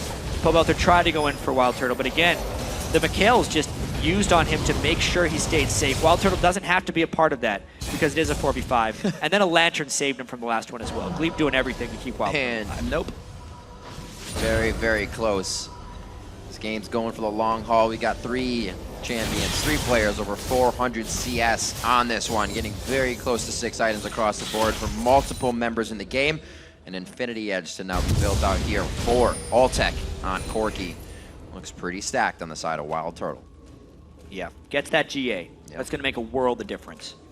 Also consider Bjergsen is at 5 offensive items at this point he can blow up. Even an Inox or a Snoopy if he gets the right type of ultimate off on him. Right. Even with Banshee's Veils being built up on Ultek and Crepo, he could still probably take one of them down. And the Baron buff with 2 inhibitors down. They're doing the classic thing everybody does. 2 inhibitors down, push the 3rd inhibitor. The minions alone will be enough to pressure somebody off, and they can hopefully take an edge as long as they don't get picked in this short time it takes for the super minions to reach the base. Well, they only have a little time on mid. River's still past half, so they have some time here to toy with EG in the bottom lane, the map being objective free of Baron and Dragon. They're going to breathe right down the throats of evil geniuses for the next 5-10 minutes. Blue buff onto Bjergsen. They're going to be able to keep spitting out Scat of the Week. Looks like right there onto Snoopy, they try to add some extra damage. Not too much. The backline distortion. Huge damage going across 3 members of TSM, but it's only to deter them from continuing to push. It doesn't look like it worked too well. Yeah, that double distortion doing a number on him. Pobelter going back to heal. If anyone from TSM could have landed something as he jumped in, it would have been the end of the game, but Pobelter doing that harass just to keep them alive. They need that window of time to clear the super minions in their base. Top wave is about to come crashing in, Jad. Just a few seconds goes gone. Pobelter goes down, the focus of Team SOLOMID. They tunnel right in onto him. Bjergsen is just baiting everybody along like a carrot on a string. They think they can get the kill on him, but it will not happen. Snoopy goes down. Krepo will be the next one if they can finalize it. The piercing lights hit. Here comes the sonic waves, a resonating strike. There's amazing within range. It's going to be the inhibitors. 60 seconds across the clock for Evil Geniuses. TSM is going to be taking the game. And it took them a while, but they avoid the upset at the hands of Evil Geniuses and finish 3-1 for Superweek. Not all that bad. TSM, another team, as Cloud9 is to come out and want to win a very heavily motivated and powerful game. Not so much this time, but like you said, they do find the win over Evil Geniuses. You can see Glebe kind of shaking his head after that one. He had to do a lot in that game to guide them to victory. 2-2-12 on his Thresh. Lot of clutch shields, and honestly amazing 4-0-7. It wasn't the new guys that were actually faltering in this game. It was the old guard a little bit for TSM, the wild turtle position. Dyrus getting caught out a few times and having some issues dealing with Inox over in that top lane. But at the end of the day, EG falls, TSM is victorious. EG definitely looking better though from day to day now. That was much more solid play, much more solid calls. They still somewhat fell back into it for a second, but were able to adapt quickly and get that back, something where they would have sat back and kind of just been sorry about the situation. Yeah, this was the day that the bottom tier team started bringing the pain to the rest of the LCS. Yeah. Complexity took down Cloud9, and EG nearly took down TSM, but it was not to be 2 upsets. Had to just be 1. Glebe versus Altac, a very well-fought featured matchup between those two. Yeah. Glebe making sure that he got a few kills on his former AD carry. Hyper late game as well, the game making it to 50 minutes. Corki definitely starts falling off in comparison to Lucian. Right. When a lot of just general resistance get built up into the other team, Corki has a very hard time getting both magic and armor penetration, so he falls off. That definitely happened for EG. They had a pick-focused team. Yeah. As soon as they got pushed into the same spot and weren't able to get the picks right when they had that moment, it was TSM who could take it home. And a game that tested the junglers as well. For so long, we saw both Snoopy and Amazing being 0-0 and 0 across the board, kind of just helping with the presence of where they were. At the end of the game, Amazing now 4-0 and 7. So even the patience of TSM to say, everybody needs to get a little bit fed here is what they were waiting for. And 4-0-7 at the end of the game from 0-0-0 is huge. Yeah, and the slowness of the game almost benefited EG. Right? Because within the laning phase, they actually weren't doing that well. It was more the macro game where they really struggled yesterday against CLG, where they showed a pretty big stride of improvement. I think especially as Altec gets more used to playing with Krepo and they get more experience, their laning should improve. You know, EG did show some bright spots there against TSM. Right. They know when to take the advantage. They went from 0 turrets to almost 5 to 6 turrets immediately. Yeah. That's a huge influx of gold. If they can do that on their own terms, you got another team that's going to be in the top. That's all you got to do. But a lot easier said than done. At the same time, you know, how many strong teams do we have in NA right now? It's really hard to power rank at this point because everyone has played very different schedules, you know? LMQ came out 4-0. Dignitas has a chance to go 4-0. But Cloud9, they play CLG later. One of those teams is going to be, well, Cloud9, the best they can hope for is 2-2. Right. Who would have thought of that? What if Cloud9 ends up Superweek 1-3? They had a really tough schedule. They kind of ran the gauntlet here. But, I mean, what are there, 5 teams, 6 teams that are all competing for those top spots?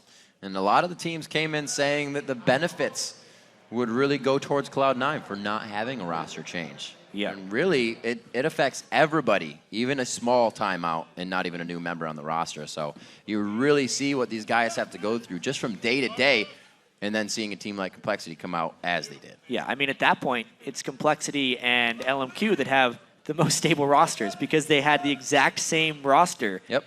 From the Challengers Series 1 and Series 2 the entire spring. And they took those into the LCS. We never know. You never know, indeed, especially today showing that true. For some post-game perspective now, we're going to throw it over to the guys at the analyst desk. Thank you very much, Riv. Want to welcome the dynamic European duo here on TSM, Bjergsen and Amazing. Guys, welcome to the desk. So that was a rather hectic game, 51 minutes almost. What happened? I don't really know. I just feel like every time we actually had set up the Baron properly, someone kind of just got caught. And then we just like had to reset the entire process of like 3 minutes or 4 minutes of setting up the Baron properly with vision and waves and all that stuff. And then someone just kind of got caught. I think that happened 3 times. It's delayed the game by a lot and gave them a lot of control. And we could definitely have lost that game. Someone. So bottom lanes. I've had a kind of theme of the day is shot calling for all the different teams. Now you guys with 2 new players, how is the in-game shot calling working with your new team? But also, who's coming up with strategies before you get to the games? Well, like during the game, it's mostly like me, Gleep, and Bjergsen doing the calls. Like Darius gives info, like Turtle gives info about his positioning. But usually, like we try to make the calls for the team and really try to set up stuff. Whereas like the pre-game strategy is really shifted towards Bjergsen, Gleep, who's doing a lot for the team, like as a new guy. Like those 2 guys really come up with a lot of stuff, and I don't know, like it works really well right now. So talking about sort of making calls for the team, I want to draw a comparison between you and Meteos. So you're obviously an amazing jungler.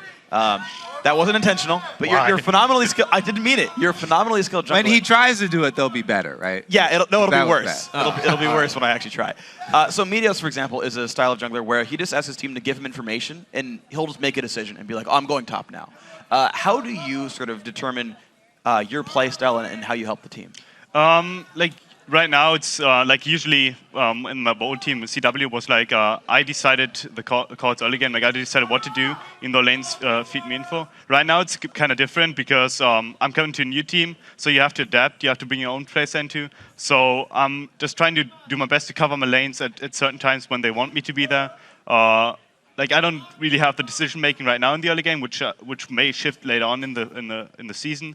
But as it goes now, like I'm just trying to help our lanes when they call up. Okay, so then actually let's fast forward a little bit into the game to the first of many, or I guess one of many Baron fights. This is one where you get, I believe it's 2 catches early on. If you can pull the replay up on the screen, I want you guys to walk me through either one. Set up for Baron. I can. I think this is, I don't really remember this. Oh yeah, we set up for the Baron and we actually get a catch on Snoopy. But it's really hard to just like pin him down. So we wait up until he comes down from his rappel. We go back on the Baron here. I'm not sure if that was really the right choice because they have really good assassination with the LeBlanc and Kha'Zix. And we just keep getting poked by Corki and Kha'Zix. So luckily we get a catch on Crepo. And we just go back up Baron again. Yeah, 3v5 should be easy, right? Not really. It's just they keep poking us. I'm already half HP here. Pole Belter does like crazy damage on Turtle, and Turtle just like pretty much instantly dies. And I go for the pick on Altec. I kill myself to kill him, but it was the last Ignite tick, so I'm not sure if that was worth it either. But I think after killing Crepo, we could have we had plenty of time to like recall and just set up all the vision again, and we could do the exact same thing again, but possibly get a pick on either Inox or Pole Belter, which were really the main players who stop us from getting the Baron. It's going to be hard to make the decision, like, do we take the 2 for 0 and leave, or do we go for the 5v3 with a jungler dead? Yeah, like, exactly. 99% of people would be like, oh, just kill Baron, jungler's dead. Of course, that's what we did. Sure. And it probably wasn't the best decision in that specific play. Okay. So Amazing, I want to actually ask you about something, because you're a big Kha'Zix player as a jungler. Kha'Zix is a great jungler. Top lane Kha'Zix gave you guys a little bit of trouble for a while. Is there a big difference in what a Kha'Zix will do when he's top lane? Did you guys even expect to play against this? We really expected, actually. Like we tried to pick his Lee Sin away because Inox has been showing like really great performance on Lee Sin. So we wanted to force him onto Kha'Zix, actually.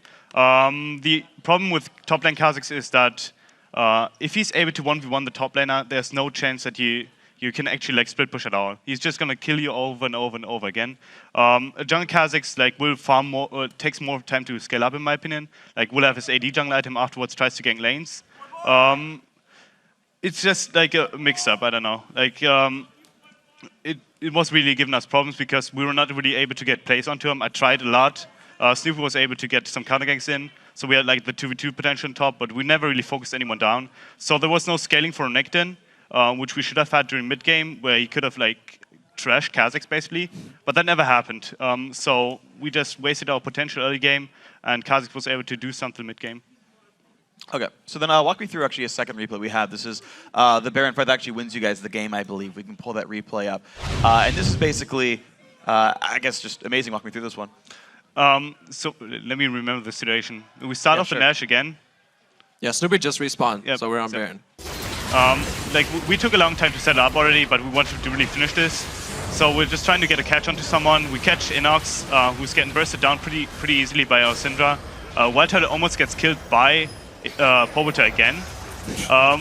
Whereas we just keep poking people, leap really good catches that game, and we just try to end the game from there. And you do end the game. You guys end the week going 3-1. You're only lost to Cloud9. The Cloud9 that looks to be actually struggling right now. After seeing especially the last game with the mix-ups with shot calling, what are your takes on Cloud9 coming back from All-Stars? I just think they took a break after All-Stars, and so they only had, I think they practiced not that much, at least not as much as other teams. And I feel like they should have maybe used more time going or practicing for the Super Week, and that's why they're not looking as strong. But C9 is always a team that if they lose one game, they just step it up. They focus only on League. They just become back to being the powerhouse, and I think that's what we're going to see next week. So speaking of powerhouses, TSM, you guys have always been top 2 North America. Since C9 joined the scene, you guys haven't quite taken #1 just yet. But two-part question here. One, if your team stays at the power it is right now, where you guys have kind of just come together, where would you finish? And two, given the whole season to grow as a team, where are you going to finish? Like right now, we're still struggling to adapt to one another. It's obvious, like just coming into LCS again, like getting used to the schedule again. We would finish, like, in my opinion, 4th or 5th. As the season progresses, however, we'll get together even better and really try to focus on getting better as individuals, and then focus to get better as a team. And if that happens, I think we should finish top 2 and really get our world's placement. Bjergsen, how about you? I would also say 3rd or 4th place. We have Dignitas coming up looking really strong. LMQ also looking really strong going 4-0. So I think if we were going to be at the strength we are now, we would probably be 4th place, I would say. But we're really aiming to get that top 2. And with the new team, we have a lot more planning going into games. And I think we're going to look stronger overall as we progress through the season. Well, cool. Hope to watch that growth from you guys. Guys, congratulations on a 3-1 start to Super Week, which is a pretty damn good record. Now, guys, we've got a couple more games to go, though. We're going to take a quick break, but stay tuned to see if your Twitter response was selected by our crack team of Twitter readers. Then we'll jump into our next game, Team Curse versus Dignitas. 2014 Summer Split continues in 3.5 minutes. Good job. We can walk up here. Like, we can still wait because we have lots of time.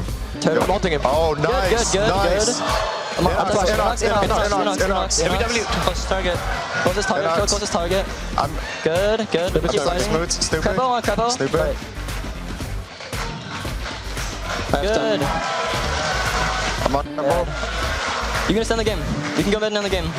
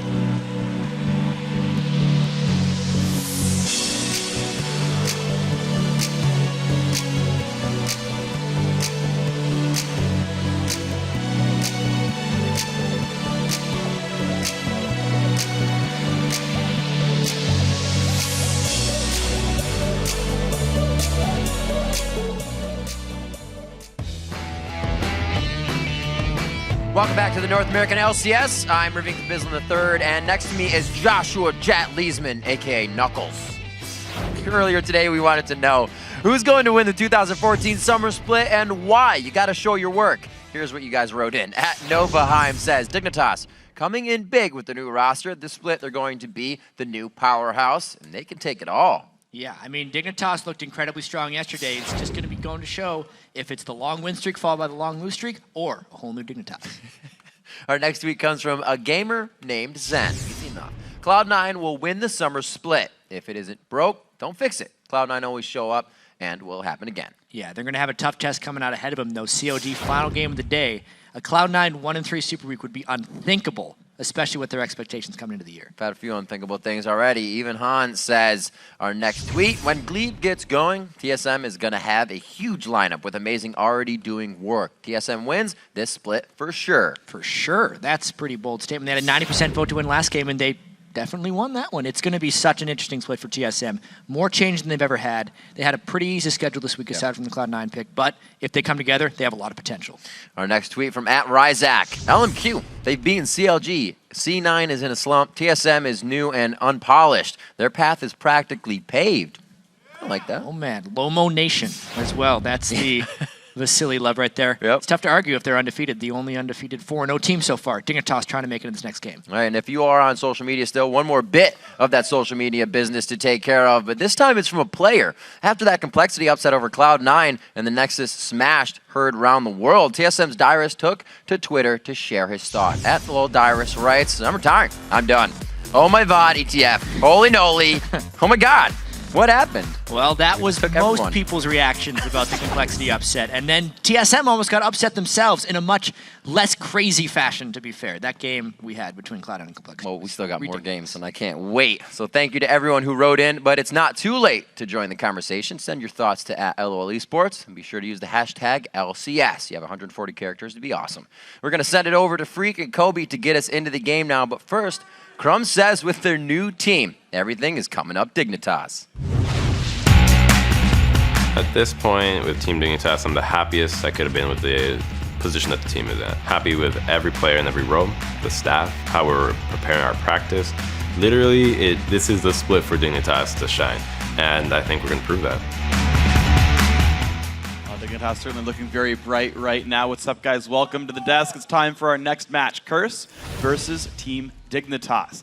Now, Kobe, historically, it's been a very close matchup, with a slight edge actually going to Curse overall, them taking 7 of the 11 games these two have played in competitive play. But the shoe might be on the other foot this time around. Yeah, especially if you're going to believe the tough talk from Crumbs there, who yesterday, he said as long as they don't make any dumb mistakes, Dignitas will easily beat Curse. They're 3-0 so far, and in their game yesterday, they systematically took down Cloud9. They are now sharing first place, so he may be right. A lot of their success does come from their incredibly strong lanes, their early laning phase, and the advantages that they can get in that early game. But they have had problems with shot calling still, even in their wins. Those problems, though, they believe are fixed very easily. So it's possible that they'll be finishing this Super Week 4-0 and hold on to that tie for first. Yeah, he would have thought it's LMQ and Dignitas, the two teams going 4-0, but that's the reality we're looking at, though. However, it's a tale of two very different teams, as Curse is coming in 0-3 for the week, and they can make that 0-4. In their loss, they have shown a lot of good defensive play, though, stalling out games and trying to mount comebacks off of their opponent's mistakes, but they have not been able to complete any of those comebacks thus far. We mentioned earlier, but Curse has had an incredibly tough schedule, making a tour of the top teams in the league.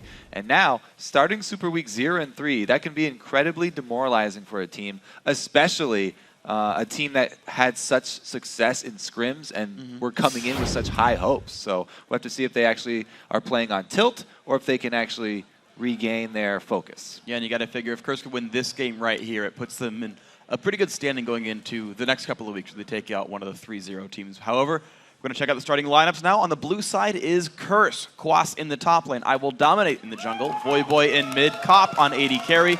And Xpecial on support. And on the red side, it's Dignitas. Up top, Zion Spartan. In the jungle, Crumbs. Mid shifter, AD carry Cutie Pie. And supporting Kiwi Kid. So going to be a fun game overall, though, I got to say. And I do like actually how this all matches up. I think the Curse bottom lane gets bolstered by the fact that you've got Xpecial in there. And honestly, Dig's dual lane's been looking pretty good recently. Pretty good. Cutie Pie especially has been looking beastly. He's been looking very good, especially on that Draven. Yeah, and it goes to show you that braids clearly improve your skill because Clearly. the new And haircut bowl for the cuts for Kiwi Yeah, Kid. if you get a haircut in general, it seems to improve your skill level. Bjergsen got one back in the spring split and upped his game for a little bit there, so I think that's the deal for these guys. But in a champs like we go, first ban going to come out, Lee Sin, removed from both Crumbs and Zion. Other question is, will he get Jax?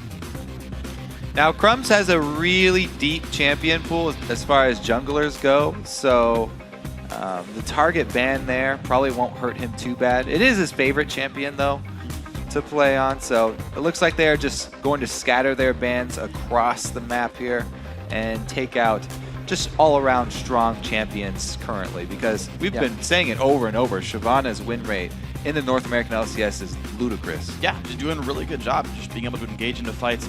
I think right now Curse is trying to pinch a pick right here. I think Jax right now is a big focus. LeBlanc, though, also opens Soraka available as well, Twitch on for this one. So with the ban right here for Lulu, I think Curse is looking to try to grab 3 of the 5 top picks and let Dig only get 2. Depends what his ban is here. So Jax does get removed.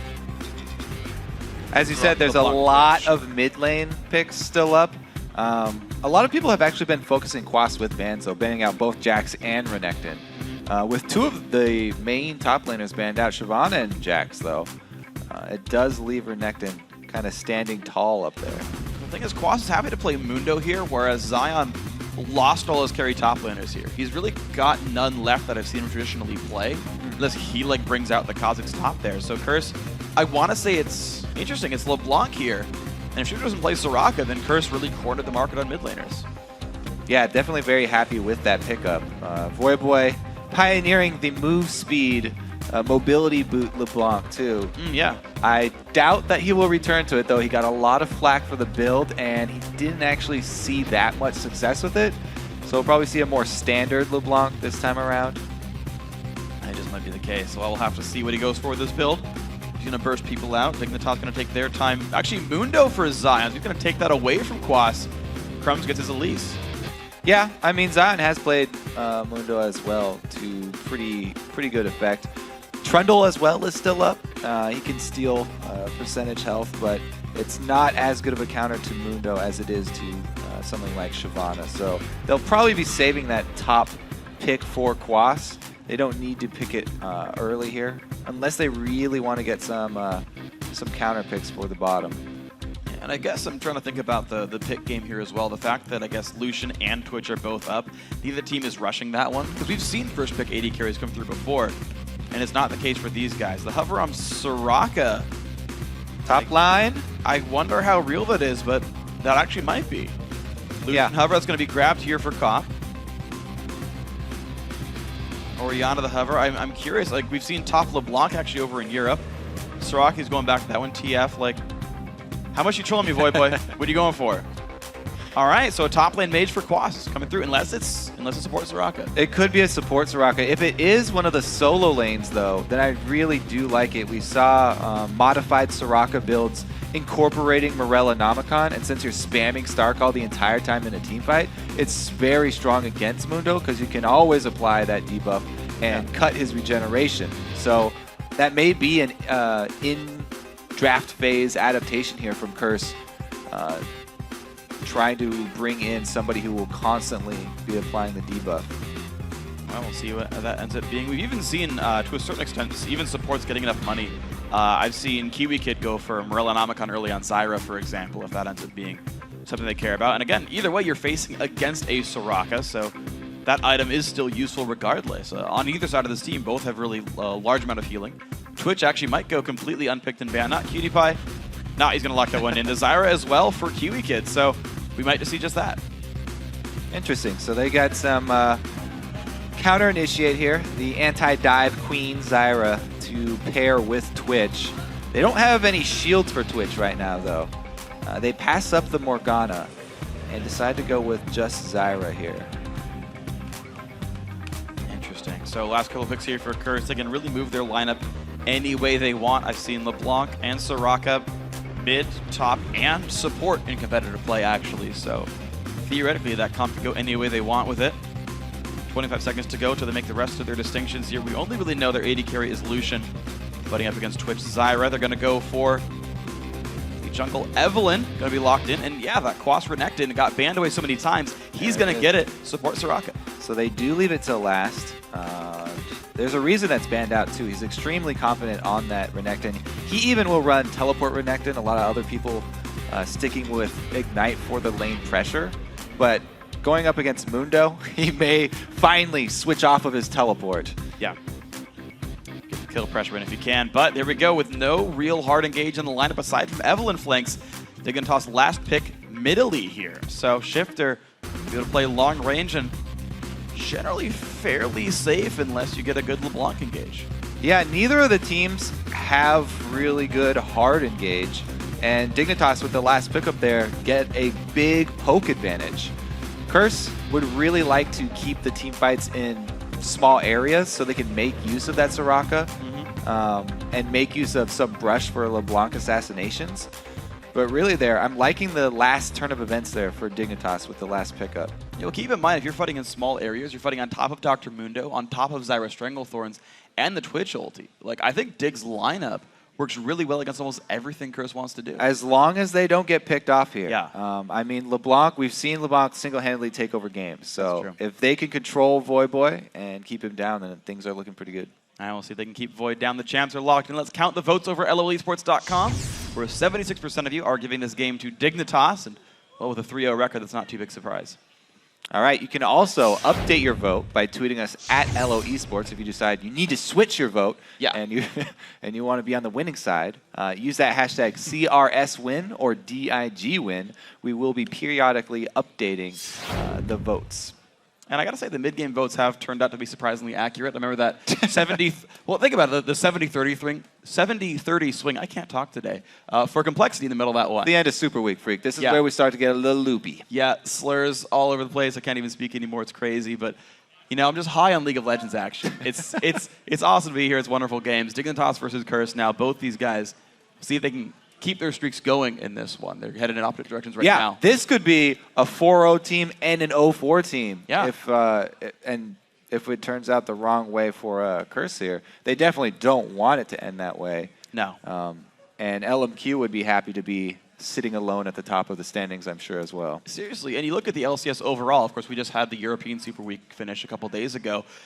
No one was 0-4 or 4-0. It was a bunch of 3-1s, 2-2s, and 1-3s. And I mean, that's kind of the normal thing for Europe, as they're all kind of clustered together, and you know, you've got like 6 games separating first from 8th. In North America, you see a little bit of separation, but it's traditionally been like 1 or 2 teams at the top, and then kind of like a very even scaling down the middle. But you look at, again, we just had the interview with the TSM members where they're like, yeah, we're kind of only like top 4 right now. Like, we've got to keep going up. Cloud9, again, looking a little bit shaky here. This is a very surprising 2 teams to start out 4-0, right? TSM gets 2 new members, Dignitas gets 2 new members, but Dig hit the ground running. They're up 3-0. So many changes we had coming into every single team for the North American LCS. Cloud9 had an injury. That counts as a change. Sure. You know, they had to switch out, use Link for a long time. And switching back to him, they have had a rough start here. All the other teams bringing in new players. Probably the most successful of the changes, though, has been this team right here, Dignitas. Absolutely. Bringing in the Coast solo laners and forming the Dignicoast squad. Dignitoast was what I saw it as. That was the post, was Dignitoast. That was a great name, personally, because it's just it's nicely warmed bread. It's crispy on the outside, and these guys are all soft in the middle as well. But that went weird. But okay, so we have a quick pause in the game, by the way, which is why you're still seeing us and not the actual champions, which are generally more attractive than we are, but that's okay. Basically, so here you go. You've got Dignitas, who I think have done a really good job in Champ Select. We had their players talk about their coaching, Scar for micro, Drunk Scar for macro, and here's another game where it seems like they've set themselves up very well for success. Yeah, that's an interesting point for me. Since I said at the beginning of the day, shot calling really has shifted so much towards planning in League of Legends. One of my favorite quotes from All-Star was Reckless. He was like, playing against SKT, I can't even farm a single wave without them taking something. Yeah. And the reason that you can't farm a single wave versus SKT without them taking something is because they prepare that two-pronged attack ahead of time. Several minutes in advance, they'll go down, cut off half of a wave, and as it's building up, they send everyone else to a different spot of the map, attack you right when that wave crashes onto your turret, so you don't have any time to farm the wave, and they get something out of it. They put you in these lose-lose situations where all these teams that have been doing reactive shot calling have just felt like they have no choices, and they don't have time to catch up because SKT are doing planning. All the teams like this are planning much better than they are. Yeah, I think that's absolutely true. You can bring this down to a small scale, for example, when teams go for Baron attempts, for example. I mean, we've got a Dignitas team in front of us. You got to talk about Baron attempts. Because the ones where they'd set them up so well in advance, right? Like when they had one of their very, very commanding wins early on, I think it was the very first game they played, actually, and like Shifter was going to go 15-0 in that one. It was like they had ward control. Shifter was hiding in a brush like a screen away from Baron. They're like, we're ready for these guys to face check. And then he one-shots the AD carry, and the team backs out and they get Baron because they had planned every step in advance. Swept all the wards away, put their own wards down, ensured that they knew everything was going to happen. Yeah, and talking about vision games and how important the vision game has come, the other thing you have to plan in advance are your trinket swaps. Yeah. That's definitely something a lot of North American teams have been lacking in too. The cooldown, you need to work around the cooldown of your swapping out your trinkets, whether it is for a scrying orb or for a sweeping lens. A lot of teams, they'll be in the position like, oh my god, I need a scrying orb right now. Too late. You had to already plan for that. You can't just buy it and be able to start using it. Yeah, it's actually interesting. I've been thinking about the vision game a lot recently, and when you're talking about forward shot calling, or what's the word you use instead of reactive, but like the planning of shot calling? I forgot the word you used. Now I feel dumb. But when you're planning all your moves 2 minutes in advance, like a lot of those you can make don't even require wards, is the funny thing. Because it's like, if we dive bot and they're forced to recall, we have a guaranteed dragon. You could have 7 wards on Dragon Pit, but we know it's a 4v2. And you'd guarantee that it's yours, right? 100% of the time it's yours no matter what. And those same kind of things happen when you're like, we're going to push when the giant wave is there. If you fight us, we have 70 minions. You'll lose the fight no matter what. They can do that regardless of their opponent's moves, right? Like the really good teams set things up where there is no good reaction or there's no good defense. You got to do something else elsewhere on the map. When you see really good teams, they'll take like, one team will get Dragon and another team will get mid outer turret because the team knows, yeah, you set up Dragon perfectly. You're right, we don't get that. Yeah. So a good team will do something else instead. Those are the lose-lose situations they're trying to set up. Yeah. But something that good vision does help you do is do something that I've seen LMQ play a lot. They play extremely aggressively when they don't have the actual power to play aggressively. Like, there's no jungler behind me, yet Ackerman is still in your face in what should be a losing trade. Since he's so obviously doing this and it's a losing trade, his opponent backs off and says, oh, he must have someone here, and he ends up winning something that he should be losing, allowing you to bluff. It's a lot like poker. They just continue to bluff because they have good vision. They control that, so they keep their enemies guessing. Well, speaking of pokers, here we go into the game. Nidalee on the Dignitas lineup. Curse here in blue, and we are into the game for ourselves. The crowd is ready for game 4 of 5 at the tail end of Superweek here. Can Curse salvage their record? Can Dig continue theirs untarnished and tie LMQ for first place? That's what's on the line for these two teams here. Welcome to Summoner's Rift. So we have a Twitch and a Mundo up top. Maybe doing some lane swapping here. We have one sweeper as well. Now, you can start with a sweeper and use it for the invade and then sell it as you recall before minions even spawn if you want to. Or he can just hold on to that to make sure that his first gank coming around, he'll be able to make sure that he's not spotted out in whatever bush he's trying to stand in. Yeah, something that Crumbs actually does on Elise specifically. He has Spiderlings to check brushes for him. And this is the second time I've seen him do this, I think. You're talking about trinket swaps, actually, just as a random note. Most junglers I see will switch trinkets on their first recall, regardless of what they have in their inventory, except for Lee Sin's to make ward hop plays.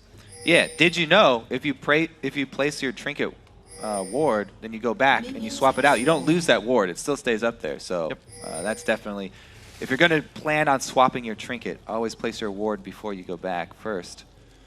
it's free. One of the only free things. True. In League of Legends. It's a 2-minute cooldown anyway. There's not even a real opportunity cost. It's great.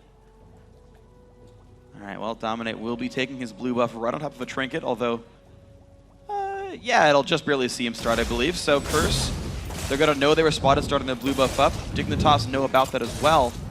And the interesting thing is, actually, Dignitas have their 2-man team on the top side of the map. So if they go for their own blue, there's a chance that Curse can invade and stop this. Yeah, interesting situation here, because usually when you go with a lane swap and you put your AD carry and support up top, you invade that blue because you have more members of your team on the top side of the map. You need the top 2 buffs. That's where you have control. However, Dignitas have swapped their 2 players up top, and they're deciding to do the buffs on the weaker side of the map for them, where Curse can actually contest. And they're trying that right here. Elise coming in as well. Zion Spartan forced to run away special by himself. Zones him away, and there we go. Quas and Dominate. They grab the blue for it. Yeah, they get burned for that decision. And it's a pretty big pickup for Curse, honestly. Double blue buff start there. This is going to be a triple buff start for the duo, I guess. Even Quas shared experience on both of those. Yeah, and I want to, I'm thinking about how Curse saw that. I don't think they got deep wards down themselves. I think his special just went up from his lane and said, hey, which buff did Crumb start at? Saw blue was there and said, hey, Dominate, run across the map. We got this. Also, if they're starting at their own blue and then they magically see this AD carry and support in the top lane, they're questioning, why did they not invade our blue buff? And they'll take it. Advantage Curse. Very nicely done. We're watching the mid lane matchup now. Voyboy, who's been having actually a very good week right now. It's a player we questioned a little bit coming in. Had one of the weaker performances in the spring split, but right now he's been, I think, the most consistent member of Curse almost. Thinking back to his kill scores and what he's done in his Yasuo games. Pulled the ban this game. And right now he's sitting on a 10 minion lead against Shifter. Yeah, he has had a very strong showing here in Superweek. Silencing a lot of the critics. And Shifter. Heyo! Sorry, told you it was the end of Superweek. Hey, no, that was a great one. That's worthy of like day 1 A block. Oh, look at this. We're going to have what is that? Is it Freeze up there top? It's pretty deep in Dignitas territory. Yeah, Cutie Pie is keeping that one very close to his turret. It will slowly push out though. And Quas is actually heading up there right now. So I would actually expect Quas to do, a little more double jungling right now. It's dangerous for him to extend up there. He did get to that level 3 before Zion did, since they got the triple buff start though. So maybe that's enough. Now that he does have his slice and dice, he's got all 3 of his skills. Ooh, Smite Steal by Dominate. He's going to take away one of those big wraiths, and he's going to feel pretty good about that one. Crumb's barely level 3 and out of resources, forced to recall back. Dominate's already gone back for Spirit Stone and has full health and mana. I mean, this is the chain of events that is going to occur when you get a single buff start for one of the junglers, especially if you're fighting Evelyn. If Evelyn can get any sort of lead on you, she can constantly counter jungle you, because this early in the game, people are not purchasing peak wards in their own territory. She can get by everything and find you at a camp. Doesn't really matter what jungler you're using. If you get found at a camp, you're going to lose the 1v1. Yeah, and you got to think about the fact that Curse is actually winning a large majority of their important lanes, like Void was pushing up here, so that if Dominate does spot a pink ward, he can kill it without actually being counterattacked by Dignitas, because they can't leave their lanes without losing a bunch of minions. And actually, here's Dominate. This is actually pretty dangerous. Yeah, well, it's a 3-on-2. Level 4 now for the dual lane of Dignitas. Dominate still waiting around. All the cooldowns are available. There comes the engage. Boston has got a Kiwi Kid. Huge damage on Zyra. First blood goes to Quas. Dominate still on the chase. Cutie Pie burns his heal, not his flash. Should get away from this. So the support Soraka with Renekton here. Best dual lane combo. They've left the Lucian down to solo bottom. Actually extremely strong since he got such an early lead in CS. We talk about how AD carries in the current meta are kind of returning to their old level of power. Yeah. Because so much of the early creeps are being fed to them. He can actually solo lane versus many top laners, not just the weak Mundo. Silence. Cutie Pie though. Cutie Pie special has turret aggro. He's got 1 shot left in him, but the stealth comes in time.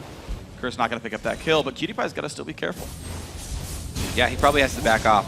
Fury used by Shifter Ignite as well. Voidboy takes a lot of turret damage for that one though, and Crumbs comes on the side, pushing back Dominate.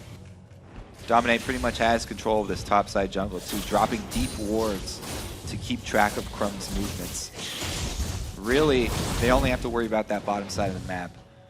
So as long as Cop can handle himself, not get too close to Zion, they should be fine. He's doing great though. He's got 58 minions compared to the I'm a Cutie Pie 44, which is kind of his like lane opposition in a certain sense in this one. Also, I mean, Quas has a minion lead over Zion Spartan. Dominate now. Of course, they realize that Dig has started red buff. They're already ready for this one. Let's see if they can get a 4 buff second round. Oh man. Though, because they are one step ahead of Crumbs right now. They know where he started. They've taken one already. It's actually a very quick chain of events to get that second one too. Well, looks like right now Dominate's on his way back to his own blue buff. The opponent blue buff will be pretty soon. See who hits level 6 first. Quas also waiting in the wings there. Cutie Pie gonna take some damage. Does not take enough though. Doesn't get stunned or anything. Quas forced back. Now, if we do see another blue buff invade here from Curse, enemy blue buff, there's already a pink ward, defensive pink ward placed, so that would cause problems. They aren't going to overextend for it though. Happy with just taking away the red this time, so Shifter will be able to get second blue here. It's a pretty big win for Dig. They definitely need that on him because right now he's getting destroyed by Voyboy. It's pretty rough right now. 30 minions the difference right now. Gigantic, massive lead here for Curse. Dignitas have not found anything to do so far in this game. An 1,100 gold lead just from the laning phase. First blood plus minions doing that. And so also, far, plus a buff. Also, a LeBlanc versus Nidalee, where the Nidalee's jungler gets behind early, is going to be really brutal for her. Nidalee extremely weak early on. And Voyboy's just done a good job of harassing him. Yeah, you saw actually the barrier being used by Shifter instead of the heal. He's got enough heal on his own kit, so barrier for the anti-burst there. Did keep him alive for one of the all-ins. And you can see the Shifter is able to one-shot minions at the very least with Javelin, so he's guaranteed about half the minions, but Voyboy still scaring him away for everything else. Yeah, he always has to be worried about Evelynn as well. That's why with the blue buff, he's just going to stay as far back as possible and CS with the Javelin. Voy going to tank a couple of those just to deny some CS, although cost him a potion. It's actually a gold negative proposition. Quas level 6 now. Kiwi Kid forced to hide away on this one. Looks like these Solar Renekton's working just fine. Soraka is recalled back with his special. He's going to have to make his way down towards Cop's lane to help him out. The plan for Curse here is definitely going to be vision control with this team that they have too. They want to be able to pick people off and take objectives after killing someone. So they want to be able to make use of this Evelynn. See if he sweeps by that pink ward first try. Well, I think they're going to start the Dragon attempt pretty soon. Ooh, he does find it. Yeah, Curse almost always try for Dragon in the first 10 minutes. Dominate will get this safely. And again, now that their dual lane is bot, the movement over to that's going to be pretty quick. Crumbs, though, will answer back on this ward. Another trinket comes down, though. Both teleports are available for the top laners, but Zion has put all of his money into tank stats here. Every last drop of gold into tank stats, so he can get to be the focus for his team, the tank, as quickly as possible if that dragon does come down. Whereas Quas is going with the damage, the Tiamat, to be able to shove and to be able to farm between those turrets. Looks like he's going to make his way down through the map right now. Maybe tries to spot out on Shifter or somebody else. Sees that he took the Wraith camp away, but won't get anything else off of this one. 40 minion difference in the mid lane. Shifter still hiding away a fair bit. Quas, though, wants to make a play for this mid lane, and there's Dominate as well. They can get some damage on the turret, but having the double melee here, I don't know if 3 ranged minions is going to be enough. Get it down to about a quarter, though, and it's going to be just barely wave cleared away by Shifter and Crumbs, but that move down actually did sacrifice a full minion wave in the top lane that Zion pushed in. So if this turret doesn't get picked up, that wasn't worth it. See if Zion tries to actually head him off here too. Alright, just places his defensive pink ward. Everybody trying to pay for the Evelynn tax, however bottom lane did not pay. So they have no idea dominates in the area.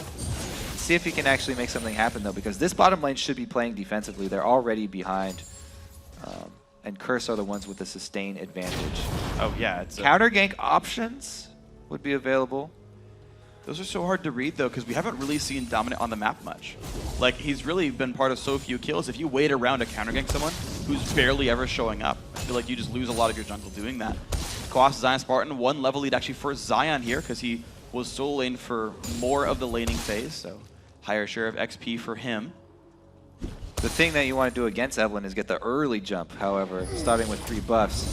It really transitioned them into not getting any green wards inside the camps of Curse, so they had no idea where Dominate was moving. And then it also delayed those defensive pinks, which were taken out at pretty early as well. Look how safe Voyboy's playing. He's like kind of afraid to attack the turret, finally goes in for it now. Crum shows his face. Dominate, again, is always in the wings when Voyboy goes for the mid lane turret, especially even shows up as well. Curse are keeping everyone safe. There's no option for Dig to make plays. Another ward, 2 wards placed inside the red side jungle here from Dominate as well during his time spent. So the vision control that they want is definitely still there, and they're looking for a 3-peat on that red buff steal. Now the root's going to go in towards Shifter, getting him away from the turret. The turret itself does go down. Voyboy does take it one out with some help earlier from Quas and Dominate. Speaking of Dominate, he is going to go for this 3rd red buff steal. Looks like nobody even going to try to stop that one. So it's every single time something in the jungle gets stolen away from Dignitas. Curse has done such a good job of working with that early advantage. The jungle advantage translates into mid lane advantage in the 1v1, which consequently gives them more jungle advantage because they take down the mid turret and they can continue invades from that point. Curse going for their first double buff steal on this one. It's inside the brushstroke special, gonna get rooted. Did he go a little bit too far? Puffs the heal on himself. Looks like he'll be safe, but the blue buff does get secured. Engage from Voyboy. Not too much. See if they take this opportunity though, because they just forced a couple of recalls, and they will. The team's in total darkness right now. Dignitas can maybe guess and assume this is happening. But looks like they are not trying very hard to stop this one away. Looks like Dragon will now also go to Curse on top of their kill and 2 turrets. 3,000 gold.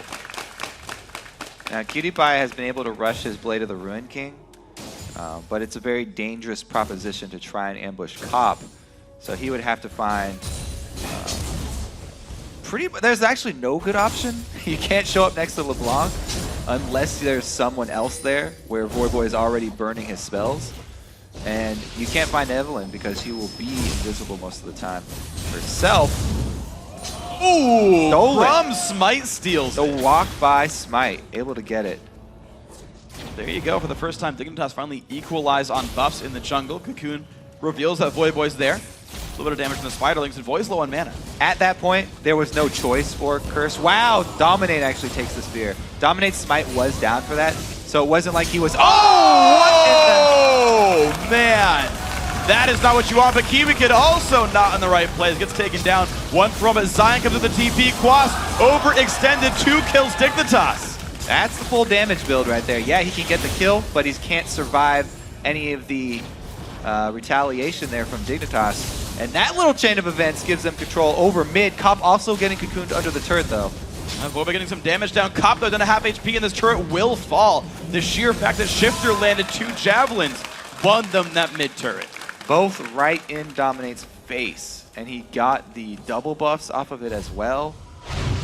Very, very fortunate. He only got a single buff. He already had the blue one. But man, Dominate is got to keep his eyes open. Quas comes in for the 100%, but in comes the super tanky Mundo. Another spear landing in the back of Quas there. Shifter, even though he got shut down in lane phase, the spears are counting right now. Yeah. More than making up for it. Yeah, we actually haven't seen a ton, to be honest, happen from Voyboy. He did get the minion, he got the turret first, but nothing else yet had happened. So Dignitas, good job to not be too afraid and make some plays. And all it takes is that one small window for Dignitas. Look at the wards that they were able to get down with that little window of control that they had over the map. Now they got vision on both sides, mid turrets down. They've got some room to work with. This is a very important step for Dignitas' comeback. Hard for them to make plays without any of that vision. Okay. Now they should be aware of the move from Curse. Everybody's swinging up to top. Well, they weren't aware in time, though. Curse do take their 3rd outer turret now. That is Dignitas losing their entire outer shell. There's jungle now. A little bit more open for these guys. They can get wards down. Quas does have a ward in inventory. 2 sweepers also, or sorry, warding totems available right now from Curse. Dominic's going to put one down as he walks around in the jungle. Looks like these guys are trading vision. Shifter has a pink ward in the jungle as well, but he's still standing on top of one. So Curse even has some deep wards. They're shoving top lane. Curse are still pretty squishy. I mean, we talked about Quas building all offensive. So is Dominate. Everybody's building damage right now. So if Dignitas can get picks, if they can get a cocoon to land, if they can get someone snared up with grasping roots, then they can kill somebody pretty quickly. The only problem is they don't have Twitch with them, so a straight up 5v5 would be too much. Which Spear, Scar, there were 3 of them in a row that all hit and got killed. I'm sure when he timed it, you knew which one, but yeah, it's late tweet this time around. Halfway down in this turret, though, across the front lines. Javelin will get dodged away. Crumb's going to get not quite rooted, but does lose a quarter of his health. Dignitas holding on for now, but that turret's down to 1/3. So, Cutie Pie has been able to get a lot of work done by himself as well. And they've also been able to focus some minion farm onto him with that delay up top as well. So Dig playing this very calmly, and they just jump right back. There we go. It's a tier 2 turret taken up for Dignitas. That makes that 3-3 on the map now because no one stopped Cutie Pie, who's coming back to equalize in minions, 160 to 170 in minions. The fan vote going a bit more Curse's way than it was initially, but still saying Dignitas going to win this game, and with it back to 700 gold. So, maybe. Talking about planning, everybody needs to be focusing on blue buffs now.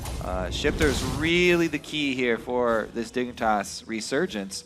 And Curse, I mean, they have the timers for when both blue buffs went down. So they should be formulating their plans around controlling those. Dignitas blue buff just came up. Let's see if they can make anything happen here. Because the gold lead's pretty much, you know, inconsequential at the moment. Only a few hundred. Pink ward order there for Crumbs, though he knows this is not revealed. There's no Evelyn nearby. Yeah, Spiderlings, yep, betrayed him a little bit. There we go, Shift's gonna go for this blue buff. Quas is nearby. There's the chance this goes for a smite steal. They've got to be careful. Gets 1 ward down. It's not gonna be in time.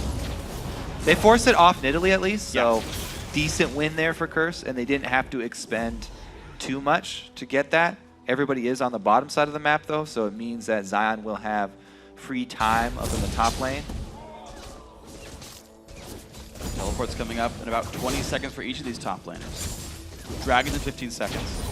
Wow, and Dignitas are actually the ones controlling both blue buffs here. Curse pretty much losing control of the game because of that last little fiasco in mid. Yeah. And Shifter ends up not getting his blue? What? Who's took it? Oh, Cutie Pie. Poison maybe. Scumbag Cutie Pie grabs a blue buff there. They control both blues, but they don't get either of them onto Shifter.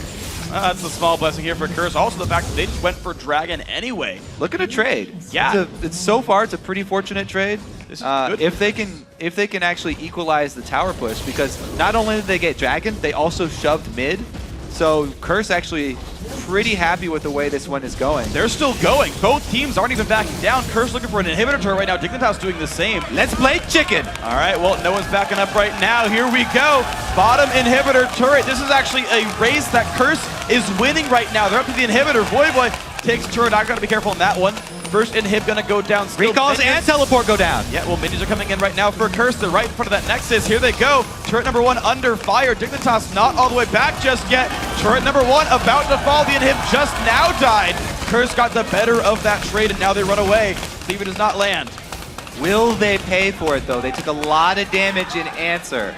Nothing up on the map, but Cutie Pie still in the base, trying to do it himself. He pops his spray and pray. Good damage coming down. It's going to be the ulti forced away by Quas, though. He's got to get away from this one. He would win that fight.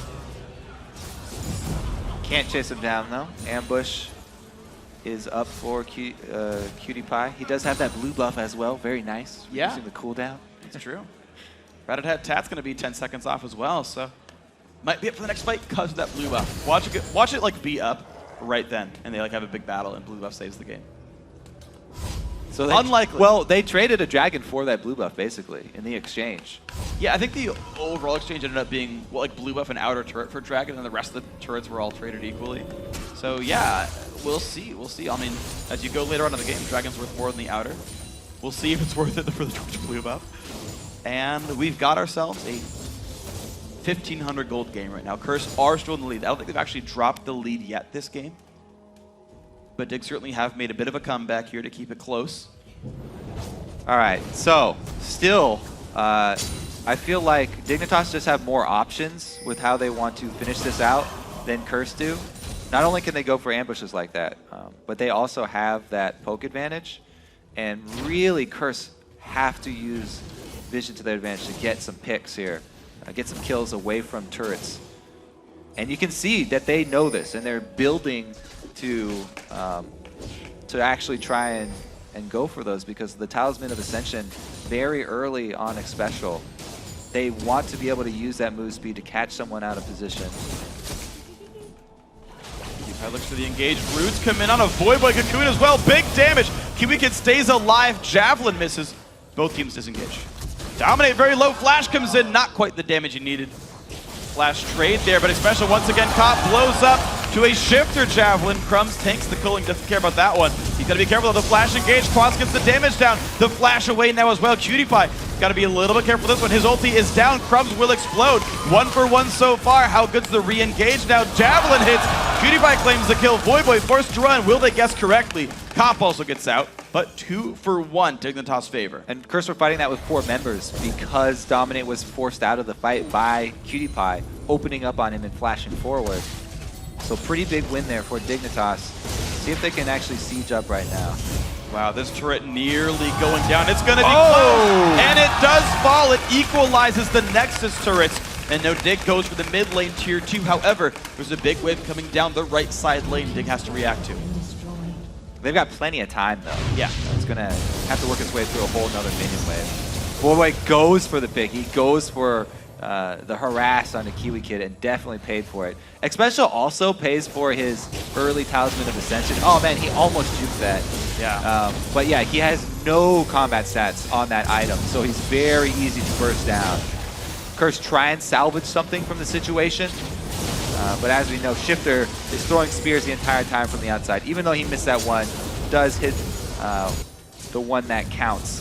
And Cutie Pie cleans up another kill. All right, and looks like the guy that's been sent to clean up the bottom lane is going to be Zion Spartan of Dignitas, the Dr. Mundo. Both teams will be able to reset their lanes very soon, and Hibs are coming back right about now. Shifter misses the hop. It's okay. As long as he hits spears. That one he hit. Now, Dignitas are pretty happy with the way that it's playing out here. They do have a very strong late game going up against Curse. Curse are kind of running out of options. They had that early game push that they could work with. Slow advantage, but they weren't able to make anything happen. Now it's really Dignitas. They just keep on getting to throw shots out here. And Curse have to constantly dodge grasping roots. Baron doesn't even notice. That doesn't Plant hurt. versus Barons. New mini game from Riot Games. Plant loses. You can actually never win. I like that the Baron is always referred to as bait, but nobody references the fact that it's a giant worm, which is the most classic of baits used. It's true. Now, what type of giant fish are they looking to catch with it? Might just be Crumbs. They're going to go in. Kiwi gets exploded for free on this one. Xpecial running away. Nearly gets the Javelin. Zyra passive already popped. Now Dominate very low because the ulti on a Cutie Pie, though. Quas will not chase in. Cocoon lands on the Void, though. Big damage comes in. And here comes Zion Spartan. Dig willingly fighting a 4v5. The Void clone comes in. Goes down. Zion flashes for the slow. All right, Quas going to take a little bit of health down on this one. He's below 1k. Xpecial is going to be sacrificed. Crumbs looks for Xpecial. Quas in the front lines does a lot of damage, and a Shifter's going to fall. Zion can't do enough. Now he's going to get caught out. They trade Cutie Pie down to Xpecial, but it's a 3-1 for Curse. They split. Xpecial draws everyone away from the rest of the team, and they just collapse on Shifter and Zion. The Coast members are left out to dry by the rest of Dignitas. And it's Curse that actually get control of Baron for it. And Quas's teleport, they could go for this with their jungler still available, but they choose to bait the engages instead. They aren't even going to check this.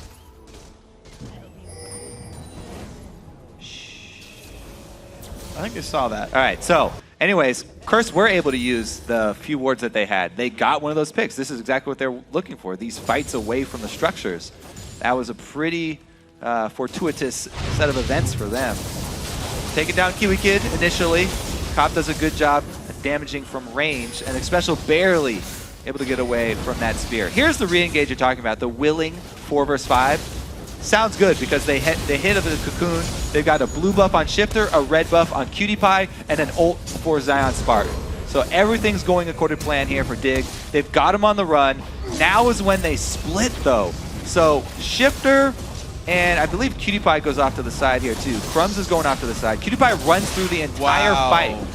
Cutie Pie just watches Coast members dropping to the floor, goes after X Special with Crumbs.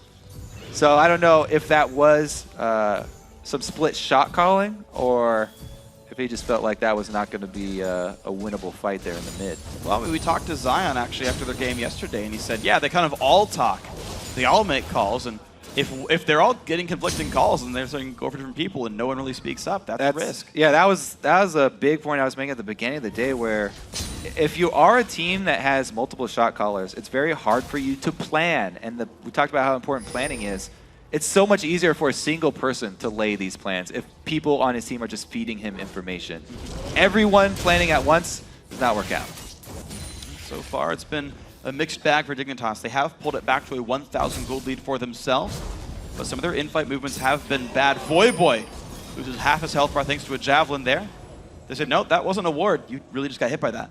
So Sweeper doesn't find anything. They're forced to back away one more time. Shifter's pretty good on Italy. Yeah. A lot of people banned against them. Yeah, she went second out of Void Staff, by the way. I don't see that super often on this, but it will let him deal very significant damage to guys like Quas. Yeah, and Dominic, who are building MR. X Special's got the aura, magic resist aura, already up for the team. So early magic penetration sounds like a good idea.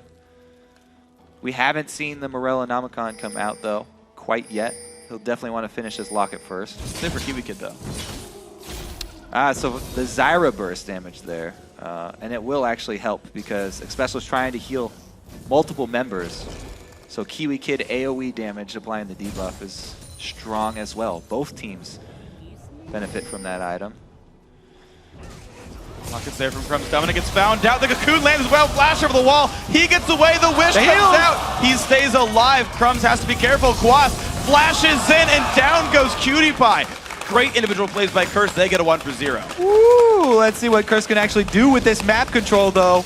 Well, Cop's going to take some damage. Half HP for him. Especially going to have to help him out with this one. Dig don't want to give up on this, but they have no AD carry. It's still dangerous. Thankfully for Curse, Shifter doesn't have a blue buff. However, it's still very difficult for them to do anything inside of Baron.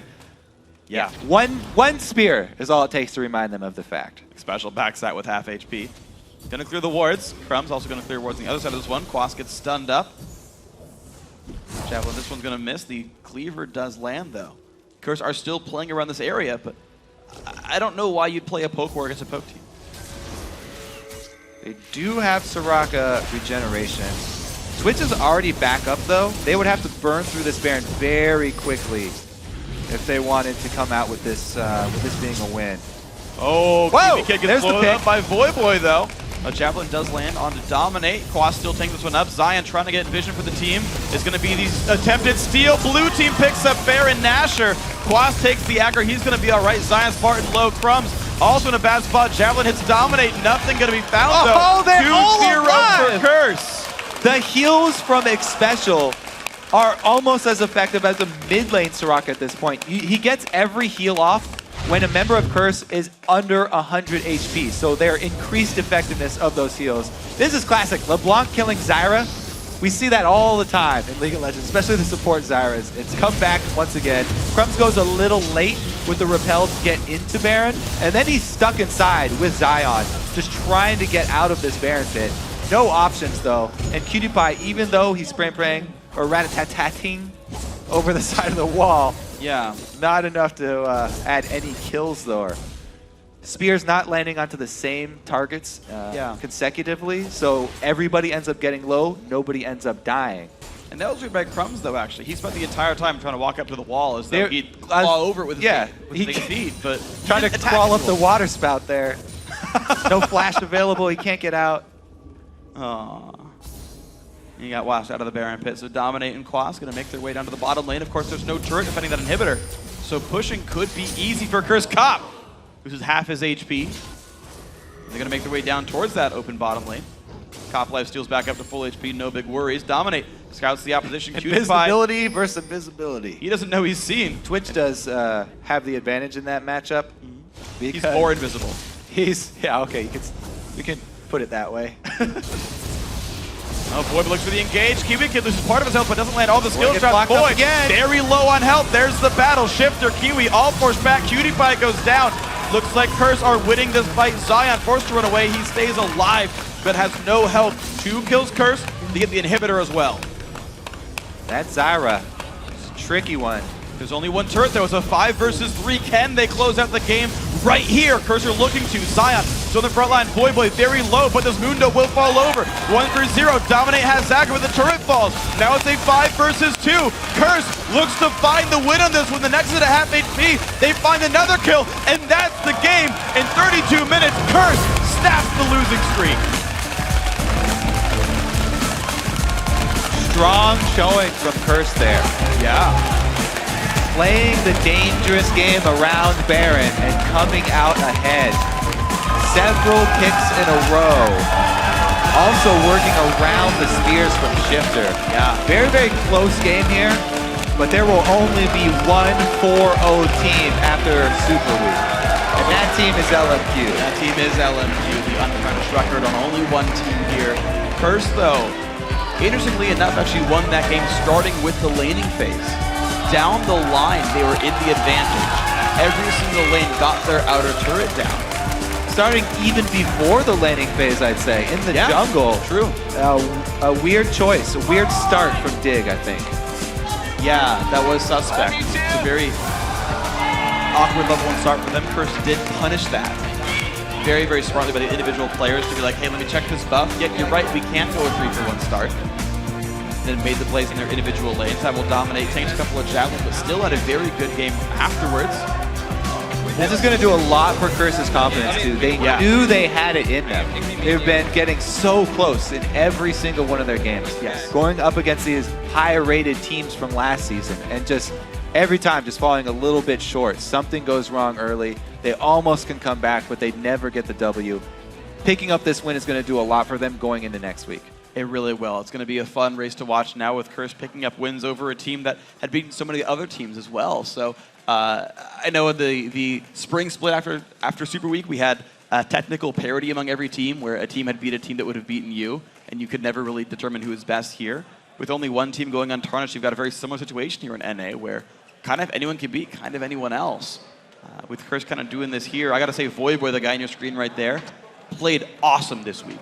Even in his losses, the entire week, yeah, every single game, I thought Voidboy did exceptionally well. He beat up Shifter 1v1 by a lot. That guy right there, too. Cop, 7-0-4 this time around. Very strong showing from him. You're really consistent by that, man. And that's kind of always been the hallmark of Cop, that he's consistent. If his team's winning, he'll be there to rack up the kills. If his team's losing, he'll be there and not die. But, you know, just has to kite away for this one. But yeah, when the team's ahead, when the lanes are winning, when the jungler's winning, Cop is there putting in the damage output. I got to say, that's been strong for him. And he put all of his money into damage, too. He ended the game with level 1 boots still. He was still buying offensive items. He didn't even get Berserker Greaves. It's a strange choice in Lucian since you do scale up attack speed so well. But you know what? Okay. Hey, it worked, that's all I'm going to say. Obviously, a good performance down the line. The 0-2 and 11, 0-2 and 10, the support Soraka there for X-Special. We don't see support Soraka much. A highly contested mid laner pick there for him, but the new pickup for Curse finally got his win with the lineup. Also, he went with a dangerous build, going for the team-oriented build. Early Talisman. That item, it's kind of fallen off because it doesn't give people these combat stats, but we've just seen how strong it is for the team, for the mid-game, when you're moving so often between objectives. You need that split second, just that little burst of speed. Curse were always able to make this jump. As soon as Cutie Pie showed himself, they end the game by actually jumping right back onto him, re-engaging. Yeah, it's true. And the speed boost is what allows them to do that. Exactly. They didn't really have a lot of engage, but you know, Quas would flash onto a guy and the rat would blow up. So exceptionally well played. Congrats to Curse. But now it's a good time to share what you guys think were the biggest plays by tweeting at LOL Esports and using the hashtag LCS Big Plays. A couple of good ones there. The javelins, I gotta say, were fun, but the team fights from Curse also awesome. For now, we're gonna send it across the studio though to Riv and Jat. We're joined by 2 members of the victorious Curse. Thank you very much, Freak. It is also a good time to see what these guys have to say. We're happy to be joined by Xpecial and Dominate. Congratulations on the win of a very hot Dignitas streaking to look to go 4-0. Dominate, I'll start with you at this. What was, besides the win, the goal approaching this game with such a motivated Dignitas? We just definitely needed a win to just like regain some confidence. Like we came into the week thinking that we were really strong. We had like a lot of good scrim results, which is what has been talked a lot about in the cast, and we just kind of felt like we were underperforming. So we just really wanted to at least get a win here in Super Week to like prove that we are like a contenders. We still can get to Worlds, and we're just a strong team, just like everyone else. Yeah, and it seemed like you guys had a very difficult schedule coming into Super Week as well. Every single one of your games was very close. How did that kind of weigh on your mindset coming into this game, knowing you had a chance of going 0-4 despite playing pretty well? It's a really tough feeling. I mean, it's my first time on Curse, and I thought that I could, really make a difference for the team. And I feel that we've been playing really well, but it's always that last inch that we weren't able to push through. And it's always really depressing losing these really close games. And it was 3 in a row, and this could have been the 4th one. And we were definitely feeling not so well. But after this, we're feeling a bit better for sure. And it seemed like you guys kind of changed your strategy a little bit. The Renekton and Soraka top lane, you guys had a very unconventional opening. Do you want to talk to me about the advantages that granted you? Well, we figured, okay, so, Lucian can just 1v1 against the Mundo, do well, and then Soraka has heals, so might as well just put him with the Renekton, just do like a sort of just 2v2, just have Renekton be able to farm up. Mundo gets denied a little bit more, so we just went a little bit, and we just kind of wanted to push our advantages as much as possible. And since we couldn't have the Renekton against Mundo, that was the alternative. Right on. Dominate, going into shot calling a little bit. You are a really prominent voice on the team. With Xpecial coming in with a few of the changes, are there a few more voices giving help to those calls in the mid game and the late game? Yeah, I definitely think that this season it's more kind of like a democracy. Like everyone will just kind of say things, and we'll just, as a team, decide on what the best option is. So I think it takes like a lot of pressure off like me and Void to just make like decisive calls, since naturally we're not super decisive people. So kind of like in the last split, we would have times where we would make a call just because we felt like a call needed to be made. But now it feels like we're finding the better calls because we have more voices on the team, and our calls are generally speaking more intelligent. Right on. Xpecial, you yourself have quite a few plays on different champions this week. We saw the Annie and now the Soraka. What's the deal? Spreading out the champion pool, or are you helping Curse to bring out something new? Honestly, for me, I just try to play whatever is strong and whatever the team needs. We've been finding a lot of success with Thresh and Annie, but it hasn't really been showing in the Super Week. And we figured, hey, we got the first pick LeBlanc. They're likely going to pick Soraka if we don't. Let's deny them the pick. And, I can play Soraka fairly well, and it's just, we felt that it was a good chance to deny picks, and we practiced a little bit with Soraka, so we figured, let's just do it. Let's just get a win in Super Week. And it's been such a crazy Super Week as well, because coming into this, you guys 0-3, Dignitas 3-0, and looking fantastic after that Cloud9 win. How did you look to attack them just overall in this game? Because it was a fairly decisive victory for you guys, 14 kills to 5. Dominate.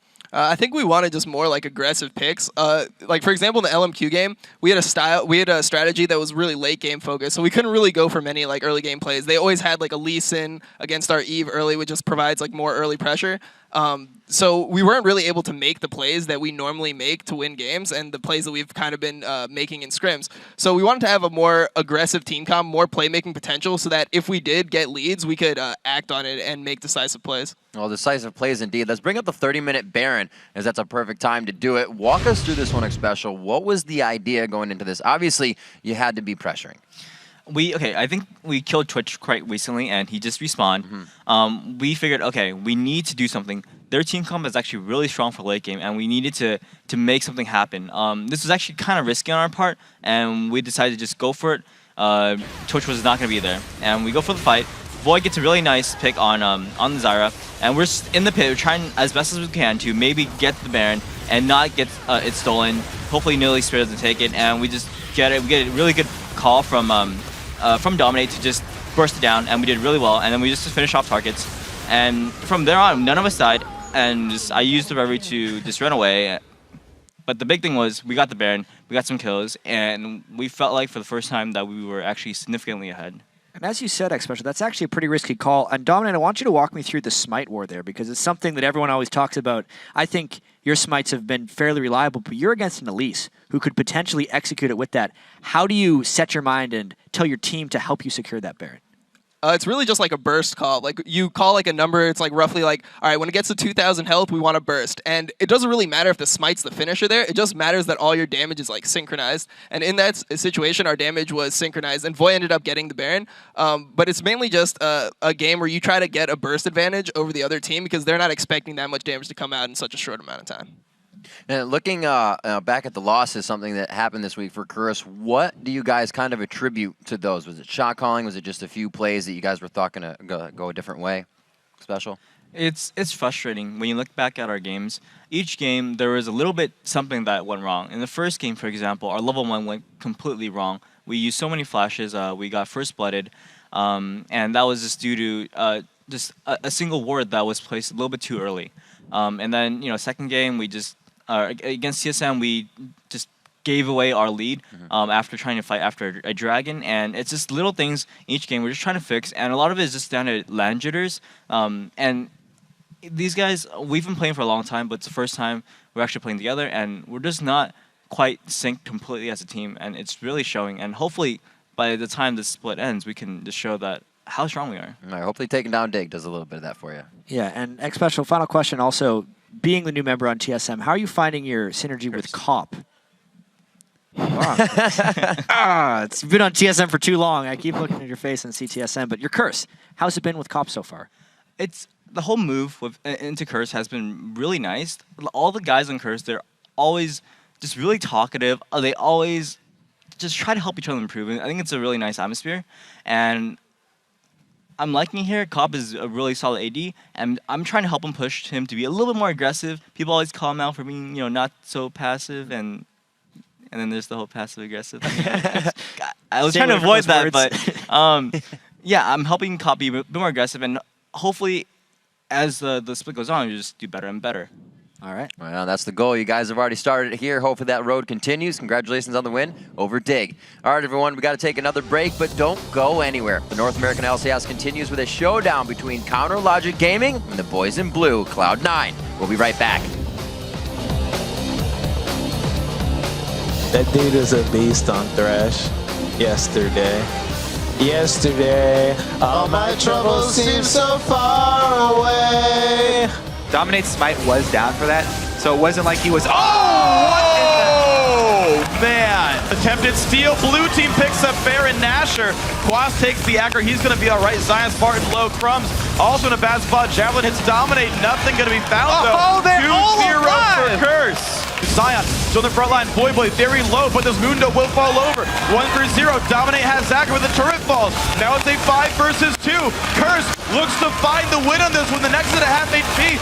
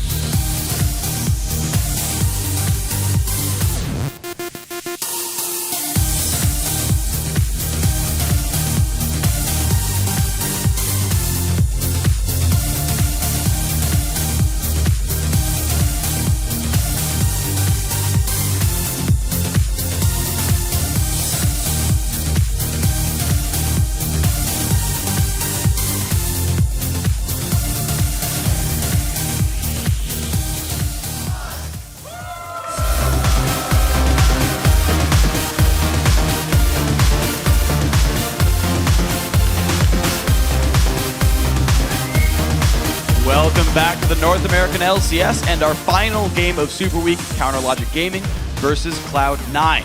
This is the first time that CLG's Link actually faces off against C9 since he played on their team at All-Stars Paris. Yeah, CLG said that Link was able to bring back some knowledge to share with the team from his time on Cloud9.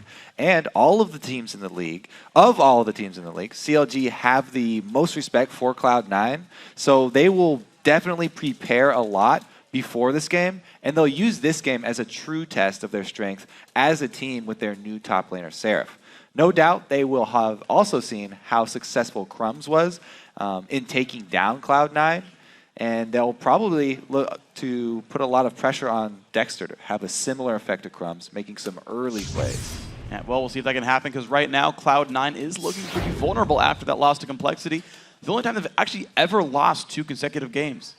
Yeah, we have yet to see the Cloud9 that dominated North America for the last 2 splits. They're still adjusting to getting their mid lane shot caller high back, and it hasn't been smooth. We've seen them playing cautiously and showing some uncoordinated late game plays. So yeah, Link was handed a huge challenge when he was approached by C9 to replace their mid lane shot caller at All-Stars Paris, but the opportunity proved to be a valuable experience for both sides as they played on the world stage. For All-Stars, our team did a lot better than I thought. We weren't going into it with high expectations. I was definitely sad that Hai wasn't there for All-Stars because he really wanted to go. We worked all season for it. We got to play against SKT, who's debatably the best team ever. Hai was really excited to play against them. And then last second, his lung collapsed and he couldn't go. As far as being a spectator, I think that was the worst thing I've ever done. I don't ever really want to watch my team play without me again. We chose Link since he is a very strong laner, and he does a lot of the shot calling for CLG as well. It was definitely an honor for Cloud9 to choose me as their sub. It was a really fortunate experience because I was able to play basically versus all the top tier mids. I think Link was a little uncomfortable coming into our team because he's just not used to it. The way him and CLG play is very different than the way we play. And initially that was causing a lot of issues.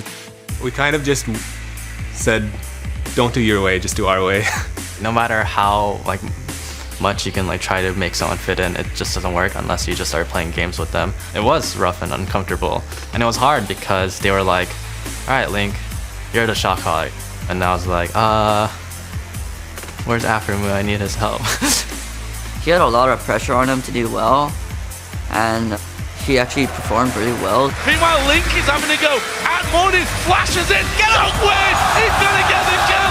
Brilliant from Link! He actually did really well in lane, even against Faker and everything like that. In our first scrim versus them, he actually first blooded just Faker, straight up. I learned a lot for myself, and I'm sure that Cloud9 themselves all learned a lot too. Link does have a different perspective from Hai, so we were able to learn some stuff playing with him. He also had a different champion pool, so we sort of got a taste of playing with champions that Hai doesn't necessarily play. They're always aggressive, and they always look to get the most out of what you can whenever possible.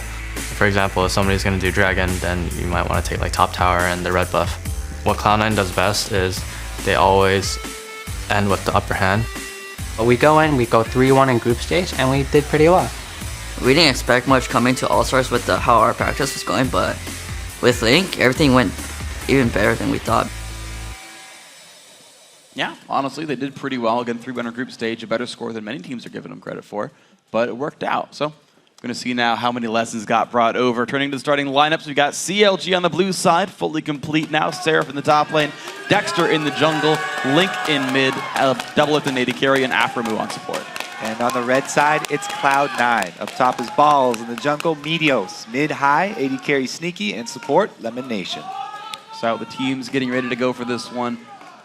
Link's got the spying, the secret strat. This is my machinations. Hey, they both took away stuff. Meteos said Cloud9 also learned some things from Link. Yeah, if you learn all of Link's shot calling. Both ways. It's true. If they can shut Link up, right? I mean, right? Yeah, silence them and they lose half their shot calling. But right, he said that he relies on Afremu for half the help, right? And so if you know the kind of calls that Link makes, the kind of champion that Link plays, right, and how he's going to do on those, you can, pin him down and make sure he plays something he's not necessarily as good at. Something that C9 does very well. I think when they played TSM, they banned 3 junglers, forced Amazing on something. And it turned out to be a really good strategy for them. And only game TSM lost. Exactly.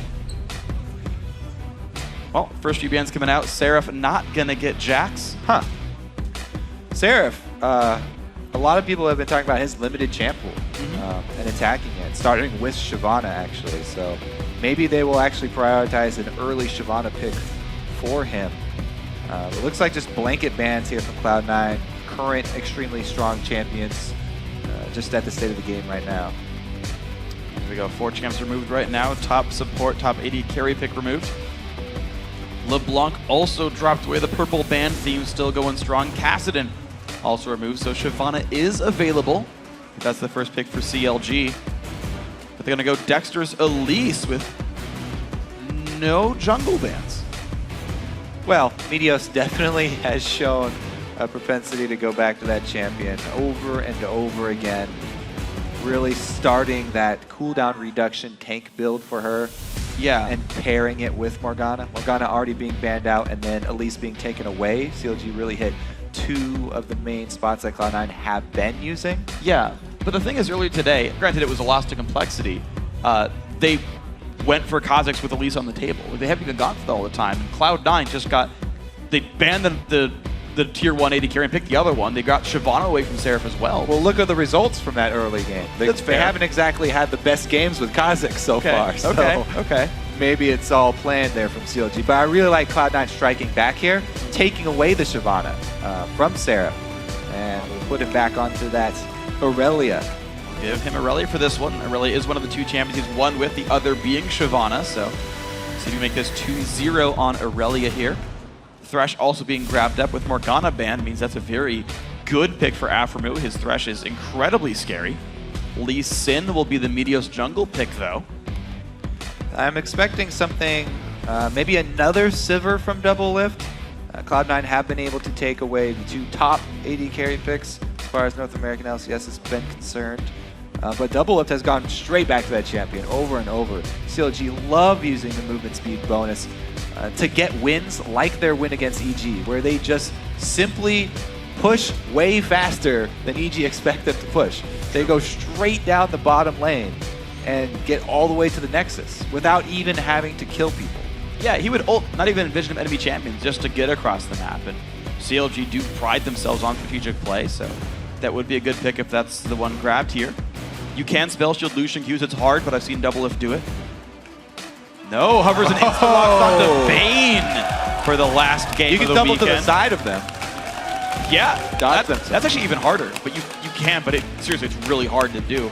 And Orianna here for Link, so they are ready to protect Double Lift. Meanwhile, last pick, Zyra comes in for Elimination, so that is a support he played all throughout Season 3. He's brought it back here. Zyra very, very popular nowadays, especially against the likes of Thresh. As I always say, using those minions to your advantage, because she can do so much damage even through the minion waves, whereas Thresh really has to land that hook. And everybody's gotten very adept at dodging the hook, and even if you don't dodge it, when Thresh is winding up for his hook to be thrown out, he stands in place so Zyra can land a full combo, and you can just burst down the Thresh in many cases.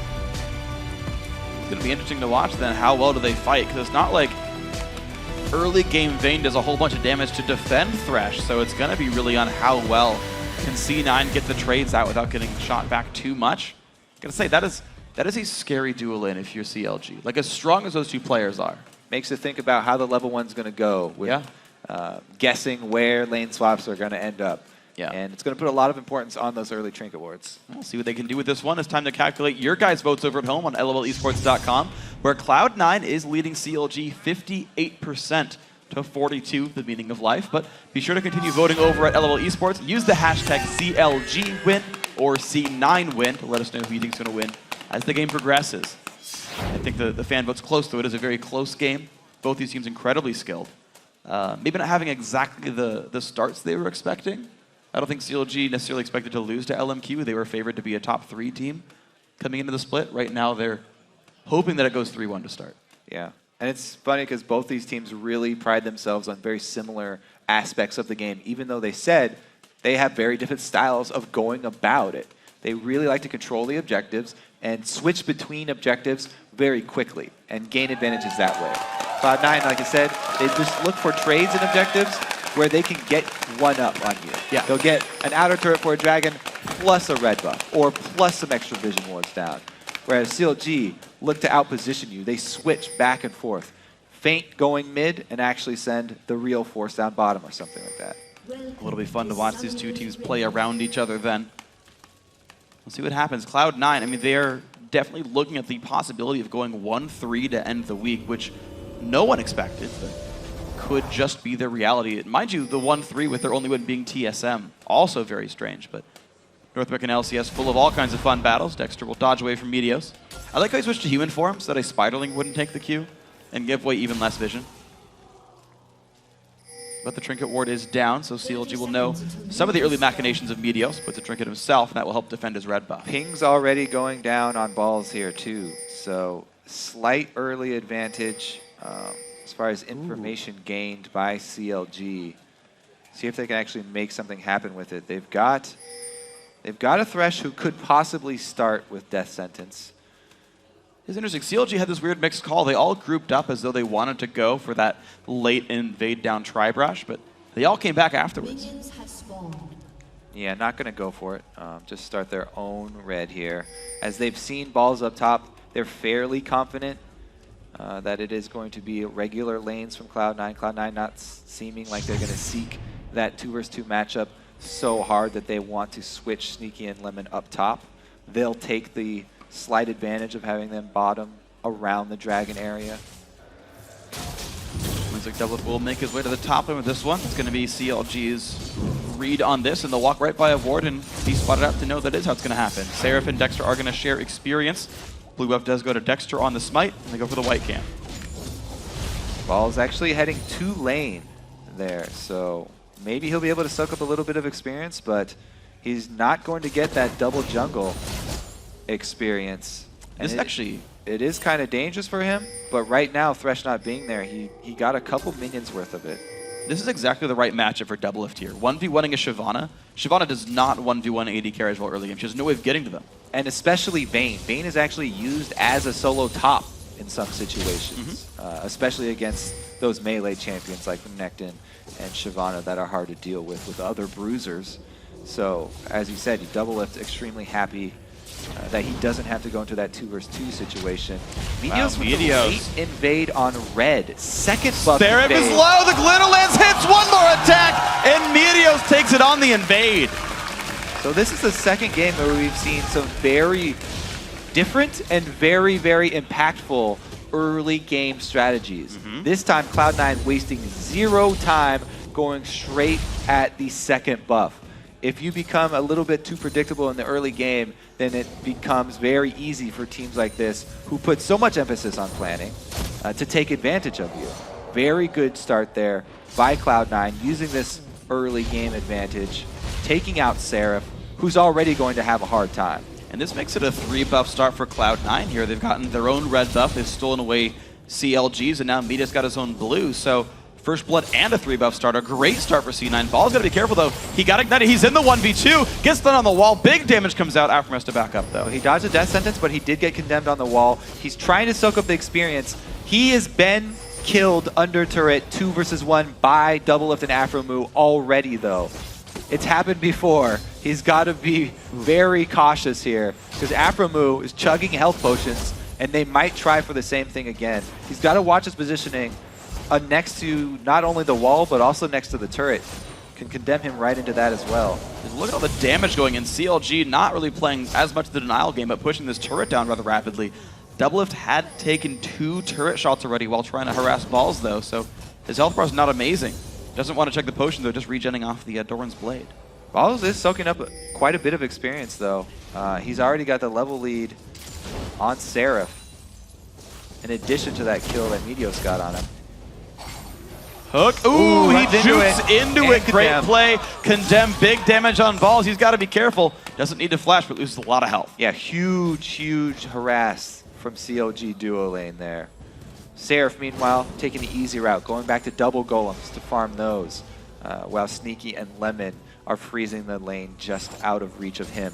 Same thing could happen. Lucian and Zyra can put out just as much harass if he can land a Grasping Roots. Well, we're going to see what else can happen now. Counter Logic Is Gaming. this pushing against CLG right now? Yeah, very, there's very more close. caster minions. Very, very close, but because of the last CSing there by Double Lift, it will eventually shove towards balls. Yeah, there's a good chance there. Those melee minions putting some pretty good damage down, so it will push back in. But Balls still has to play very, very safe. He's out of potions. He's got no teleport down either. He did ward to watch for a dive from Dexter. He warded just below that tree line under his turret. High is actually holding completely equal with Link despite getting the assist on First Blood. He hasn't recalled yet, and he's just holding completely the same minion score. Sneaky and Elimination with his 2v0 actually getting some good damage in this turret. CLG and C9 are actually attacking the turrets pretty heavily. They're killing these turrets faster than most teams do. So they could just soften it up and take it later. It looks like they actually wanted to finish it there, though. Probably after this cannon minion wave. Lemon even took a shot looking to try and finish it. Meanwhile, both junglers heading up top. So a 3v2 defense here. They could still go for a dive, but it's definitely very risky. Ball still has his flash up. 4 versus 2, actually. A lot less risky there. The hook on Immediate's the Cocoon, the burst damage. Aphromoo secures the kill, and this turret's going down. Seraph makes his way up top as well. Sneaky movement from CLG. Great job by them, actually.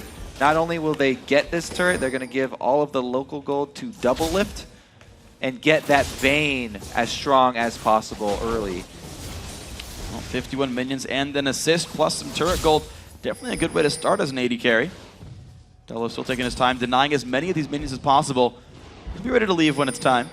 But this caster minion and his basic attack will clear this one out. So this wave will now reset to neutral.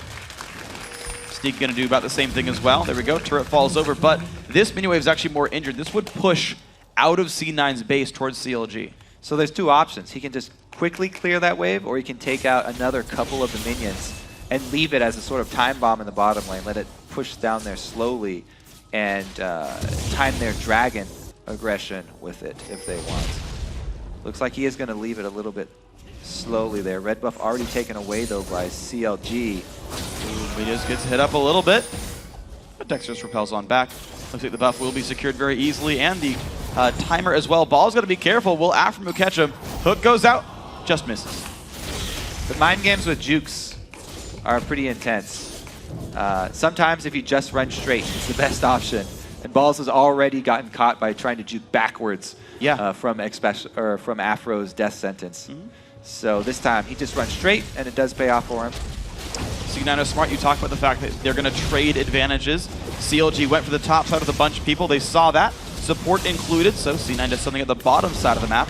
They should be pretty easily grabbed. Elimination, Meteor, Sneaky, all of them help them take this out. Dragon's getting confused. It's going to be all right. Goes down. It's the best way to fight the dragon. Just confuse it. Walking in and out of aggro range, it will spend extra time changing targets, less time dealing damage. Now CLG, they have spent a lot of resources up top. They haven't left though. Yes, they got the red buff in exchange for Dragon, which is a little bit in Cloud9's favor, but they aren't done. Stun nearly on top of High. Seraph at half HP, only level 4 on Aurelia. Keep in mind, he is very, very low. Balls goes in, flashes away from the Cocoon, forcing a flash away from Aphromoo just the same. And it's going to force CLG away as Elimination tries to hold the mid lane. Mita's going to kick Link back into the team. Exhausted as well. Oh, Shockwave, he goes in, but he's not going to get Elimination. Into the exhaust. Can they stop these backs here? It's very dangerous for them to do so. It's a 2v4 though. Seraph goes in for High. The knockup and Balls finds one. How will this fight keep going? Because Shyvana is not going to get stopped. A second kill picked up. The 2v4 Doublelift runs away. Difference in top laner experience. Level 4 Aurelia, Seraph to 6 Dragon Lady. Balls actually comes out with a kill there. High and Balls did so much work in the top. He's got to be careful. Balls is in range, flash force, but Balls isn't done. He's got Whimsy on. Doublelift will miss all this golden experience. And the fact that Balls sat there in the 1v2 and gained XP, whereas Seraph was jungling the whole time. You saw it pay off right there. Yeah, that's what I was talking about, that level 4 to level 6. All right, so Link flashes in with the exhaust already on him, so a lot less damage coming out of that shockwave. This is the dangerous check, but because Seraph only level 4, that Glitter Lance took off so much HP, it's easy for Balls to collapse here. And everybody on CLG kind of has to scramble at this point. Even though they have 4 members, so much more concentrated experience been fed to those 2 members of Cloud9 that they can actually come out ahead. I like the fact that they juked the Cocoon and the Death Sentence hooks from the Fog of War. One hit minions, one got dodged away from. So that was impressive to even start it out. That would have probably been free kills with the CC. Their elimination now getting caught out. He's going to be okay. Also note how each team leaves the area that they were just pressuring. CLG was pressuring top. They don't have any top wards left behind in Cloud9 territory. When Cloud9 are pressuring bottom, they leave behind 4 wards in CLG territory. Yeah. So not only do they trade objectives, but they always leave behind vision so that they can make consecutive plays with the answers from CLG. Well, they will know all about Dexter because he's entering jungle right now. Same as Seraph, actually. So C9 know that there's 2 guys down in the bot jungle. Double lift. Steps on a plant. And off you go. I believe that was a seed. True. Baby plant. Do seeds count as plants? They don't, do they? No. No, says the audience. Good call. You're right. I don't know why I asked. We're gonna have Balls freezing the top lane though. Well, up there by himself. It's a good call because he has teleport.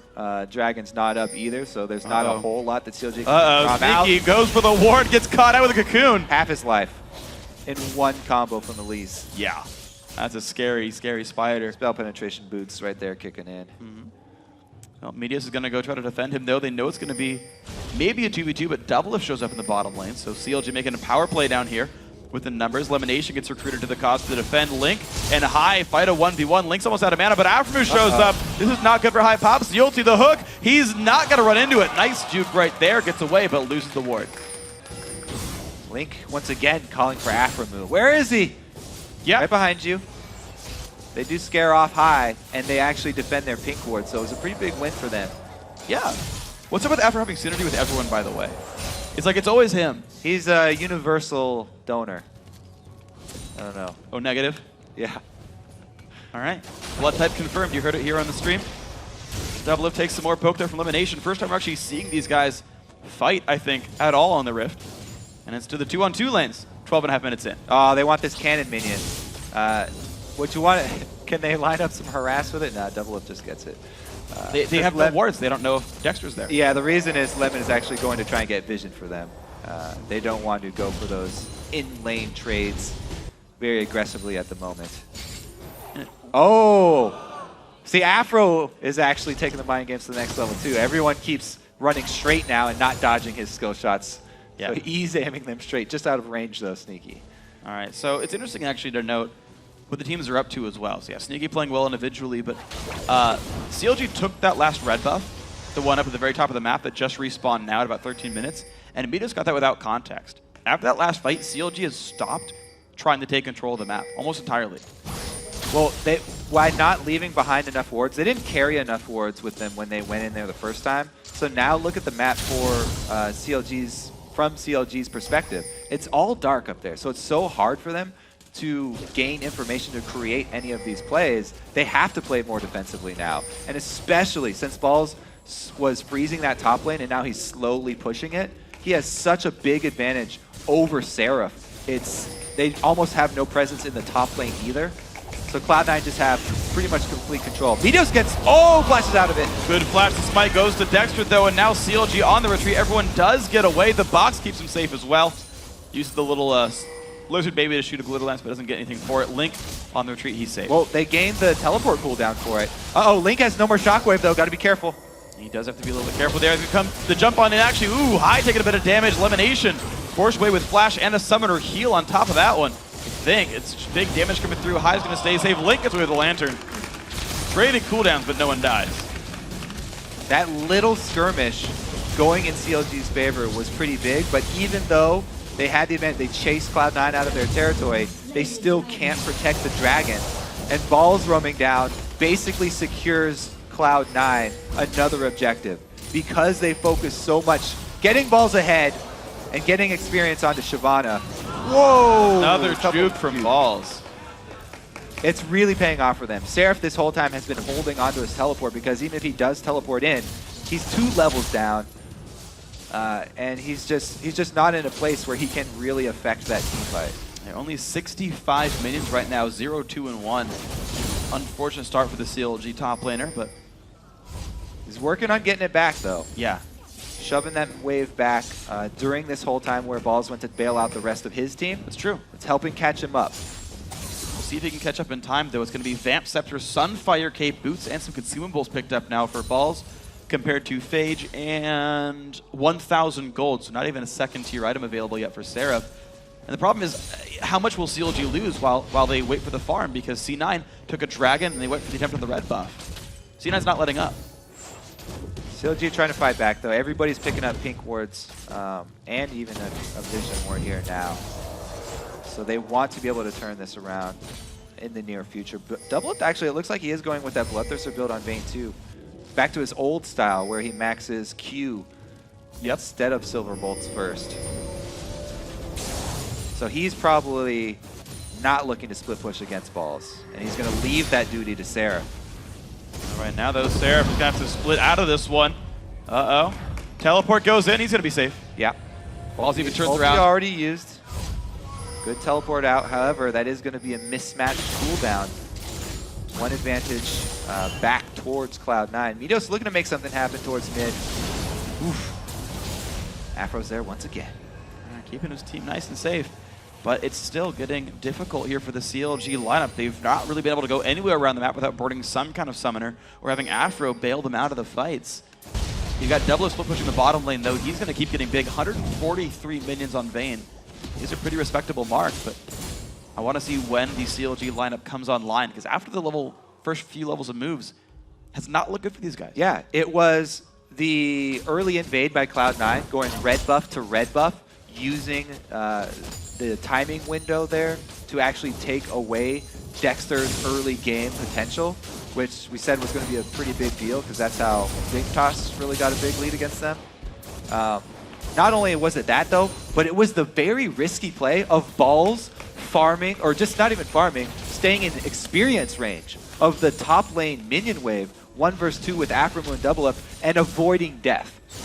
That experience bonus has really just leveraged him into a very strong mid-game on Shyvana.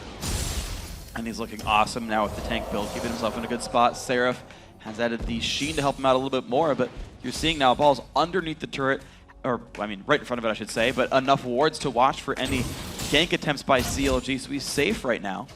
Doublelift still left alone in his bottom lane, and the Lucian of Sneaky might be making a move up from the bottom lane soon to help his team push, but he goes back down.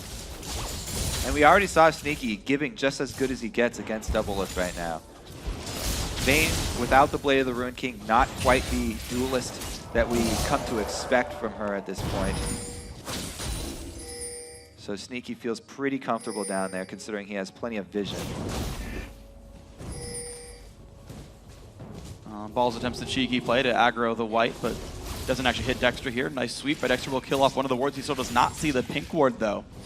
There is some vision around. Seraph's going to keep last hitting under turret to keep as alive as possible. He's down about 30 right here. Mid lane under fire, though. C9 get that down to about a quarter.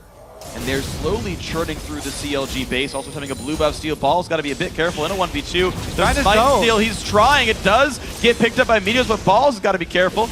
Elimination brings just enough support to keep him alive, but CLG aren't going to back down. Will they keep going for something? The ward hop. Uh-oh, Elimination gets caught out. Shockwave, and Link picks up the kill. There's the low, though. Dangerously low. The flash, the kick won't be there. The summon heal keeps him alive. Meteos gets a knock-up in from Lulu. Kicks over the wall. He's going to find Balls there. Afro gets the hook in on Elise. Sand Cocoon lands as well. A second kill for CLG. Nice fight. Afro move. Oh! Eyes going in. He wants more. Can he find Afro? There comes Balls into the mix. Can they get Dexter? They're going to get the support kill. Dexter off of the wings. Doublelift has joined the fight now. This is going to be important. He chases onto High, who dives into the aggro range, and there he goes. He gets that one back. Sneaky. Can he find more out of this one? Only Doublelift and Link are alive. Oh, Doublelift wants to outplay him. Let's see it. It's 1 versus 1 right now. Wow. Link's actually backed off. Sneaky, way more damage than that one, but he's out of mana. He's got blue buff, though. It's recharging fairly quickly.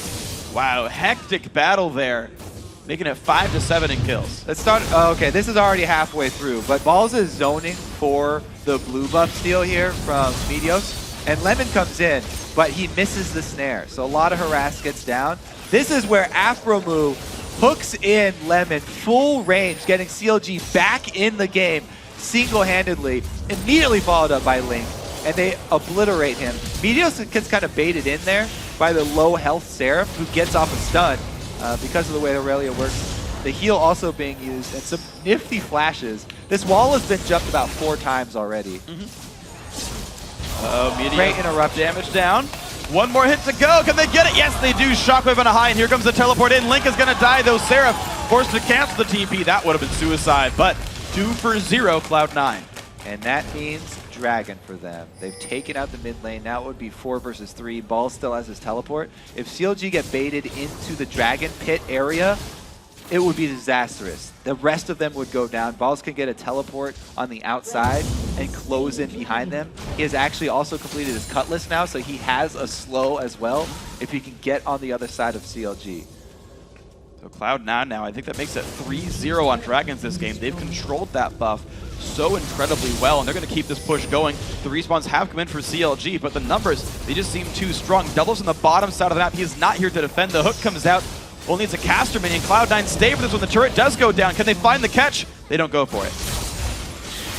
Cloud9 looking like the old selves again. The early jungle pressure, the sustained vision inside CLG's jungle, the super strong top laner who gets the advantage. These are all the things that we know and love about the old Cloud9. Oh, Dexter was just out of range of repel there. He might have been able to help secure the kill as Pulse did not have flash. But Dragon's Son even still was burned. Get him away from that one. However, damage from the turret. C9 now up 5-2 in those. They are definitely winning the objective game with an 8,000 gold lead. They have been for the past 10 minutes or so. And you can tell Doublelift wants to make something happen. This is what people know and love about CLG, though. There we go. Doublelift's trying for it. He does land the stun, puts the board down, and gets the kill. Excellently done there by Doublelift. Classic CLG matching up against classic Cloud9. Doublelift goes for the solo kill and gets it. Excellent job. Whee! Let's take another good look at this. Starts out with the invisibility, getting positioning. He doesn't condemn on the first wall, but he does get the nub of this little tri-bush wall. So not sure if he actually wanted to condemn on the first wall, but it worked out really well for him because Sneaky positioned himself right next to another one. There we go, the chase again. Link taking his 17th lantern of the game. Actual number. After keeping his teammates safe, but I wonder how many times CLG, would have died without Thresh, or would have just not been in that situation if he wasn't around. Yeah, Afromoon has done a lot to get the team back in to position here too. Several hooks landing for him. However, Lemon is definitely going to out-damage him in teamfights. Thresh brings much more utility with the saves as well as the offensive potential. But man, Lemon is going to pack a punch here. Spell penetration plus Morel and Omicron completed for him. That's going to be a lot of extra magic damage in the team fight. Wow, instincts by high. He little lances the wall. CLG don't quite get the catch they wanted. And that magic damage is perfect for these jungle pathways. Lemon just wants to line them up.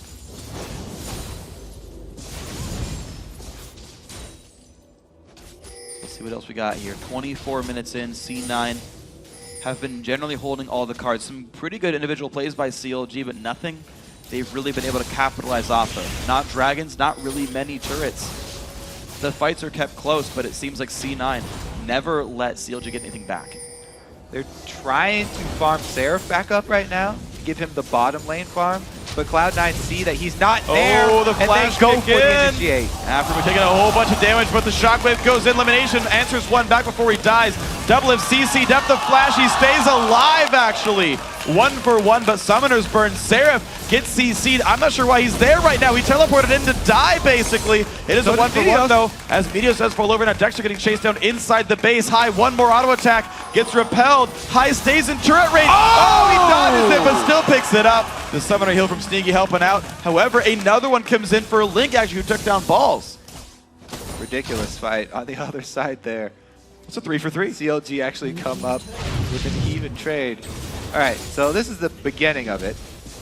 Cloud9 sees Seraph not there. Meteos actually waits this time for the second activation of Q before the play of Afromoon. so he doesn't get interrupted.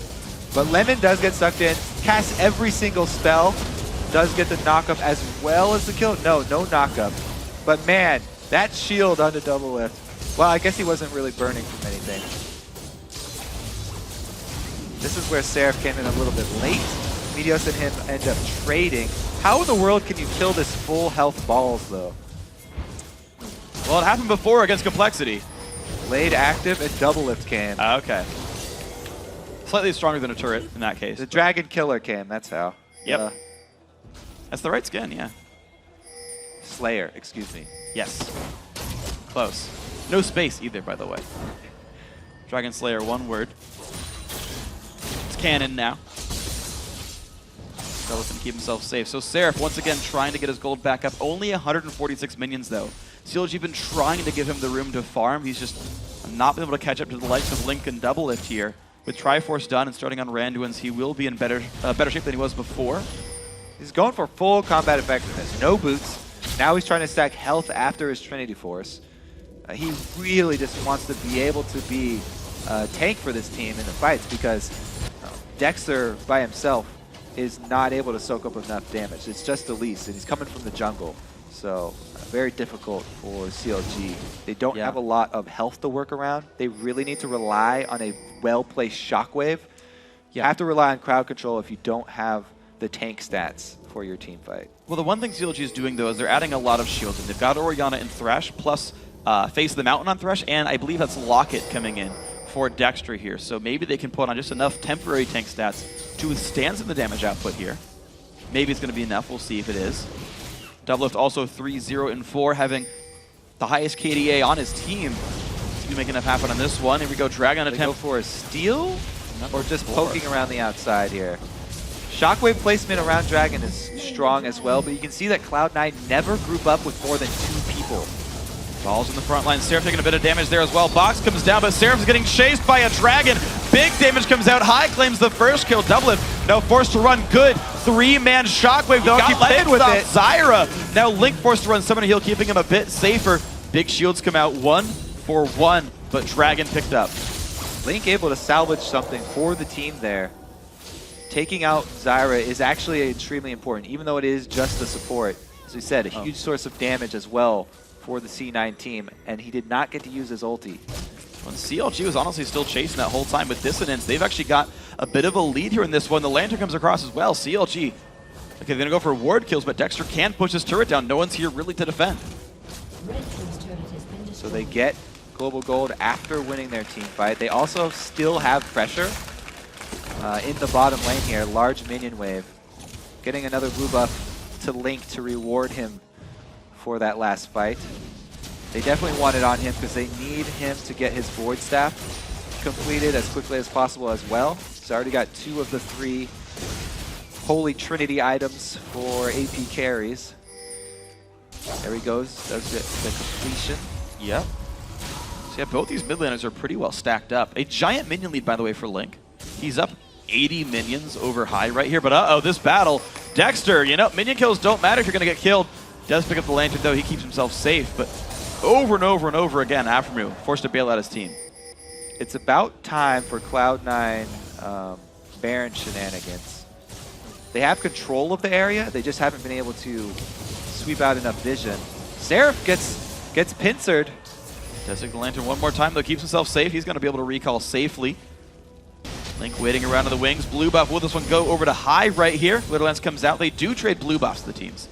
And now some wards coming out for CLG. Can they keep Baron under control? Looks like C9 ready to kill as many of these as possible. Sneaky's got to be a bit careful. Flash Flay is an opportunity for Afremu. If there is a flash for Sneaky, he should be all right for this one. But C9 looking to pinch CLG down. Wow, high. Half his health is gone from that one. He's got to be careful. Dodge the flash hook. Still looking for the engage here. Seraph is not with the team. He does have his teleport, though.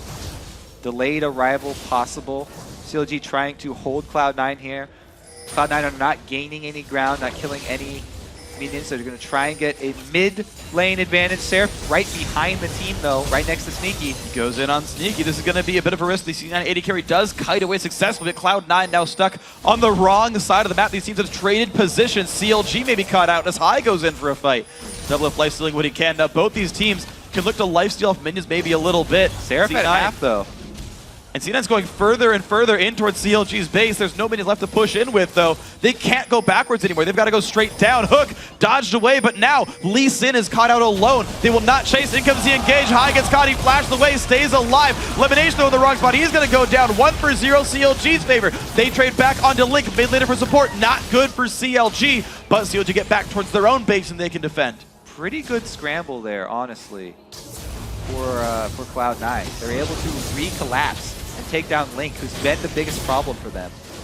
More harass comes down, and Cloud9 actually get the inhibitor turret as well. CLG haven't gone back to the base to actually heal up just yet, so they're not going to be able to defend easily. That does mean the inhibitor death. And C9 now, can they chase Cloud9 out? Seraph will not find a stun. Meteos goes in, can't quite find the kill. The flash from Sneaky does, though.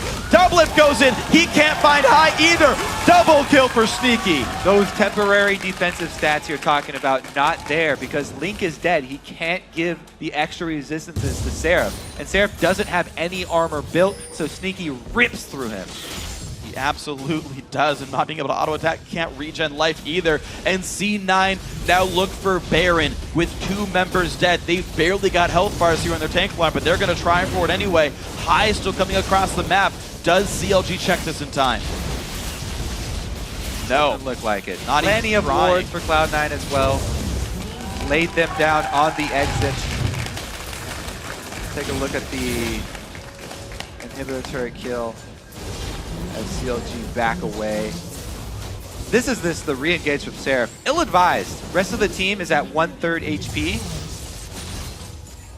And the turnaround here. Everybody turns around damage. CLG his teammates don't have the health bars to back up any aggression. Yeah. He's the only one leading that charge, and everyone else was, rightfully so, too scared of any retaliation from Cloud9. Well, Doublelift went in for High, though, and the clutch self-shield by High kept him alive after the Silverbolt proc. So both of them going a little bit too hyphy, unfortunately, for them. And those deaths are what actually gave up Baron. The inhib was gone, and that slight overextension gave away a big global objective. Cloud9 now up 13,000 gold, 32.5 minutes in. Domino effect definitely working against CLG here. And I have to say, this is becoming a bigger and bigger factor for Cloud9. Lemon Nation Zyra, heavy damage build. He's a huge threat to the team, and they actually have been taking him out extremely early, focusing him. But taking him down leaves up everybody on Cloud9. And again, it is the support position. Meanwhile, Afro fully utility based on Thresh. High does get caught out though. He's pincered between everyone on CLG. Uh-oh, this is not where you want to be. Kill picked up. Cloud9, are they actually going to go in for this 4 versus 5? CLG didn't even use anything on that. Balls get stunned. This could be a bad play, or it could be somehow a miracle. Stun up on the balls.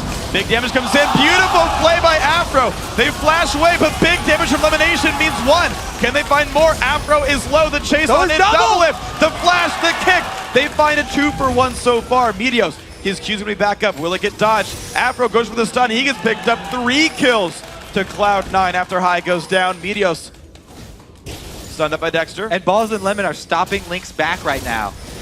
But it's gonna cost them their lives. It just might. The flash by Lemon fails, and Balls is still gonna stop Juki, trying to bait the attention because the Nexus turrets are dying. It's only Link and Dexter against the rest of the living members of C9, and they win for the Nexus, then for Dexter. Dexter will fall. Now it's only Link, Seraph in 6, but the Nexus, it will go down, and Cloud9 salvage the week. 2-2 now on both these teams. Cloud9 back in form. Early jungle invade, focusing extra experience towards the top laners to give Balls an advantage. They leverage that advantage plus their extra vision inside the jungle to a strong mid game. And their team fights specifically over and over seem to go really well. CLG found a few advantages, but Cloud9 owned every single dragon. They won the fights that mattered, and they took every measured objective. I never saw them get out-traded. I always saw them take exactly what they could. As much as they could, but never too much. Yeah, as you said, after they took the inhibitor, little extra aggression from Seraph, and they'll take it. You know, 2 more kills, Double Lift gets baited in as well, so they'll go and up their inhibitor take into a Baron. Yeah. And then that is pretty much the story for that game. And how many times this week have we seen, CLG specifically actually, a team dive into them 4v5 or 3v5 knowing they've got the lead? LMQ going and stopping 3v5 at Baron. C9 right here, High died first in the fight, and they were like, don't care, 4v5. Yeah, they've got a backup AP carry here. Lemon Nation over the wall, lands a snare plus the ulti combo, turns it right back around. It's interesting too, he went full damage. Actually stopped at tier 1 GP10, just the spell Thief Edge, but Sword Shoes, the Barella Namikon coming out, then rushing Leandri's Torment, high damage support, a lot of fun to watch. A build that go ahead and carry some solo queue games with, why the heck not? It's always fun to play Zyra. And down the line, I mean, Sneaky also, 6-1-6, a great performance by him. As usual. Yeah, he's been largely very, very good. And so Cloud9, this is also the best I've seen them this week.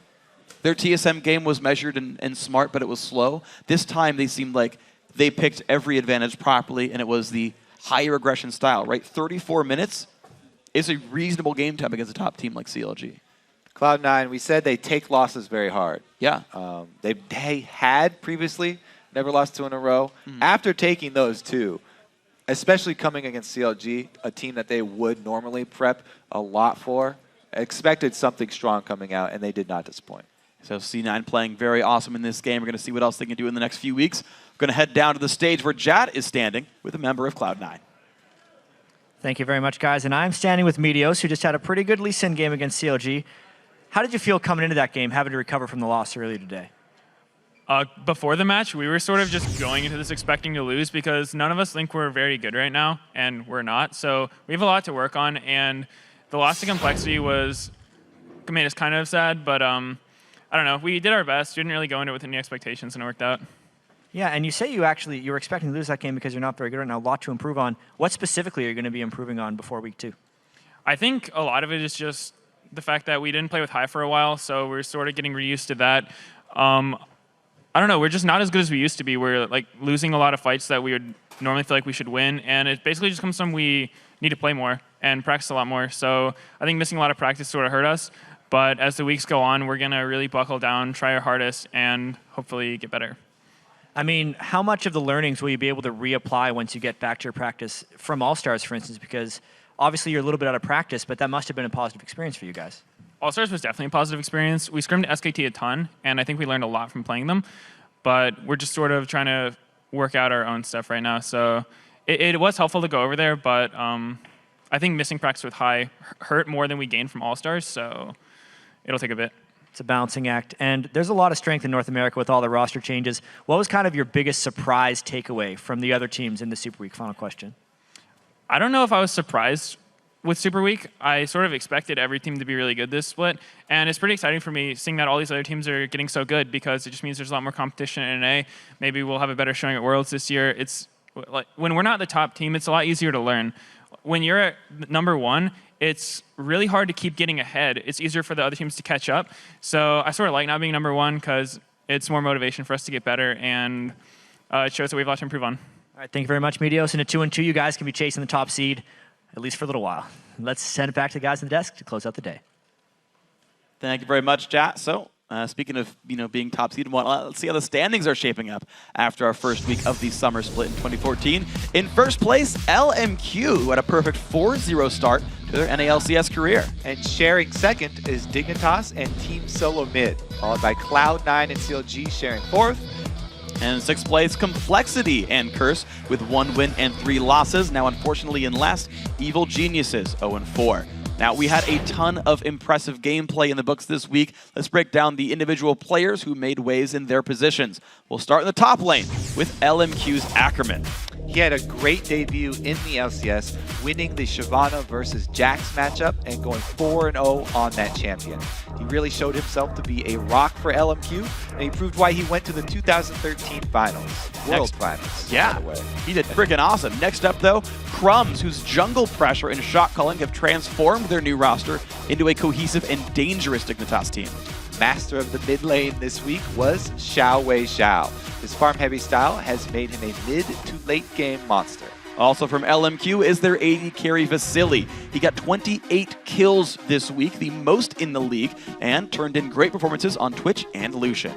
Finally, it's Glebe, who is looking more and more comfortable with his new team.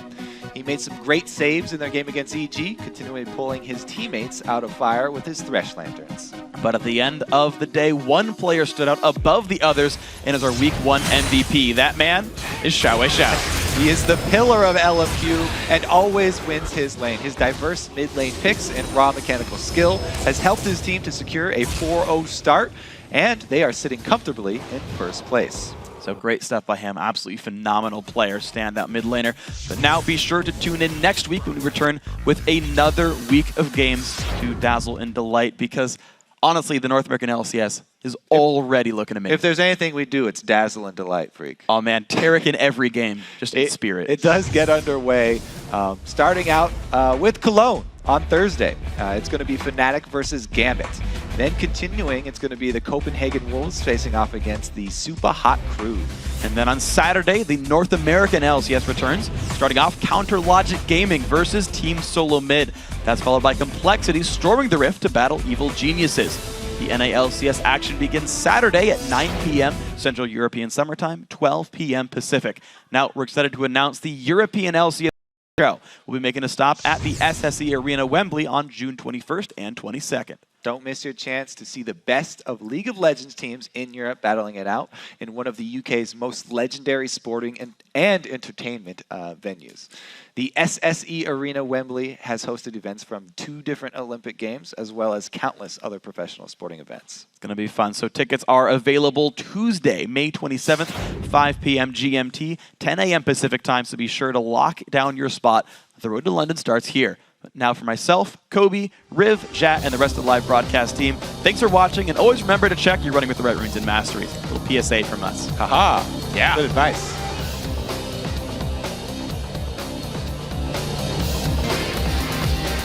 Get it. Showstopper. Going for Voyboy. They're still kicking back. He gets taken out immediately. Moore's going to be the bait. The one in the middle. The Zanyas gets hit with a Tibbers.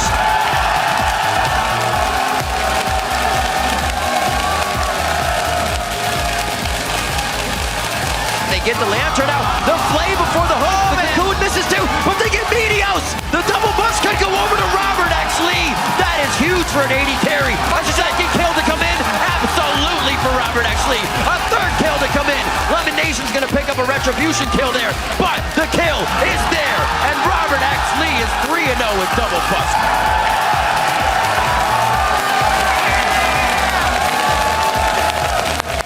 TSM, TSM. That's a weird way of saying AG. Doing a great job, I'd say, since I was playing Darius in that matchup, just to stay even at this point. Gotta watch Pobelter. Amazing on the other side, gets himself very nicely away. That is gonna be a dead Pobelt. Wow.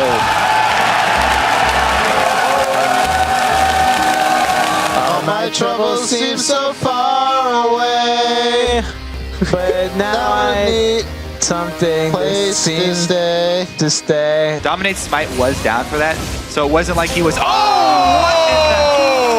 man. Attempted steal. Blue team picks up Baron Nashor. Quas takes the aggro. He's going to be all right. Zion Spartan low crumbs. Also in a bad spot. Javelin hits Dominate. Nothing going to be found, though. Oh, they're all 2-0 alive. for Curse.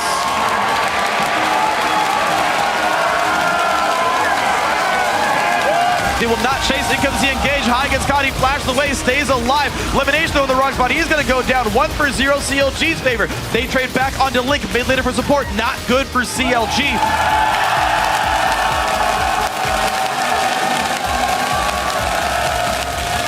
IGA.